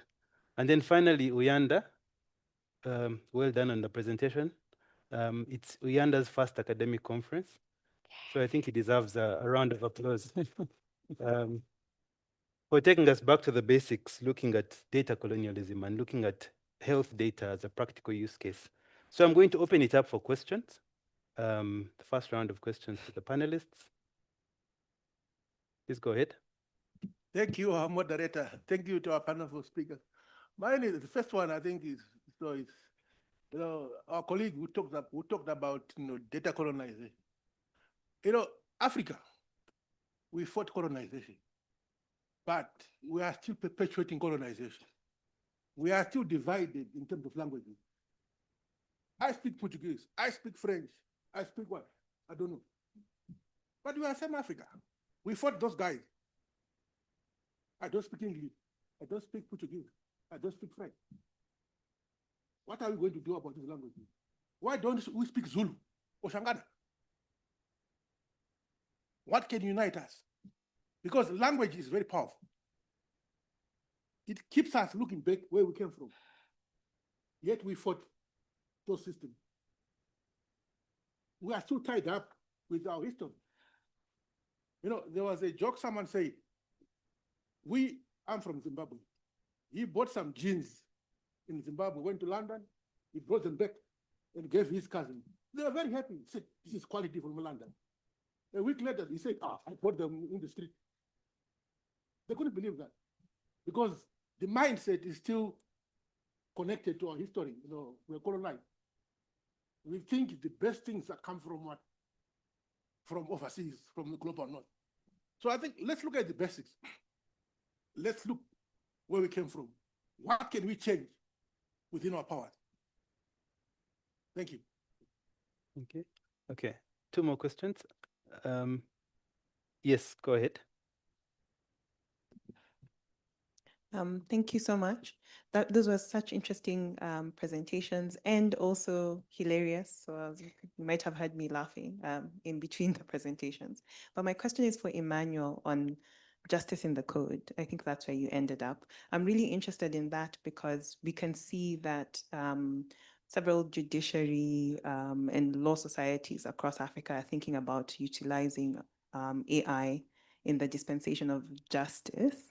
But in my understanding, justice is an inherently human thing that you have to have empathy, compassion, even the ability to interpret such things as principles in the Constitution, right? Whereas an algorithm is essentially a tool that is akin to a calculator, that it can do something faster than a human, but can't really reason with empathy or compassion the way we can.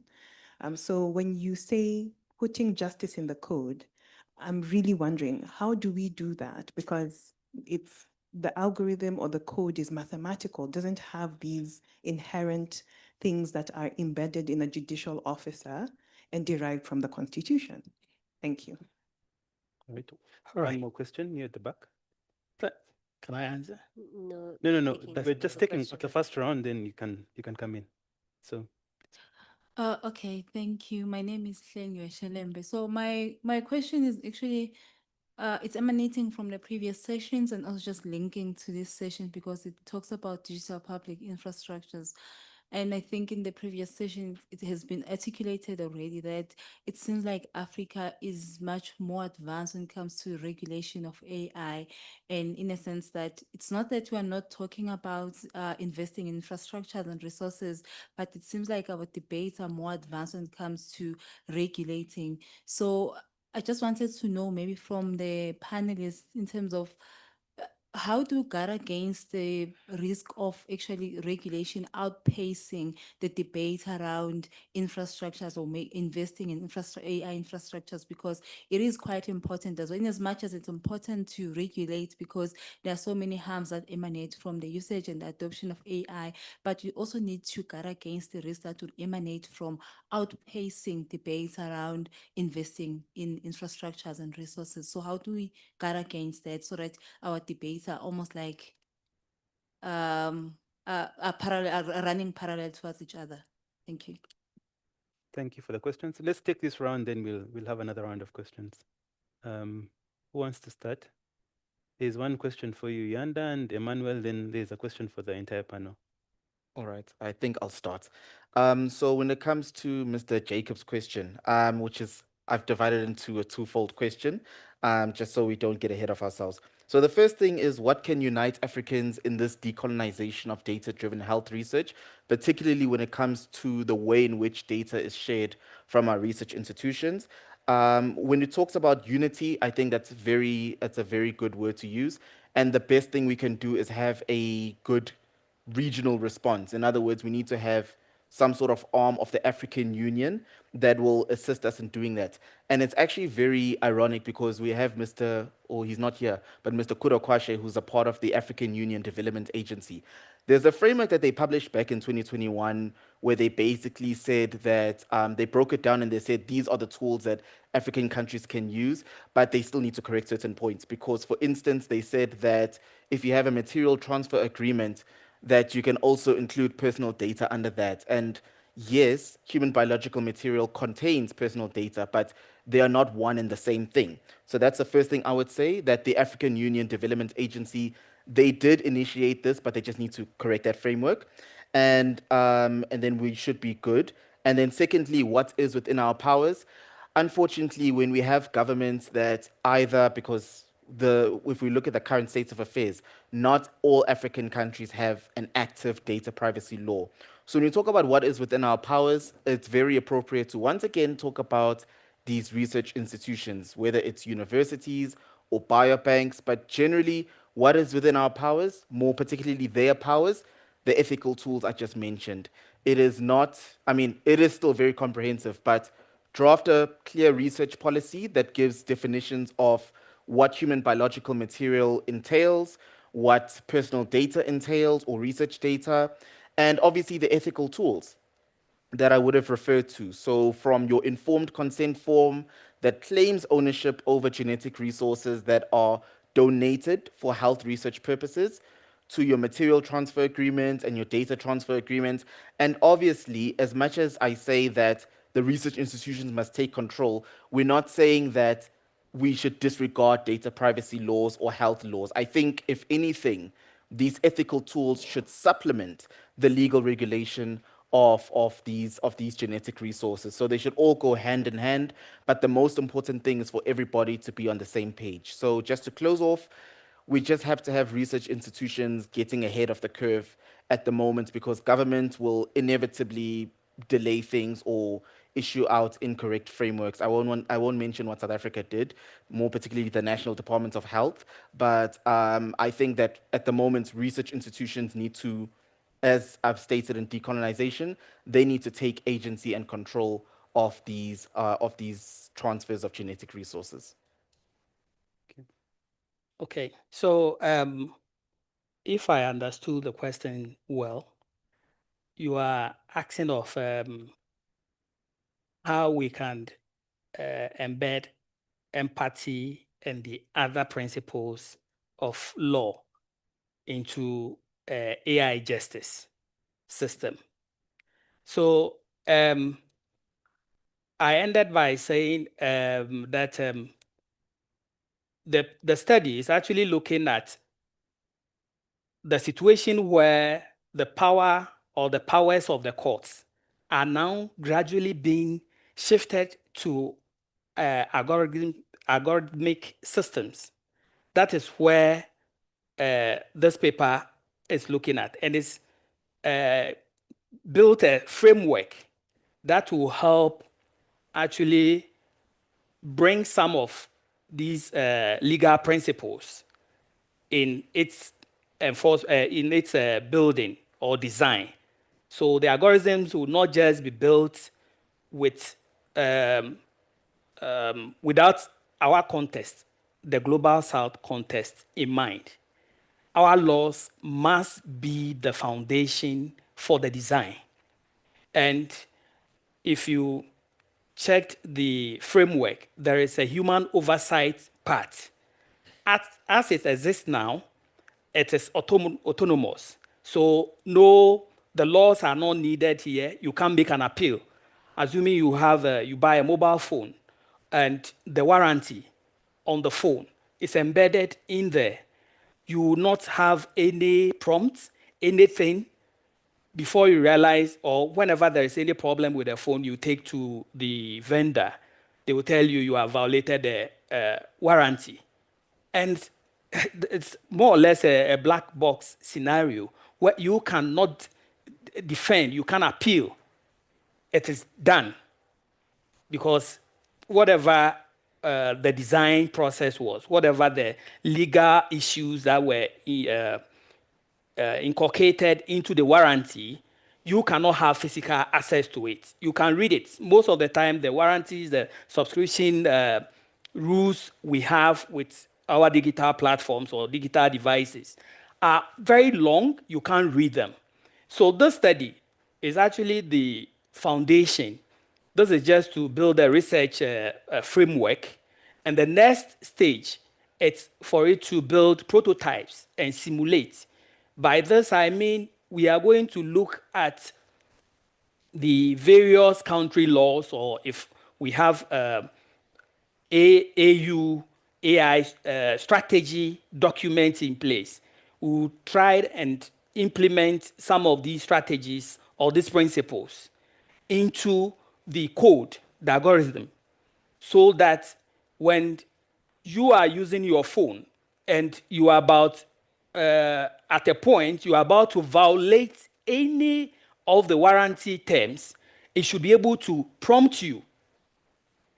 And by this, I'm also looking at including language, because not all of us can understand the English, not all of us can read and write. So voice alert, and then text alert, as and when you are going contrary to any of the warranty terms and conditions of the digital devices we hold.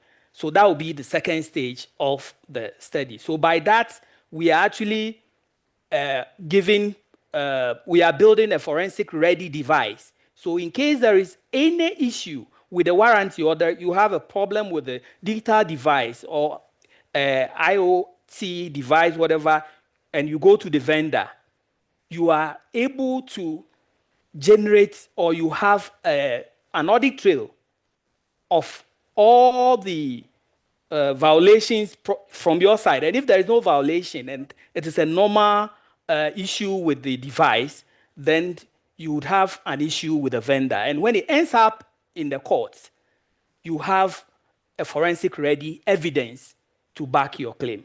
So that is what the study is about. Thank you. Thank you, Emmanuel. Perhaps Ambassador Levina, you can take the final question. I see we're running out of time. Yep. But you got the question. Yeah. All right. So the topic of Africa and how can we sort of get our coordination right around AI. So you mentioned regulation, and I think it's important that we distinguish there's only one country on the continent that actually has an AI regulation in place, right? Whereas everyone else has either a strategy or a policy that then supports that. So that's the first clear distinction. In terms of the data policies, we have over 40 countries that have a data policy in place, okay? When we talk about the combination between AI and data itself, there's some countries that have gone ahead and not deliberately created an AI policy or strategy because they have an existing ICT policy that they've just widened a little bit to incorporate AI, either because, you know, from a GDP perspective, they're not large enough, from a population size, they're not large enough. So, you know, some of them say, well, you know, we really don't need a dedicated sort of line of sight with that. You know, it's worthy to kind of also understand, while all of this has happened and we managed to get this amount of success on AI on the continent, we managed to do that within 18 months, which is great. But I think now we're moving into a space where governance and holding ourselves accountable is becoming really key and important. And, with that, there have been, obviously, at a continental level, we had the AI continental strategy put out in 2018. We've had it now revamped in 2025. And then there's been variations of that. The variations of that has been Smart Africa has come out with their sort of blueprint. Then we've got out an NEPAD that has specifically zoned in and focused on a white paper in terms of where the applications should sit, because they are an application sort of division within the AU. And then you have, the commission itself that has focused on the responsible sort of ethical applications of AI on the continent. So how do we tie all of this together and get the kind of leverage that we want at the end of the day? I think it's around a very unified sort of approach. So by default, we still don't have a bold vision when it comes to AI or any frontier technologies and how we as Africa are approaching it. I think the second iteration of that is the African Union as its own entity has to evolve and has to go to its next phase as a governance body, because by that sort of nature and right, we start to get to the next phase of maturity that we meant to. So as much as there's all of that mindset in place, I just came from the Council of Ministers where there's a very large focus again on data and getting that data right for us within the continent. So again, that data flow and mapping that out and understanding how we can best protect what we already have is important. We are also at the point of saying that we need to be very wary and urgent in how we approach this, because we having examples like big tech. I'm sure most of you would have heard Meta on the continent, and they've had a few incidences already from Kenya to Ghana, and now again in terms of a different type of their technology that's repeating the same behavior in our continent. So there's a lot that's actually required, because the urgency is actually creeping up more and more. And let's not even go and mention children's rights and how they are being abused when it comes to the sort of AI conundrum as well. So let me just pause there. Thank you so much, Ambassador. Unfortunately, we're out of time. The panelists are still around. At this convenience break, you can approach them, and after, during the, in the afternoon, and even tomorrow as well. So thank you so much to our esteemed panelists for your insights, and thank you as well to the audience for your engagement. I think this has really been great. We have 11 minutes as a convenience break, and then we'll reconvene at 3 p.m. There's another exciting DPI panel that's going to be happening here. But thank you, everyone. Thank you. Thanks.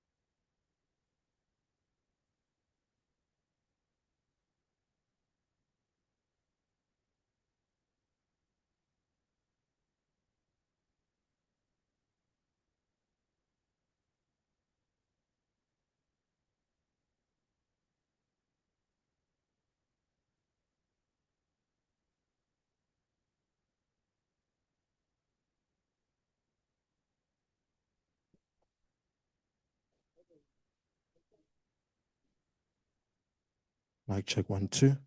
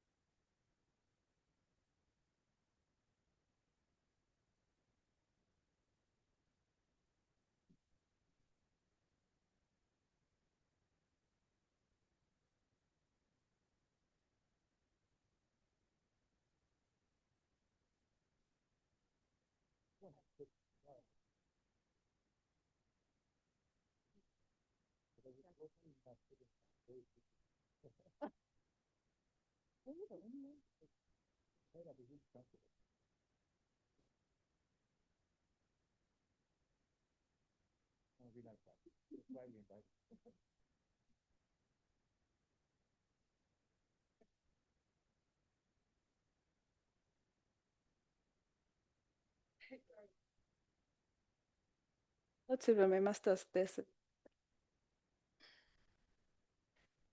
Oh my God. Yeah, we're both speaking. And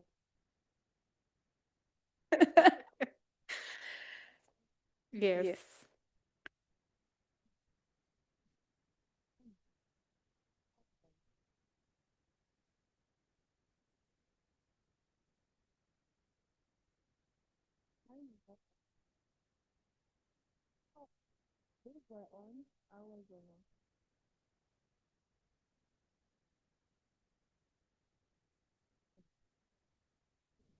A coffee break. Mine is on now. No, not yet. say some. Oh, there you go. Mike, Collecting Earth observation data from communities in Kenya. No, is your mic is not related on to yet. Climate and agriculture. She's fixing it. So Hello, definitely interested in your perspective. Check, check. That would be nice. 2. 1, 2, testing. Yeah, it's on. It's working. All right.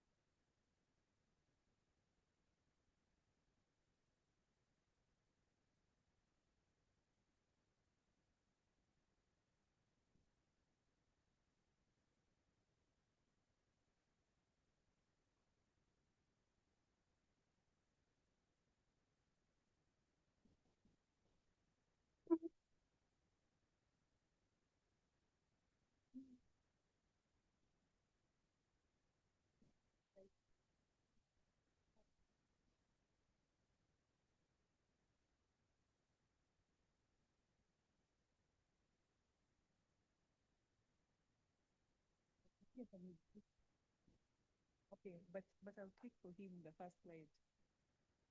It can be more. So ukitaka picha nataka Mark alitaka kutembea, hakutaka ku. Yeah. Wacha kila mtu afanye vile anataka. How now? Si wewe unajua vile unafanya? Ufanye. So much pressure.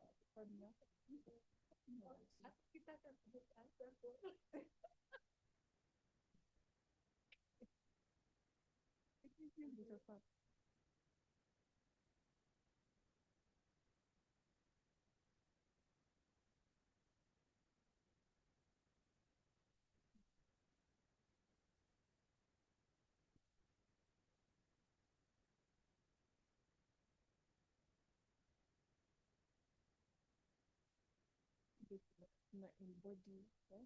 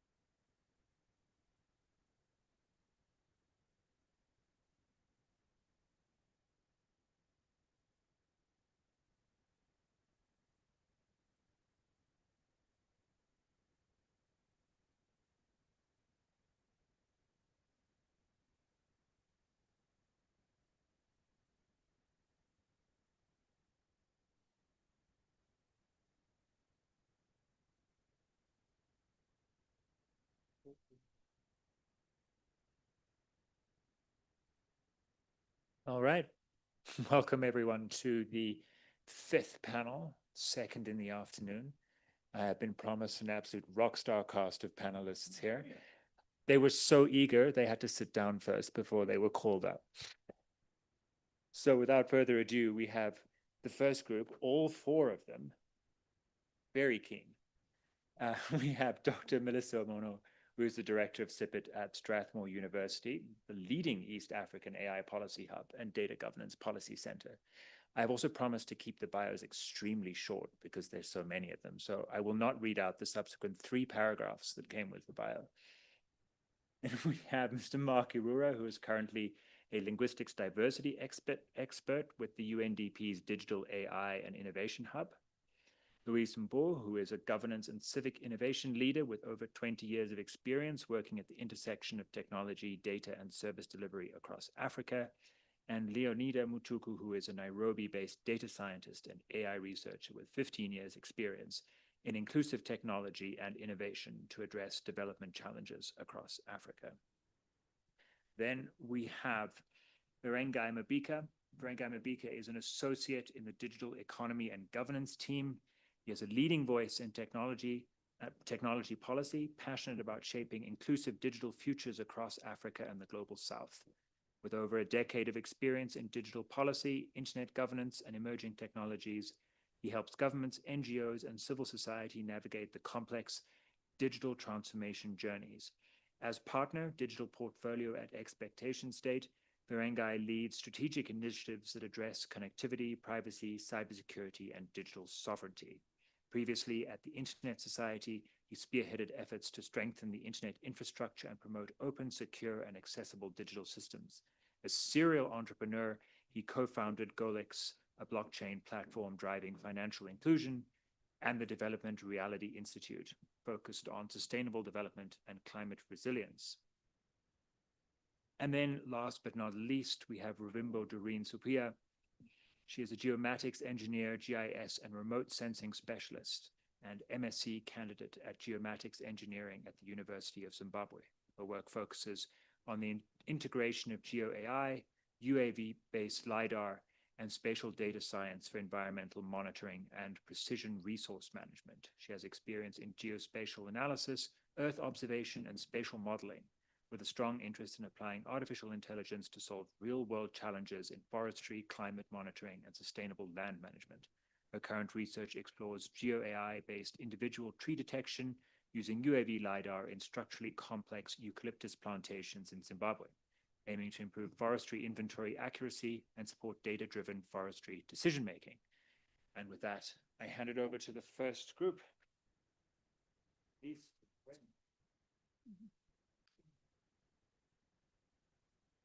Good afternoon. Good afternoon. I need you guys to be engaged because you're the last panel and you really have to be switched on to get this. Otherwise, it's going to be very boring. Okay.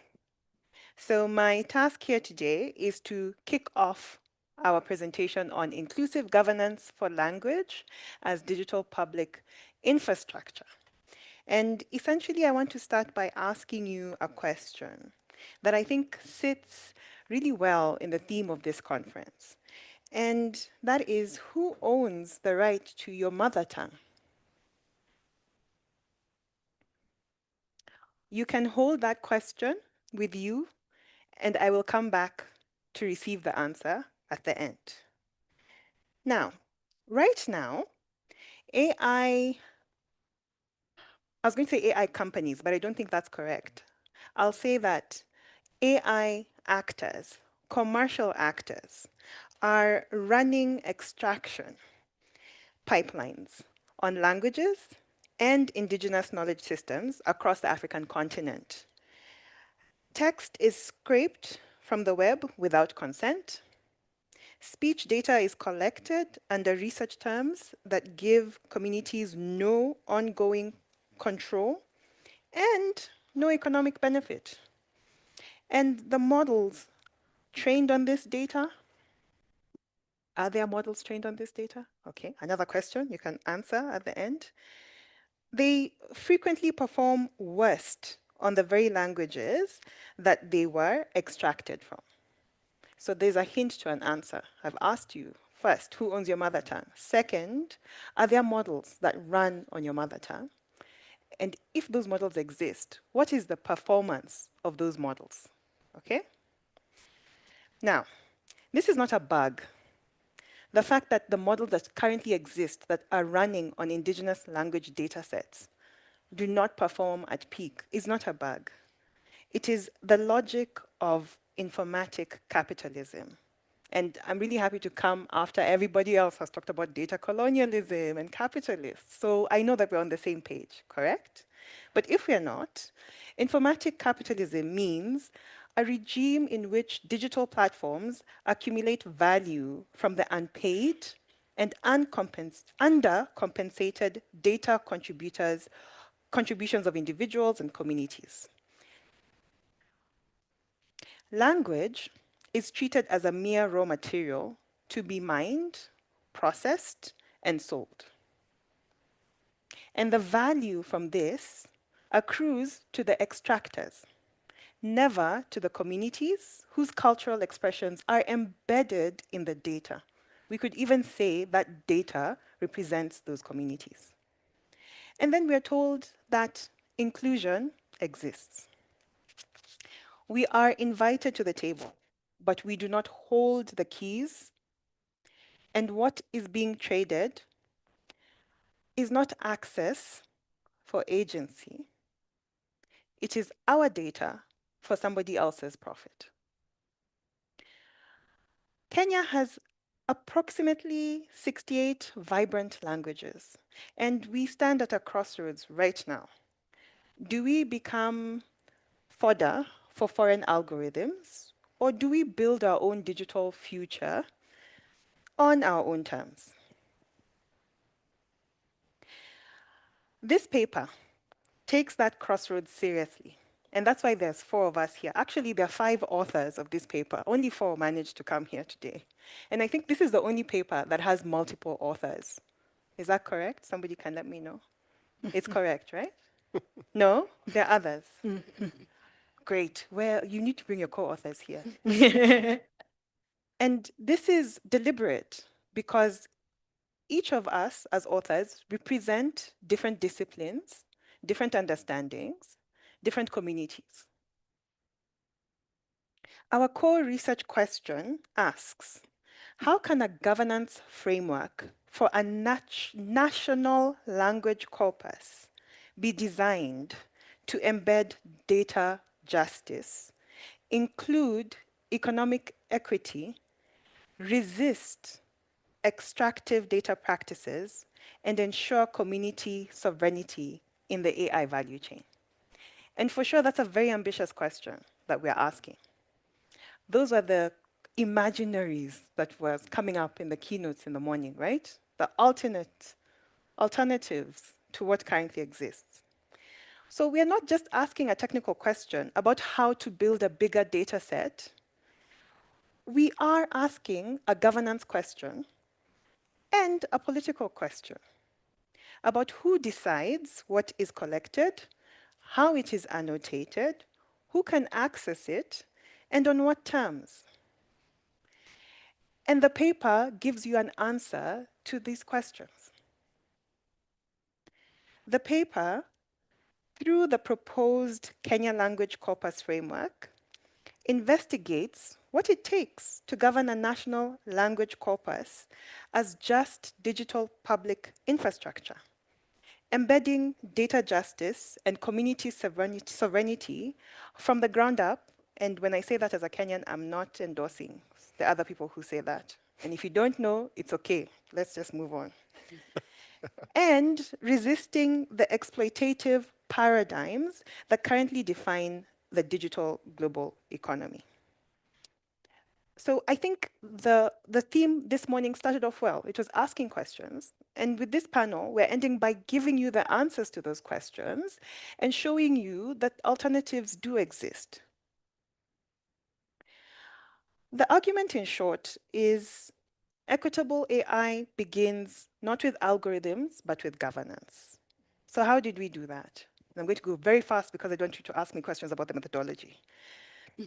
So this is a qualitative participatory research. That's what we conducted, okay?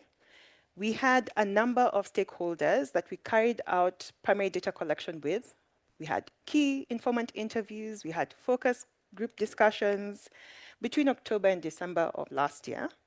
And we engaged stakeholders from various groupings from government, academia, private sector, and just general mwananchi, otherwise known as society.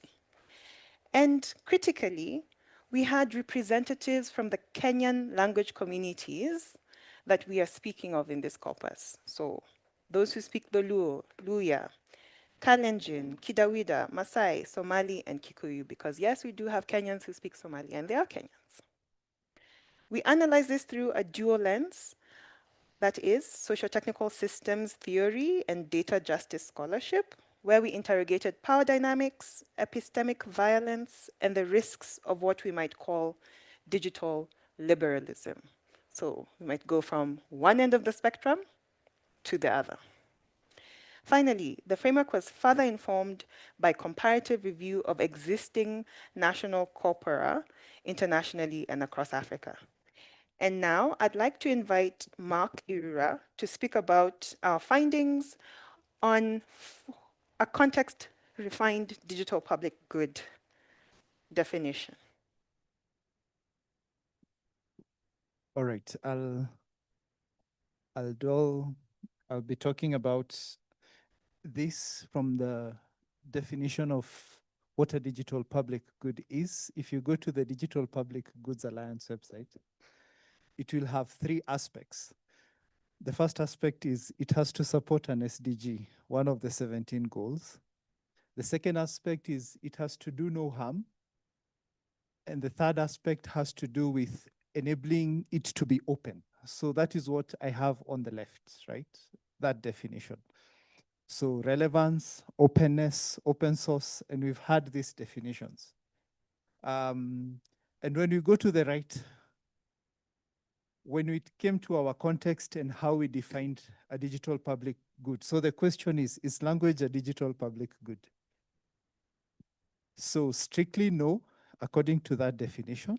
So we had these other things that came up through our workshops and through our focus group discussions. A pro-local bias. This is also anchored in the Kenya National AI Strategy. We want to be pro-local. We want to have sovereignty in the technology. Why? Because of issues of cross-border data flows. And then lastly, we need equitable representation in the language. So we don't just want, let's say Kikuyu has more than 8 million speakers. So we just represent that and forget about the Ogiek or the Borana or the Rendile. These are small languages, and which the national broadcaster broadcasts in more than 20 languages, but we leave this behind. So strictly no. Language might not be a digital public good, however, it is an enabler. It's an enabler to this infrastructure that is building, I'll call it NLP, natural language processing. And there are policy implications when we think about that.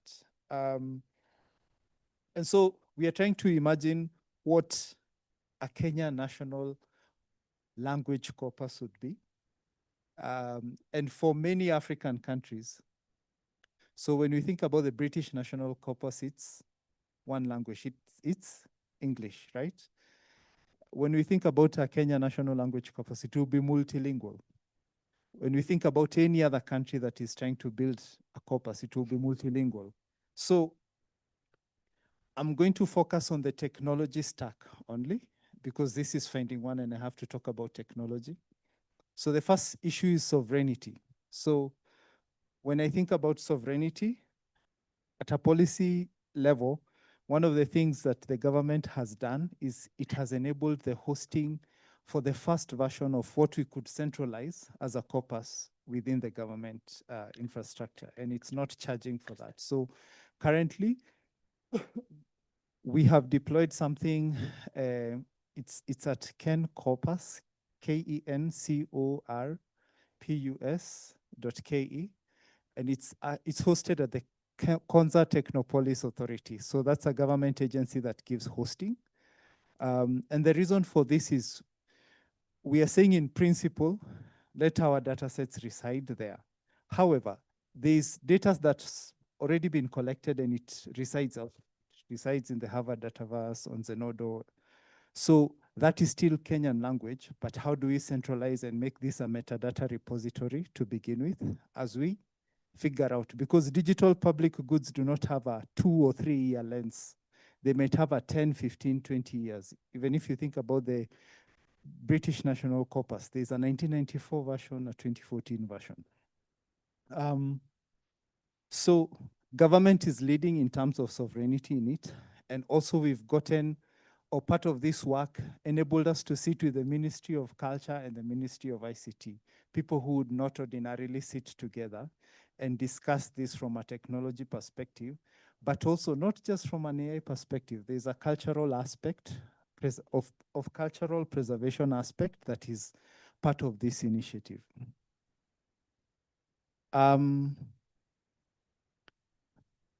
My last thought is, though the government is hosting, we have to think about federation. Why?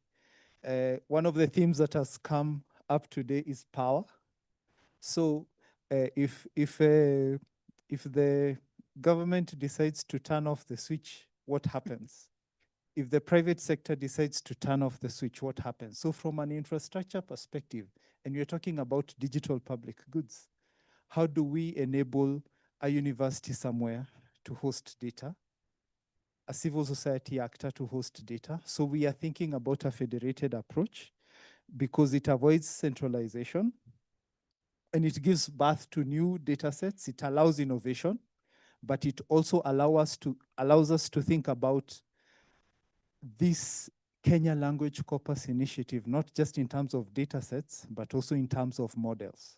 So both need to go concurrently and hand in hand to enable a context-refined digital public good definition. Thank you. To Leo. Well, I speak to the next set of slides, which are on 2 additional findings. The first one being then, having established this technical infrastructure, then how do we develop a governance framework for it? And our finding was that for our language corpus to be inclusive, we need it to be governed through an inclusive custodianship approach. So this means that we are centering the community's rights as right holders of data generated from or about members of these language communities. So the framework does not talk about ownership, rather custody. And this is because as an organizing concept, it positions the language communities as stewards of the data that they speak, with ongoing responsibility for its integrity and appropriate use, in the DPI in language models. So our custody model then brings these language communities to the table, not just the big techs or the other developers building on top of the language data, but also makes the language communities decision makers on how their language is used.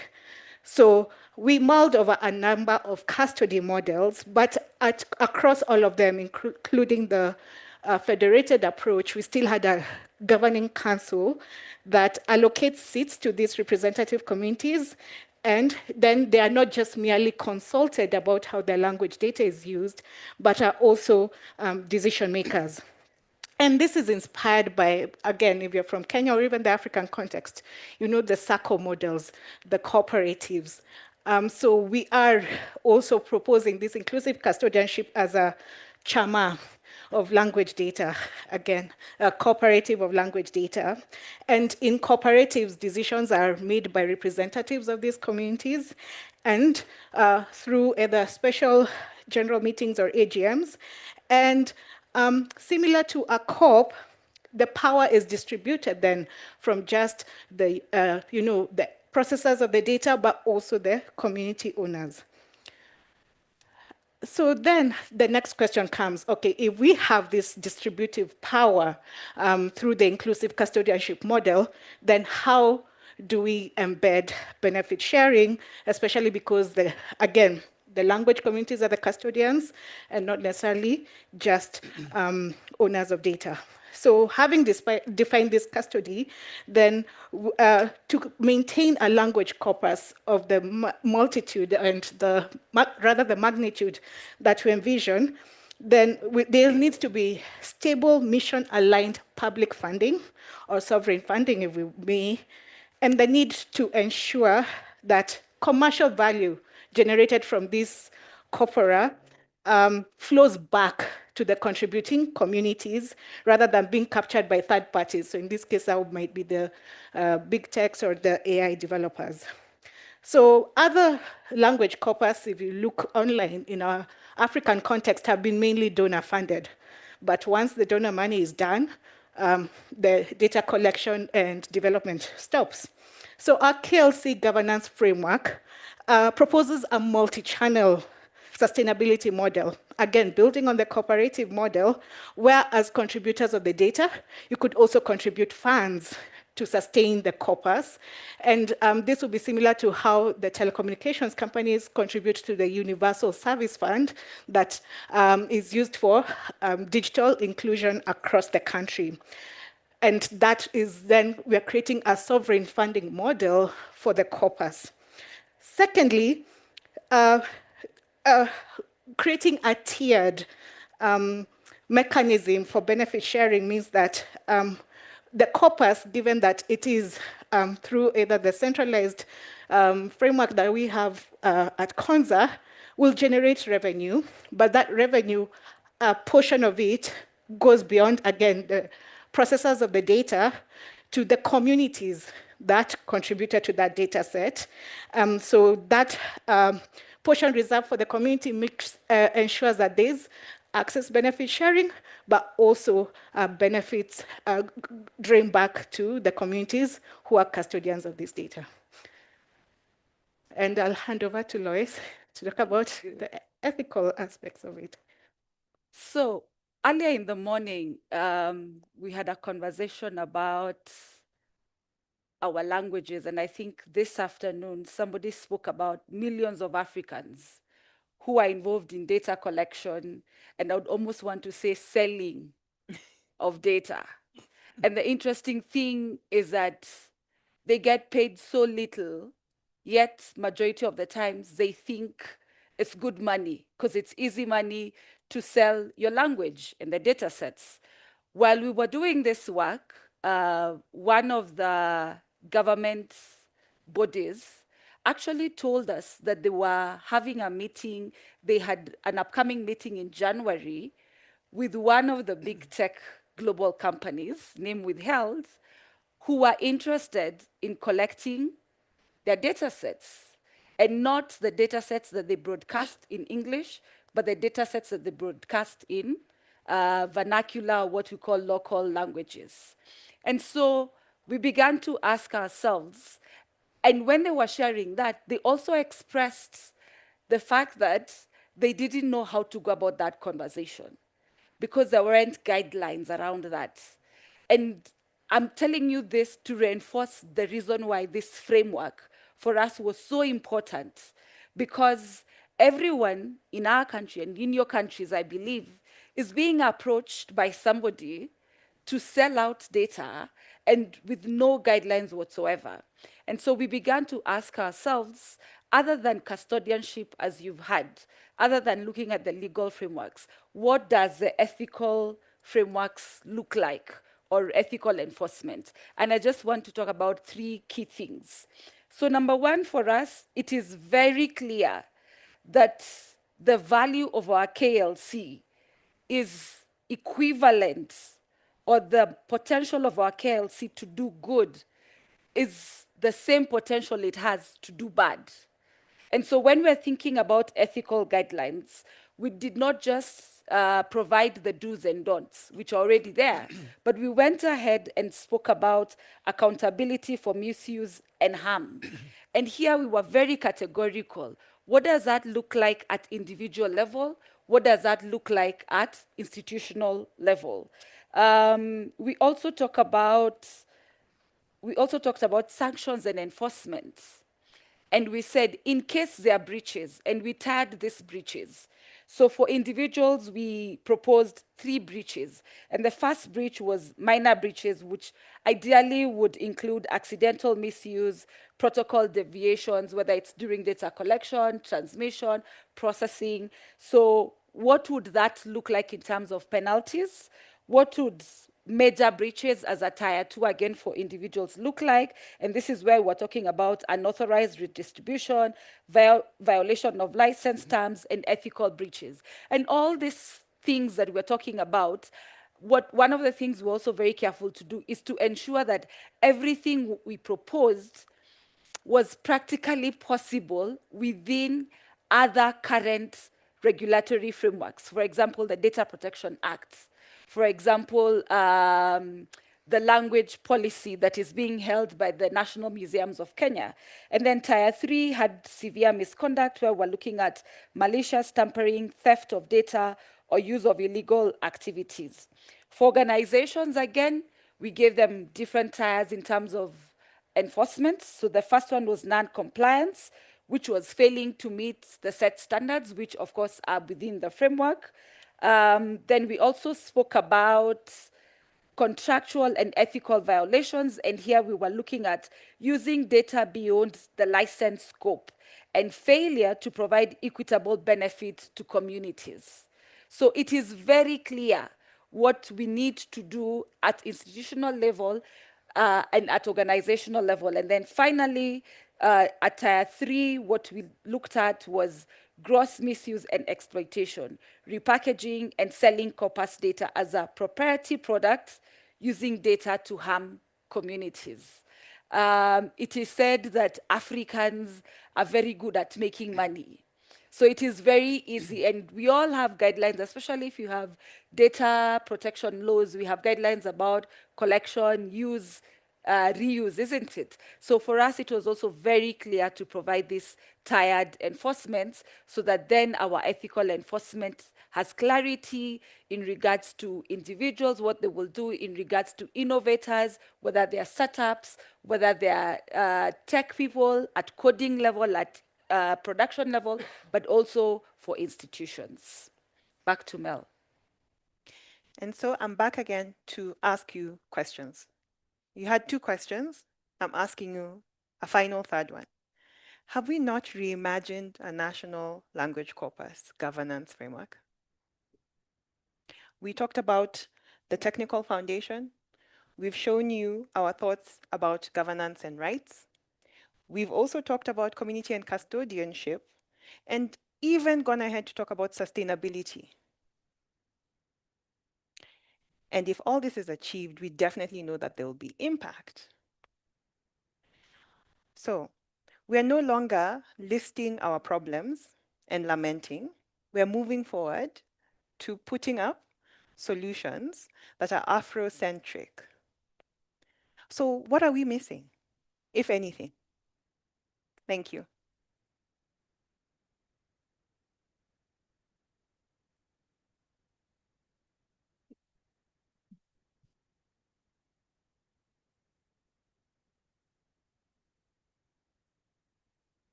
Good afternoon. Good afternoon. As you can see, this panel is a Kenyan versus Zimbabwean. Interestingly, I'll give the first Zimbabwean presentation, and then my colleague Ruimbo would also have an interesting presentation again. Melissa, this particular presentation, Decoding the Zimbabwean AI strategy, had 4 authors, so it also ticks the other question you asked in the beginning. And my other colleagues, of course, they are not here, and I'm representing them. Melody Musoni, Cecilia Matanga, and Admire Mari. Those are the colleagues who contributed to this study. We are not really the first ones to decode national AI strategies. In fact, we led this from Research ICT Africa. sometime last year when the Zimbabwe AI strategy was finalized in October, we thought maybe we could use our skills to do a bit of an assessment analysis using the Just AI framework. So again, the Zimbabwean presentation is the one that is practically utilizing this tool, the tool of this particular conference. Yeah, I know that Research ICT Africa has done a few of these, and many of them, I think they are already presented on the website. So if you have an interest to look at some of the assessments that were done in other countries, I remember Mauritius, Zambia, and other countries. So the Zimbabwe National ICT Strategy was officially launched 2 weeks ago. It was a big event, and the thinking behind this strategy, I would say there's a motivation to really want to see this technology, the AI technology, sort of making it mainstream and using it to direct a lot of the foundational things that we do as a country. But of course, this is still a document, and for this document to fully fulfill its promise, I think it needs to move from the technical aspect to making it a genuine tool that can be used for inclusivity, accountability, and other important aspects that are mentioned in the Just AI framework. I'll quickly look at the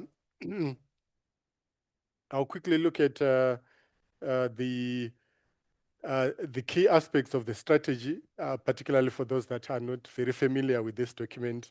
Firstly, it is a very strategic vision that borrows ideas from other national documents.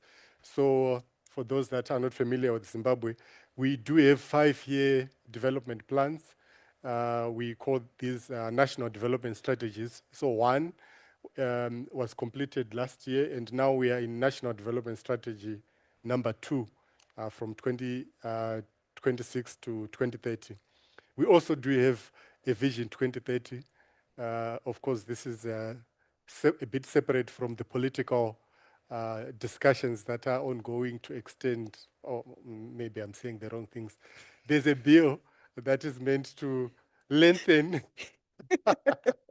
the presidential terms to 2030 as well. It's nothing to do with this AI strategy, but it's a topical discussion ongoing currently in Zimbabwe. The general objective is really to ensure that AI deployment promotes equitable progress and does not create the new forms of digital exclusion that we already have. So there's a very strong focus on that. It's a very interesting document because it also gives a very clear implementation roadmap, which starts with a certain level of awareness between this year. In fact, for the whole of this year, we are already in third month. In fact, we are in the 4th month. They haven't started yet, but I'm sure this is going to be fast-tracked to some extent. The next phase is meant to look at the infrastructural aspects, and then the last is mostly making it mainstream and widespread sectoral adoption for this particular strategy. I would quickly mention the flagship initiatives because our assessment was mostly based on these initiatives, looking in detail and also fleshing out how the Just AI framework and principles are reflected in these initiatives. So there are 5 that I mentioned here. The first one, Project Pangolin. Pangolin is an animal that is very sacred to Zimbabwe. And you will find in the rest of this document, there are many unique and local names. So Pangolin is one, which is more of a secure sovereign data, national data and AI platform. That is, the idea is to digitize agriculture and health records. For those that will also follow Zimbabwean stories, I think in the past 2 weeks, the government decided to put on hold a potential partnership with the American government that was, I think it's called America First, where we were supposed to exchange our health data with Americans, and then they gave us like $300 million. I'm sure many of the, I heard a number of African countries have actually signed up. Melissa, are you saying Kenya did sign this? I didn't say anything about Okay. that. I heard you whispering. Yeah, so that's Project Pangolin. There's a very deliberate attempt to do a campaign, now public awareness campaign.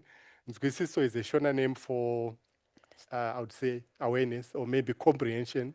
And there's a deliberate initiative to make sure that this strategy reaches all the, hard to reach places, remote and also rural places.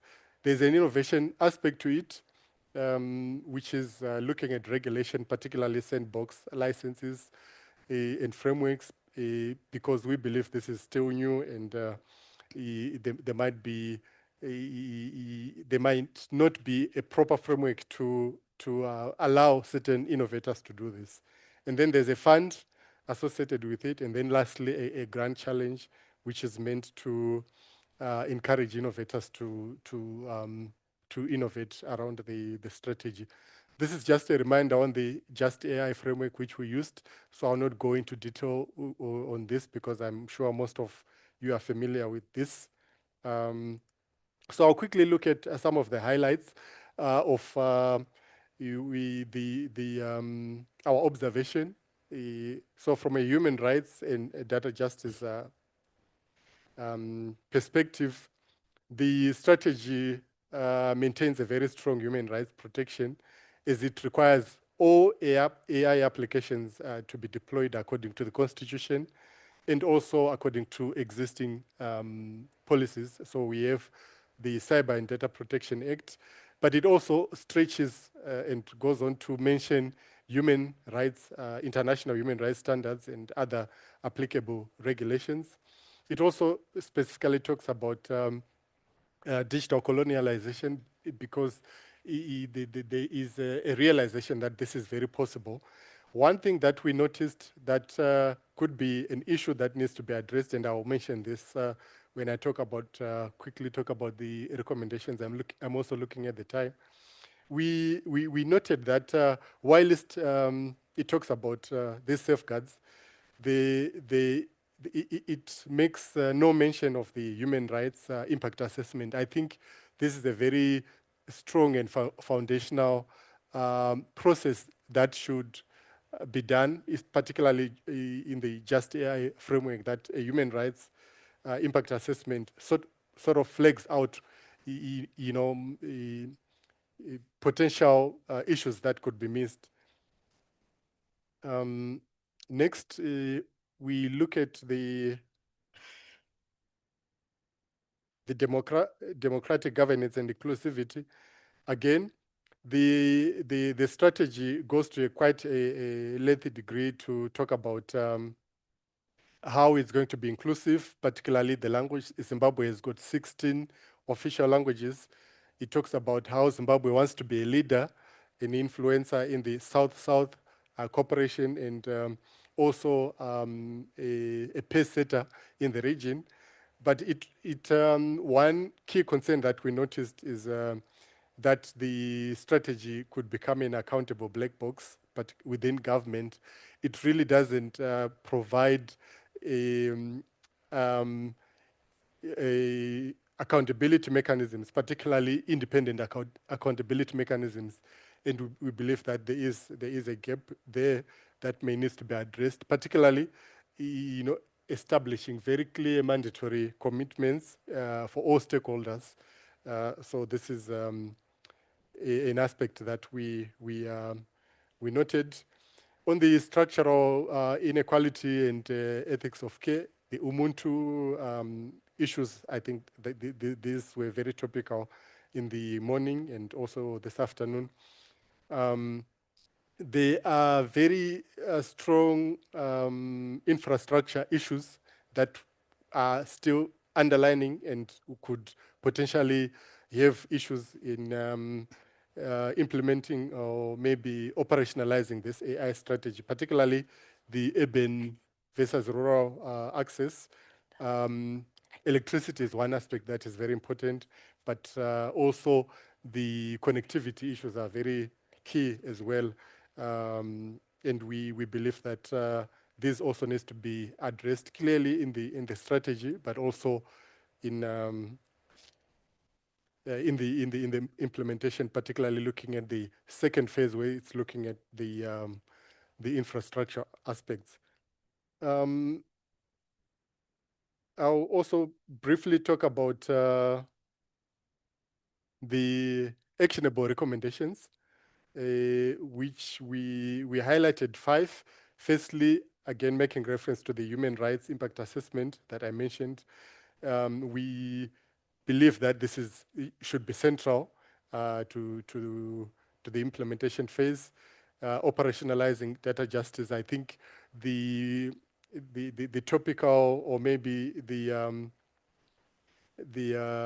project Pangolin, the data center project, doesn't really have very clear safeguards and thresholds, particularly for how the data is going to be managed, particularly public data sets. So that's we have got a clear recommendation on that. Also, taking from what we have seen from other countries, particularly in the region. The Zimbabwean economy, okay, my time is up. I've got 1 minute to conclude. Zimbabwe is heavily informal, so we also believe that this strategy needs to reflect those realities on the ground. And then sustainability aspect, and then lastly, the real issue around transparency and the oversight issues that I mentioned are quite important as well. Thank you.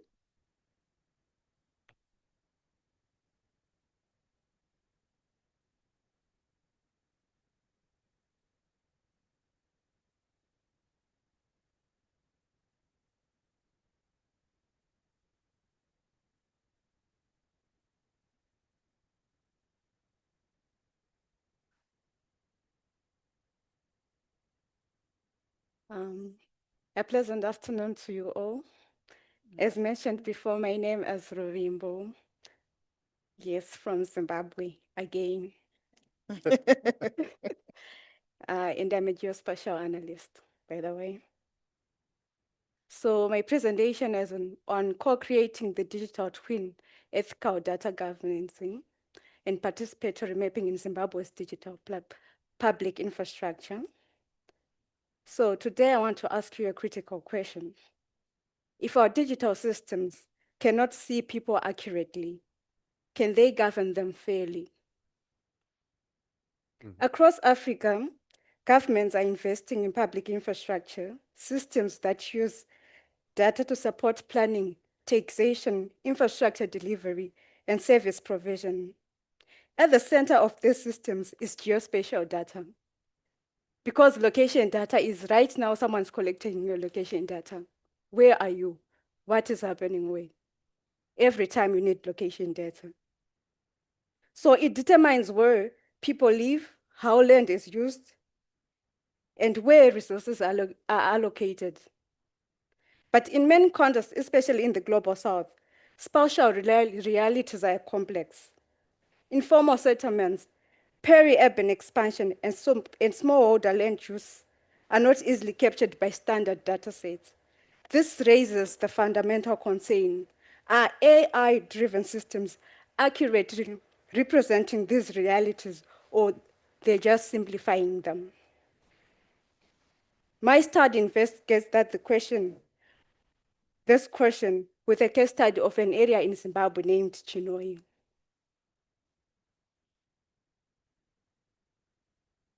So for the overview, I'll just give a context on AI in digital public infrastructure, the problem statement, approach, findings, and the contribution. The problem is not that AI is incorrect. It is that it is partial.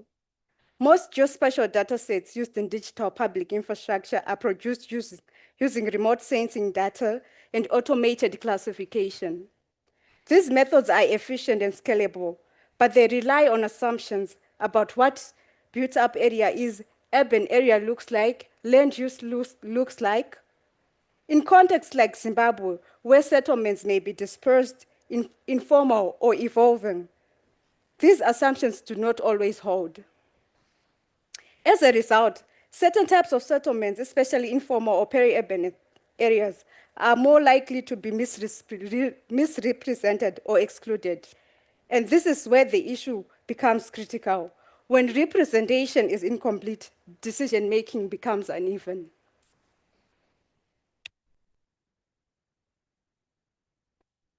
So the research objectives are to evaluate how AI-derived geospatial data represents real-world settlements, compare AI datasets with participatory mapping, which is using OpenStreetMap platform, assess the accuracy in terms of detection and omission of buildings, examine the implications for data justice and AI government. So for the methodology, I used Sentinel-2 data, open buildings from Google, and OpenStreetMap data, which was collected by people in Chinoi. So by comparing these data sets, I was able to assess not just accuracy, but the difference in how space is interpreted and represented. So as you can see on the results, using Sentinel-2 data, which is a product of the European Union, and models it generalizes data, capturing 99% of the buildings that were actually identified as buildings by people on the ground. Then from open buildings, which is Google, it was 72.4%. It missed some of the buildings that were identified by people that were actually on the ground. So the results show a clear contrast. The Sentinel data reports a detection rate of 99%, but this is not because it is highly precise. It is because it generalizes the entire areas as built-up areas. In other words, it captures presence, but not detail. The open buildings dataset improves on this by detecting individual structures, but still misses approximately 28% of the buildings. These are not random omissions. They tend to occur in areas where settlement patterns are regular or more informal. So the key takeaway is that AI performance varies depending on spatial complexity.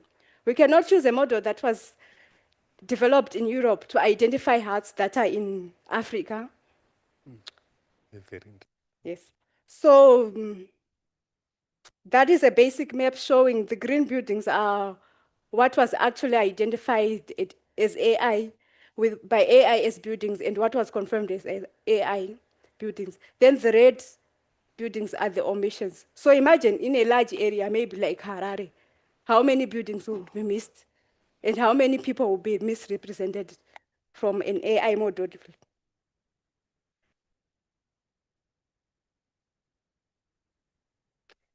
So I'll move on to the next slide, which is from results to governance implications.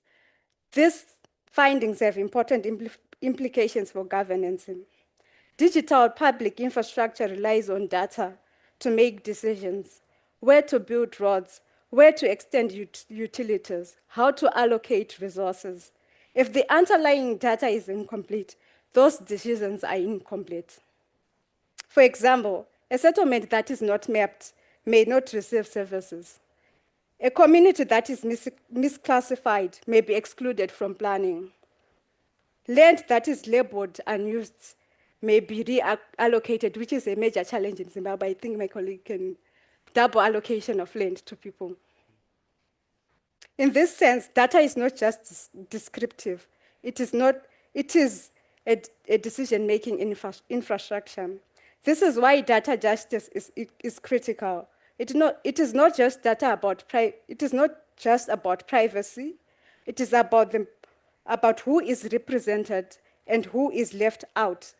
Participatory mapping plays a key role here. It introduces local knowledge, captures context, and helps correct the limitation of automated systems. So rather than replacing AI, it complements it, creating a more complete and inclusive representation. In conclusion, this study shows that AI-driven geospatial systems are powerful, but they are not sufficient on their own. Improving model accuracy does not automatically resolve the issues of representation. What matters is not just how much data we have, but how well that data reflects reality. The findings suggest that the future of digital public infrastructure should not rely solely on automation, but should integrate participatory approaches that bring in local knowledge.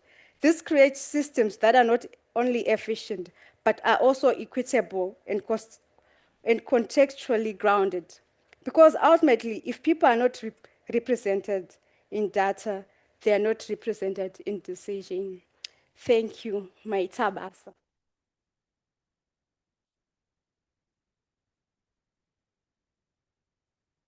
If I just speak like this, can everyone hear me?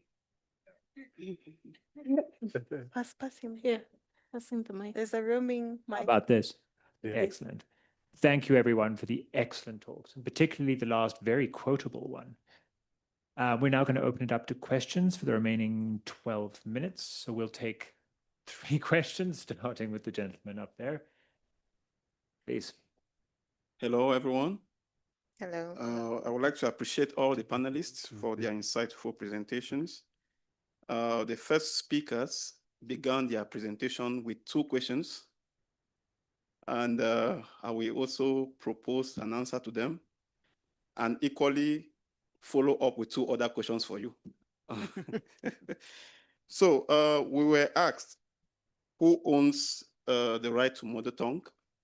Okay, and equally are there language models which operate on our local languages? I think, if I'm not mistaken, these were the questions.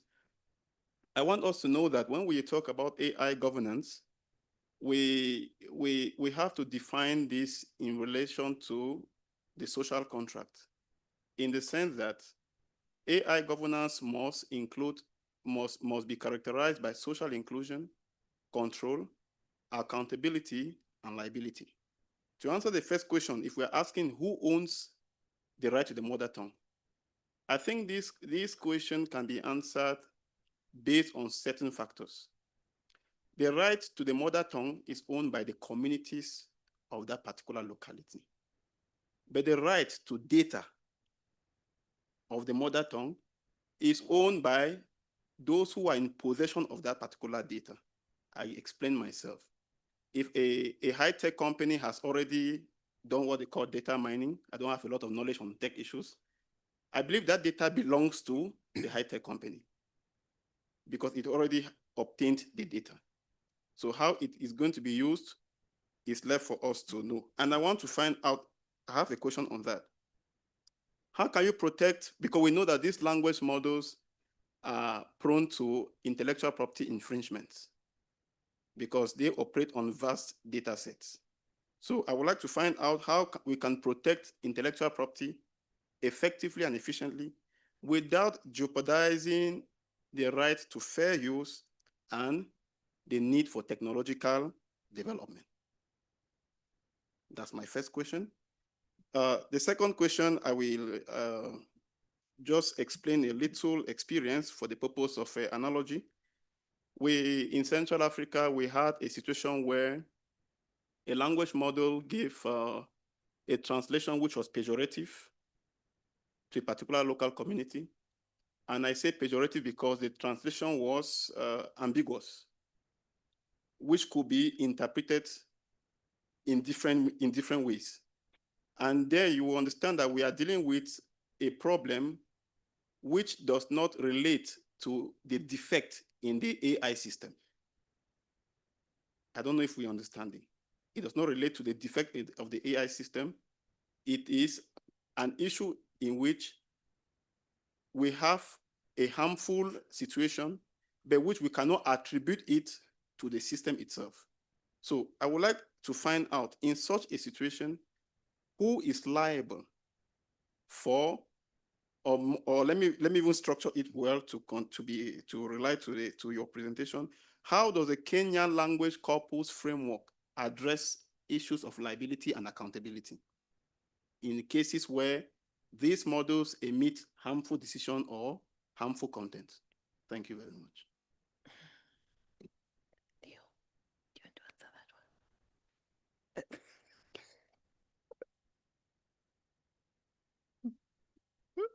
Do we take another round or do we answer those?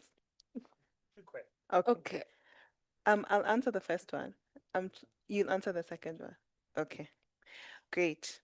So let me get your first question right. How can you protect IP effectively and efficiently without jeopardizing fair use and technological innovation rights?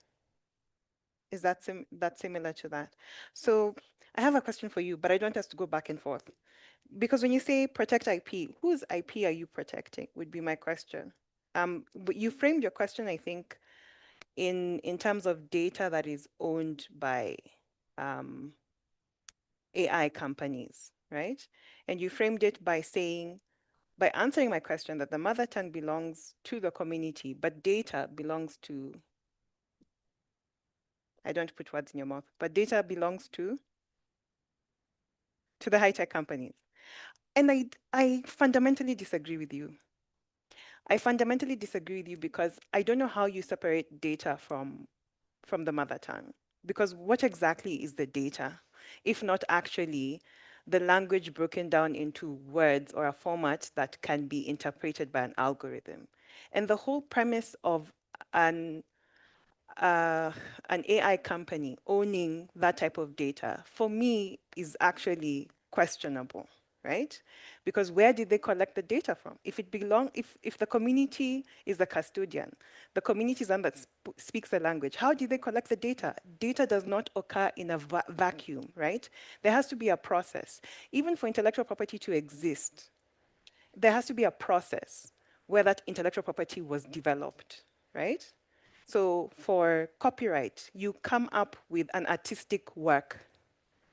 We can see that it's actually you who came up with it. It's an original work. Same for a patent, but with other requirements of novelty plus industrial application. Same with a trademark, right? You have to have first certification registration rights. How then does an AI company say that they own language data without involving the community that speaks the language? Where is there's a fundamental gap between them having intellectual property over data being a data set and them collecting from the community. And that's the part of the question that we're trying to answer. And for me, I think if they are owning any intellectual property, perhaps the question is, how do they do it? Is it ethical? Does it fit the confines of what we are calling African AI? CIPIT has defined African AI, and you can go look at that. I don't want to take up much time. But also, fundamentally, what does that mean in terms of how we show up in the AI ecosystem? If we actually have language as data, right, that we are custodians of, but then the intellectual property belongs to somebody else. How do we end up in that ecosystem, and how are we represented? I said I was not going to ask him the question, but I've asked the question anyway, I'm sorry. And then the thing about technological innovation rights, I think it still goes to who is innovating, what are they innovating, and who are they innovating for? Because I think it's really fundamentally unfair to expect us as Africans to protect the rights of people from other jurisdictions when they have extracted from us. But if we are speaking about African AI researchers and how they can actually protect their innovative rights, that is actually within the framework. Because my understanding is that language is a fundamental pipeline for innovation. Because whatever will be developed by African AI researchers, in order for it to be accessible to the communities that are here, language has to be part of that innovation in order for it to work. Otherwise, they will be creating innovations in languages that do not meet the citizenry that we represent. So I'm hoping I have answered your question, but perhaps we can have a great debate at coffee. Thank you. I'll attempt to answer the second question. Who is liable if the model is harmful, right? I will go back to things that already exist, and they are called mission critical systems. So, for example, if a plane falls from the sky, there are protocols which have been established to try and establish what went wrong, whether it was a machine error or a human error or somebody forgot to do what they were supposed to do. And this is not new, and it's been carried out for a long time. I would argue the same for AI, because they are machines. They have the ability to infer. Some people say maybe think, but they are machines. But we have a way in which, and I'm avoiding to go to the jurisprudence part. If a car kills somebody, right, who is liable? I'm avoiding that part. I'm going back to what exists, and the reason I'm going there is because there's not enough. So there's a lot going into building models, but the arguments also show us, and I saw there was somebody from the Kuyano Institute on safety, and there's not enough going back to looking at the safety of this machine. So they seem to be like harmless, they can tell jokes, they can play around with words. But what if a machine administers the wrong dosage of radiation? There are protocols for that which exist already, and people are held liable. So I go back to that work, and I think it is not possible. I don't know if it's possible to prosecute a machine, but we also have to think about, when you're producing these models, the safety aspect. Right now, where we are at, I think with the continent, is we want to kind of leverage what already exists to push out products and services without knowing, is there some sort of certification standard? So, and it's not just Africa, or our governments which are grappling with that or thinking about that. Even in the West, the Congress would say, okay, is it the UN which will be responsible for safety of these machines? Do we come up with standards? Do we come up with, those standards, are they based on research? Who has researched?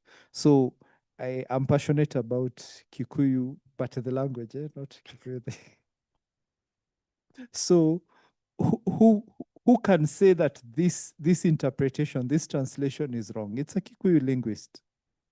So where are they in this ecosystem to try and pronounce to this? And so the reason I raise that is because ultimately you will see human beings are involved, but they have to be involved in the right way. And I go back again to that mission critical systems exist, whether it's in banking and whether it's in fraud prevention. What is the certification that this is okay, it can be used? And if it makes a mistake, or the plane drops from the sky, then what are the protocols, which are very specific, and we know who does it? That doesn't exist now, and we need to think about it a little bit more and get that Kikuyu linguist, who might not be a PhD holder or formally trained, but they understand the language and they can say this is wrong.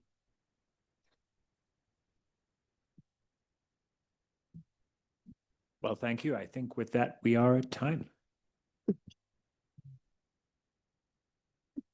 Hi.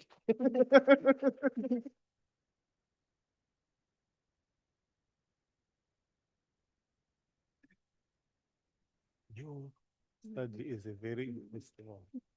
Very interesting one. To talk about it because I forgot to tell you that I trained as a town planner. Oh, okay. So I'm a town planner. Gone away. And So they need to unpack. I'm a process circuit where my master plan is. Yes, I know. My master plans and the writer two maronders, matob, and then I was part of the team at machine. So the master plan is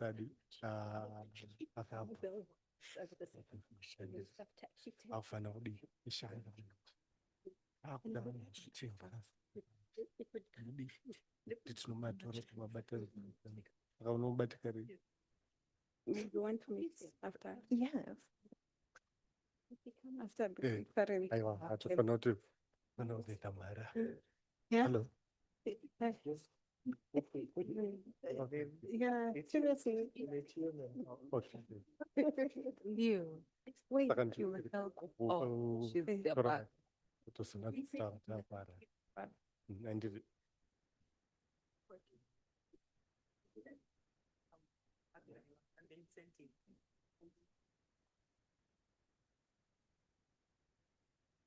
Hello? We're doing that. Can I just use this? Do you have another mic? No one, it's just this one. Just use this. Oh, okay. I think there's okay, let me get closer. We stand.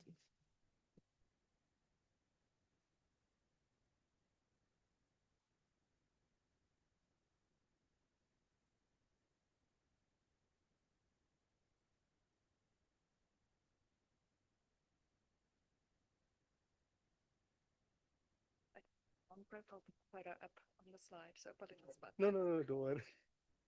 Don't worry. I didn't notice. Yes, the journal. Okay. We're just getting them. Short. Good afternoon, everyone. Thank you for making it to the last session, which is the closing remarks. While my panelists are getting their mics checked, I'll just start us off. So today, as we've come to the close of day one. Oh, okay. Sorry, just give us 2 more minutes. Then we start.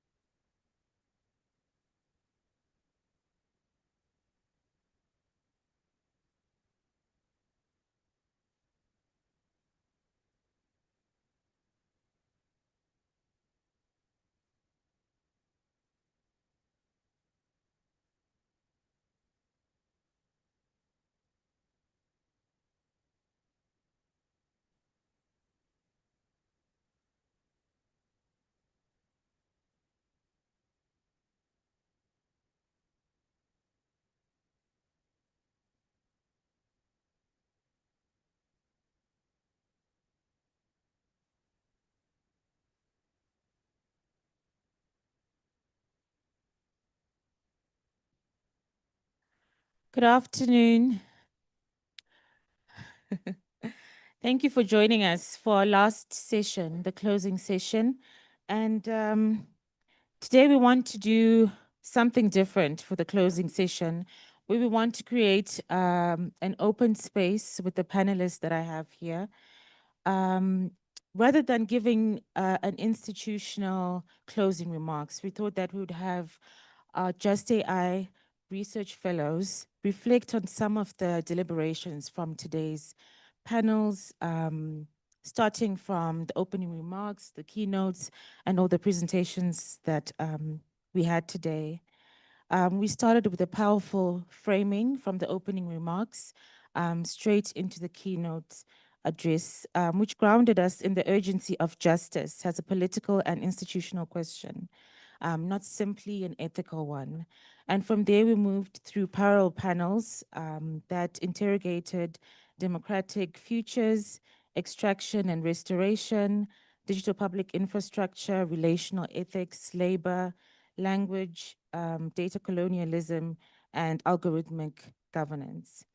What stood out for me is that justice was interrogated legally, politically, and economically. So to help us synthesize some of the discussions we had from today, join me in welcoming our panelists today, who are the Just AI Research Fellows. These research fellows were selected to contribute to strengthening and operationalizing the Just AI framework for the next 3 months. I am joined by I'm joined by Dr. Elizabeth Anchancho, who is currently a postdoctoral research fellow at the University of Free State for Human Rights in South Africa. She holds a PhD in law from the University of KZN and specializes in public international law, international trade law, African regional integration, AI, and business law. I'm also joined by Dr. Shirley Ann Genga, who is also a postdoctorate fellow at Free State Center for Human Rights. Her research focuses on the intersection of human rights and emerging technologies and how they impact those who are vulnerable or marginalized in the society. And then we also have Simbarashe Kane Unyenye, who is a PhD candidate at the Center of Criminology at the University of Cape Town, and an Umoli We Africa Fellow, currently working in the office of the chairperson at the Zimbabwe Human Rights Commission. His research sits at the intersection of forensic science, criminology, technology, and public policy. And then lastly but not least, we have Emmanuel Brown, who is also a PhD candidate in information technology at Ghana Communication Technology University, where his research interrogates the intersection of technical legal systems, AI, digital public infrastructure, digital forensics, as well as fintech. I'm going to invite each of them to speak and briefly reflect on today's deliberations. My first question to you is, what did you hear today that surprised you? I'll start with Simbarashi and then we'll come this way. All right. Am I audible? Yes. Hello, everyone. Good afternoon. First, I just want to say it's such a privilege to be with you all today. They always say that if you're with next to 5 smart people, that makes the 6th smart person. And if you're next to 5 foolish people, that makes an Arsenal FC supporter. So I'm very privileged to be with you. And and I'll say something that I heard today that really shifted how I think about it is the idea of ownership. For as long as I've thought of AI, I've just thought of it as something as, something that we can import and then try to refine towards what we need. But from the very first address, morning address from Dr. Angela, she emphasized what justice is versus what justice is not. And I thought about myself as someone, when I used to hear like Zimbabwe mentioned in a movie, I'd be so excited, like, oh, Zimbabwe, we're part of the narrative. But today I realized it's not enough to be part of the narrative. We actually have to own the narrative. And all the discussions that I heard today are just about, thank you, bringing that here to us and make sure that we not only design it, produce it, but also implement what we want to see in AI. So yeah, that really shifted how I saw AI. Thank you. I think that's a very interesting reflection, which also resonated with me. And yourself, Dr. Elizabeth? Okay. Thank you for, I'm actually very grateful for being here and having the opportunity to give an observation about what transpired here today. I think we had several presentations that actually pricked my mind because I'm doing research about AI, but I got something more today. So I'm very happy about it. One thing that I learned today was that ethics or responsible adoption of AI is not all about justice. It's not justice. Yes, justice means something more than that. So I think that fascinated me, just like, and also as he said, I also learned that inclusion, being included is not justice. You need to own it. You need to have a say in it. You need to have the power. You need to have the knowledge, yes, and the voice. Thank you. Thank you.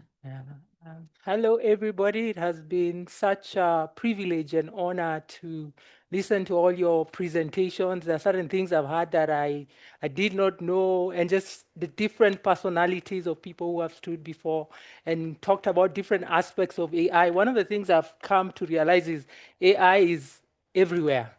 It's everywhere in Africa. It's in government. It's in health. It's in everywhere you can think of. AI is there. I think a lot of people like to think that AI is not impacting the continent, that we are behind. That may be true to some extent, but we are still being impacted by it. I think the thing that has really caught my attention is that we are always talking about the African context and the realization that there is no one African context.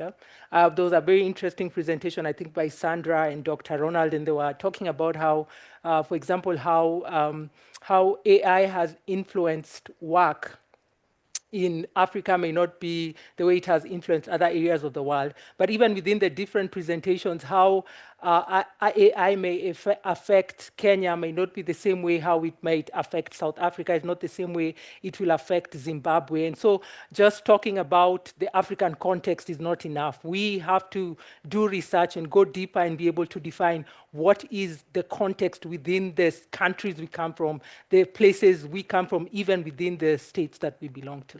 Yeah. Thank you. Okay, good afternoon. I have really learned a lot. Actually, I sat throughout the blue panels. That's panel 1, 3, and 5. And it's been quite insightful. I was actually captivated by Dr. Angela Indaka's presentation. Actually, I've learned a lot. It's resonated so much with my current study. And she didn't clearly give us a definition for justice when it comes to AI, but she just threw it to us to go and think through, to go and research. So that is a very good thing. And throughout the presentations, 2 key things stood out: data sovereignty and contextual, aspect of AI, how we can contextualize it within our African domain and why we need to do it. So that is my key takeaways from this, the panels, the 3 panels I sat through. Thank you. Thank you very much for those reflections. Listening to the 4 of you reflect on the things that stood out for you, I was just thinking to myself, what are some of the practical things that you can take in some of your studies right now? It could be in your studies or in your areas of expertise and professional careers. When you're talking about contextualizing AI for African countries and when you're talking about ownership, what are some of the practical recommendations that you take forward for your studies? Do I start again? That's fine. I think one thing that actually stood out to me actually came in one of the final presentations that I saw from John Adam Chin. Unfortunately, couldn't be presented virtually. But he spoke about how his research, they actually engaged Stockville, you know, those ladies who put together money and the likes. That was very interesting. And the fact that he pointed out that when you speak about wealth, it's not really just numerical values, it's about relational wealth and contextual wealth. And like, you know, how Stockvilles are not just about money, but they're rite of passage. People go through them. And just consulting groups like that, you know, groups that are very, pertinent to who we are as Africans. And in my own studies, not just looking at what I'll be doing regarding the Just AI conference, but also just when I look at role conflict in forensic scientists, I really wonder, because one thing I'm trying to investigate is how independent are they when they're organization based within the police and also trying to monitor the evidence that the police bring.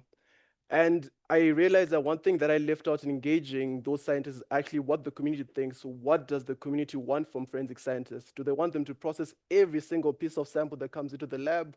Or do they want them to be more selective, different cases? And just getting that view of what different people feel regarding this one thing that affects everyone.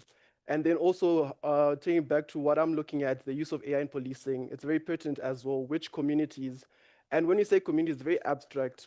So who then in those communities should we try to engage and ask them, how can we use these tools to better, public safety in your areas? And I guess going forth is about identifying those community members or organizations that can actually play a significant part in giving information and context to what they need. So, yeah. Thank you. Okay. As for me, I'm looking at the main themes and that have also informed my study.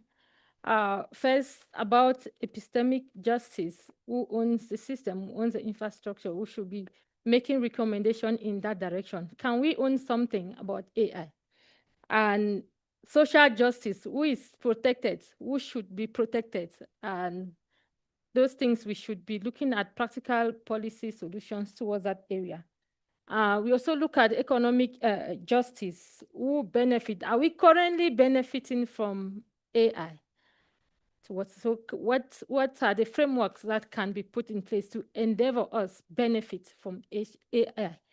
To make us be protected, those of us who are the data sets, those of us that data is extracted from, how can we be protected? How can we know that this is what our data is being used for, and how can we retrieve our data if we don't want it to be used? Thank you. I think for me, the thing that has stood out in terms of how it's going to affect my research is taking a more multidisciplinary approach how I do my research, because I think when you're in legal research, you get so stuck in looking at things through a legal lens. I think I came in when there was a very interesting presentation by, I think, Doreen on mapping. And I remember thinking how wonderful it would be if I would be able to collaborate with her and join the law together with the technical aspect which she was discussing. So I think for me, my main, what I think I will add to my research is going out and looking for people who are in maybe more scientific and technical fields, and maybe seeing how we can collaborate and do our paper. Okay. My research currently is trying to more or less set a research agenda or build a framework. And from what I am foreseeing, the next stage is to be able to move towards an empirical work by building a prototype and simulating. And as I explained during my presentation, I am looking at the situation where with your digital device, the warranty on the device, it's that lengthy warranty that mostly we don't read, is coded or summarized. And before you start the use of the device, you'd have the power to read or listen to the summary of the coded warranty terms and conditions. Accept. After accepting, anytime you are about to violate any of those warranty terms and conditions, the system, the AI system, has to prompt you. So by prompting, it can be by text or voice. And prompting by text or voice, we have our African languages, which we have to make sure it is also incorporated by design into our digital systems or devices. And so I am glad I heard of the presentation from Dr. Melissa Omino, the Kenyan team, on the Kenyan language corpus presentation. I'm quite fascinated by that, and I'll get in touch and learn more as to how we can incorporate the language into the prototype I'm about to build. Then I'm also looking at another paper, and it's going to look generally at almost all the AI strategy frameworks that have been launched in Africa. And I'm glad I heard from the Zimbabwe team that did the presentation, and they relied on the Just AI Africa framework. And that is something I'm also going to try and use or implement in the other research I'll be undertaking soon. Thank you. Thank you very much for your considerations, as well as just those reflections on the different ways the discussions have shaped their thinking going forward as they finish their studies, as well as their fellowship at RIA. Just to conclude the session, the three things that have been particularly important for me from today is that justice cannot remain aspirational, just like the fellows have outlined. It must be operational, and we have to define it as Africans to see how do we define justice for ourselves. And then secondly, extraction versus restoration is not only about data flows, it is about institutional power. Several panels today highlighted the need to confront structural inequality directly in AI design and deployment. And then lastly, relationality and democracy are not separate conversations. If AI governance is to be legitimate, it must be participatory, it must be accountable, and contextually grounded in our African realities. Thank you very much for joining us today. Tomorrow we shift from this scholarly interrogation to a more institutional pathways as we hear from the policymakers, something we are all looking forward to. And we will move from what is just to how do we govern for justice. Thank you very much.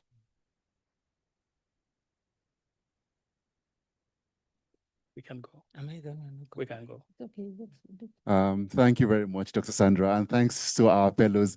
I was wondering, Priya, were you the one that told them to stand up? Because Priya, she just sat there very inconspicuously, but that's the big madam in the room, and nobody knows. So I was wondering, why were they standing up? Anyway, but thank you very much. For everyone, there was no, for all the presenters today, I want to thank you for your time and for your efforts and for even submitting an abstract. We wanted to choose 4 fellows from the numerous abstracts that we got. And it was very difficult. It was very, very difficult. I'm very glad that we chose these 4 people to represent us as fellows, but not necessarily because they are the best or the most interesting, but because we had very little time. So maybe next round, the pool is bigger and we might get maybe more fellows as it is. But for now, these are 2026 fellows. Please to introduce them to you. Thank you very much for accepting the fellowship. Yeah, and so going forward, a few announcements before we leave. It will be very good for us to take a group photo. It's been very, there was no time to take a group photo. That's just the thing. There was no time. Back to back was, all of the sessions were very packed full. But now we have some time between now and the next activity. So please, we go outside and take a group photo just outside, somewhere. I will show you. I don't know what it's called, but I'll show you where the place is. Another thing I want to talk about is the Just AI framework of inquiry. It's, as Priya mentioned, we're publishing this as a public good, and that's it behind you in this banner. You might not be able to see it now, but it's on our website. So I want to implore you to please look at it, reference it. It's something that anybody can use. So please use it and just reference RIA when you do that. Another thing is, we have an event at the ALX campus. It's a social networking event. It's from 5 till about 7:30. We implore everyone to go together. So the bus is outside. So let's all go together and come back together. It's in Bramfontein, and it promises to be a very exciting time. Cocktails will be served, so I look forward to that. And the last thing I want to talk about is about the benefits and the powers of networking. I know that very many of the sessions and the panels that we had, there was no time for questions and answers. And that wasn't planned. We actually planned Qs and As into this times, but the sessions were very packed. So please, I want us to take these sessions forward as we go into our networking and as a social events. Let's continue the conversations. Let's take these times as the times to ask the questions that's been plaguing us. And outside that, I will see everybody at the social networking events. And tomorrow, same venue, this same auditorium at 9 o'clock. I hope we see everybody in good time tomorrow, and I wish you a very good rest of the day. Thank you very much, everyone. What?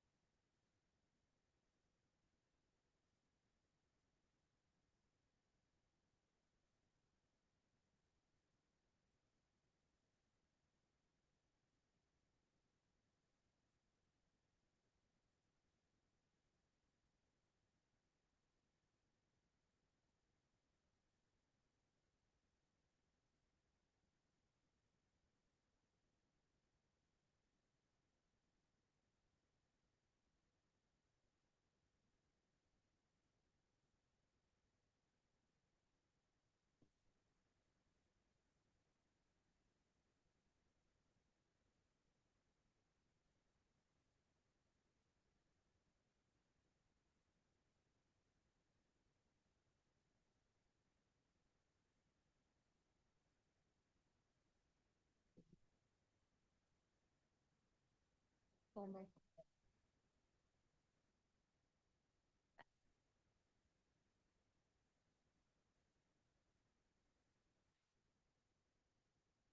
everyone should go with us and come back with us. Yeah, I'm worried that some people won't come. They may arrive as 20, but do you think they will come? Or do you think anyone's sneaking off? Okay. I might check the buses now. I think they'll maybe.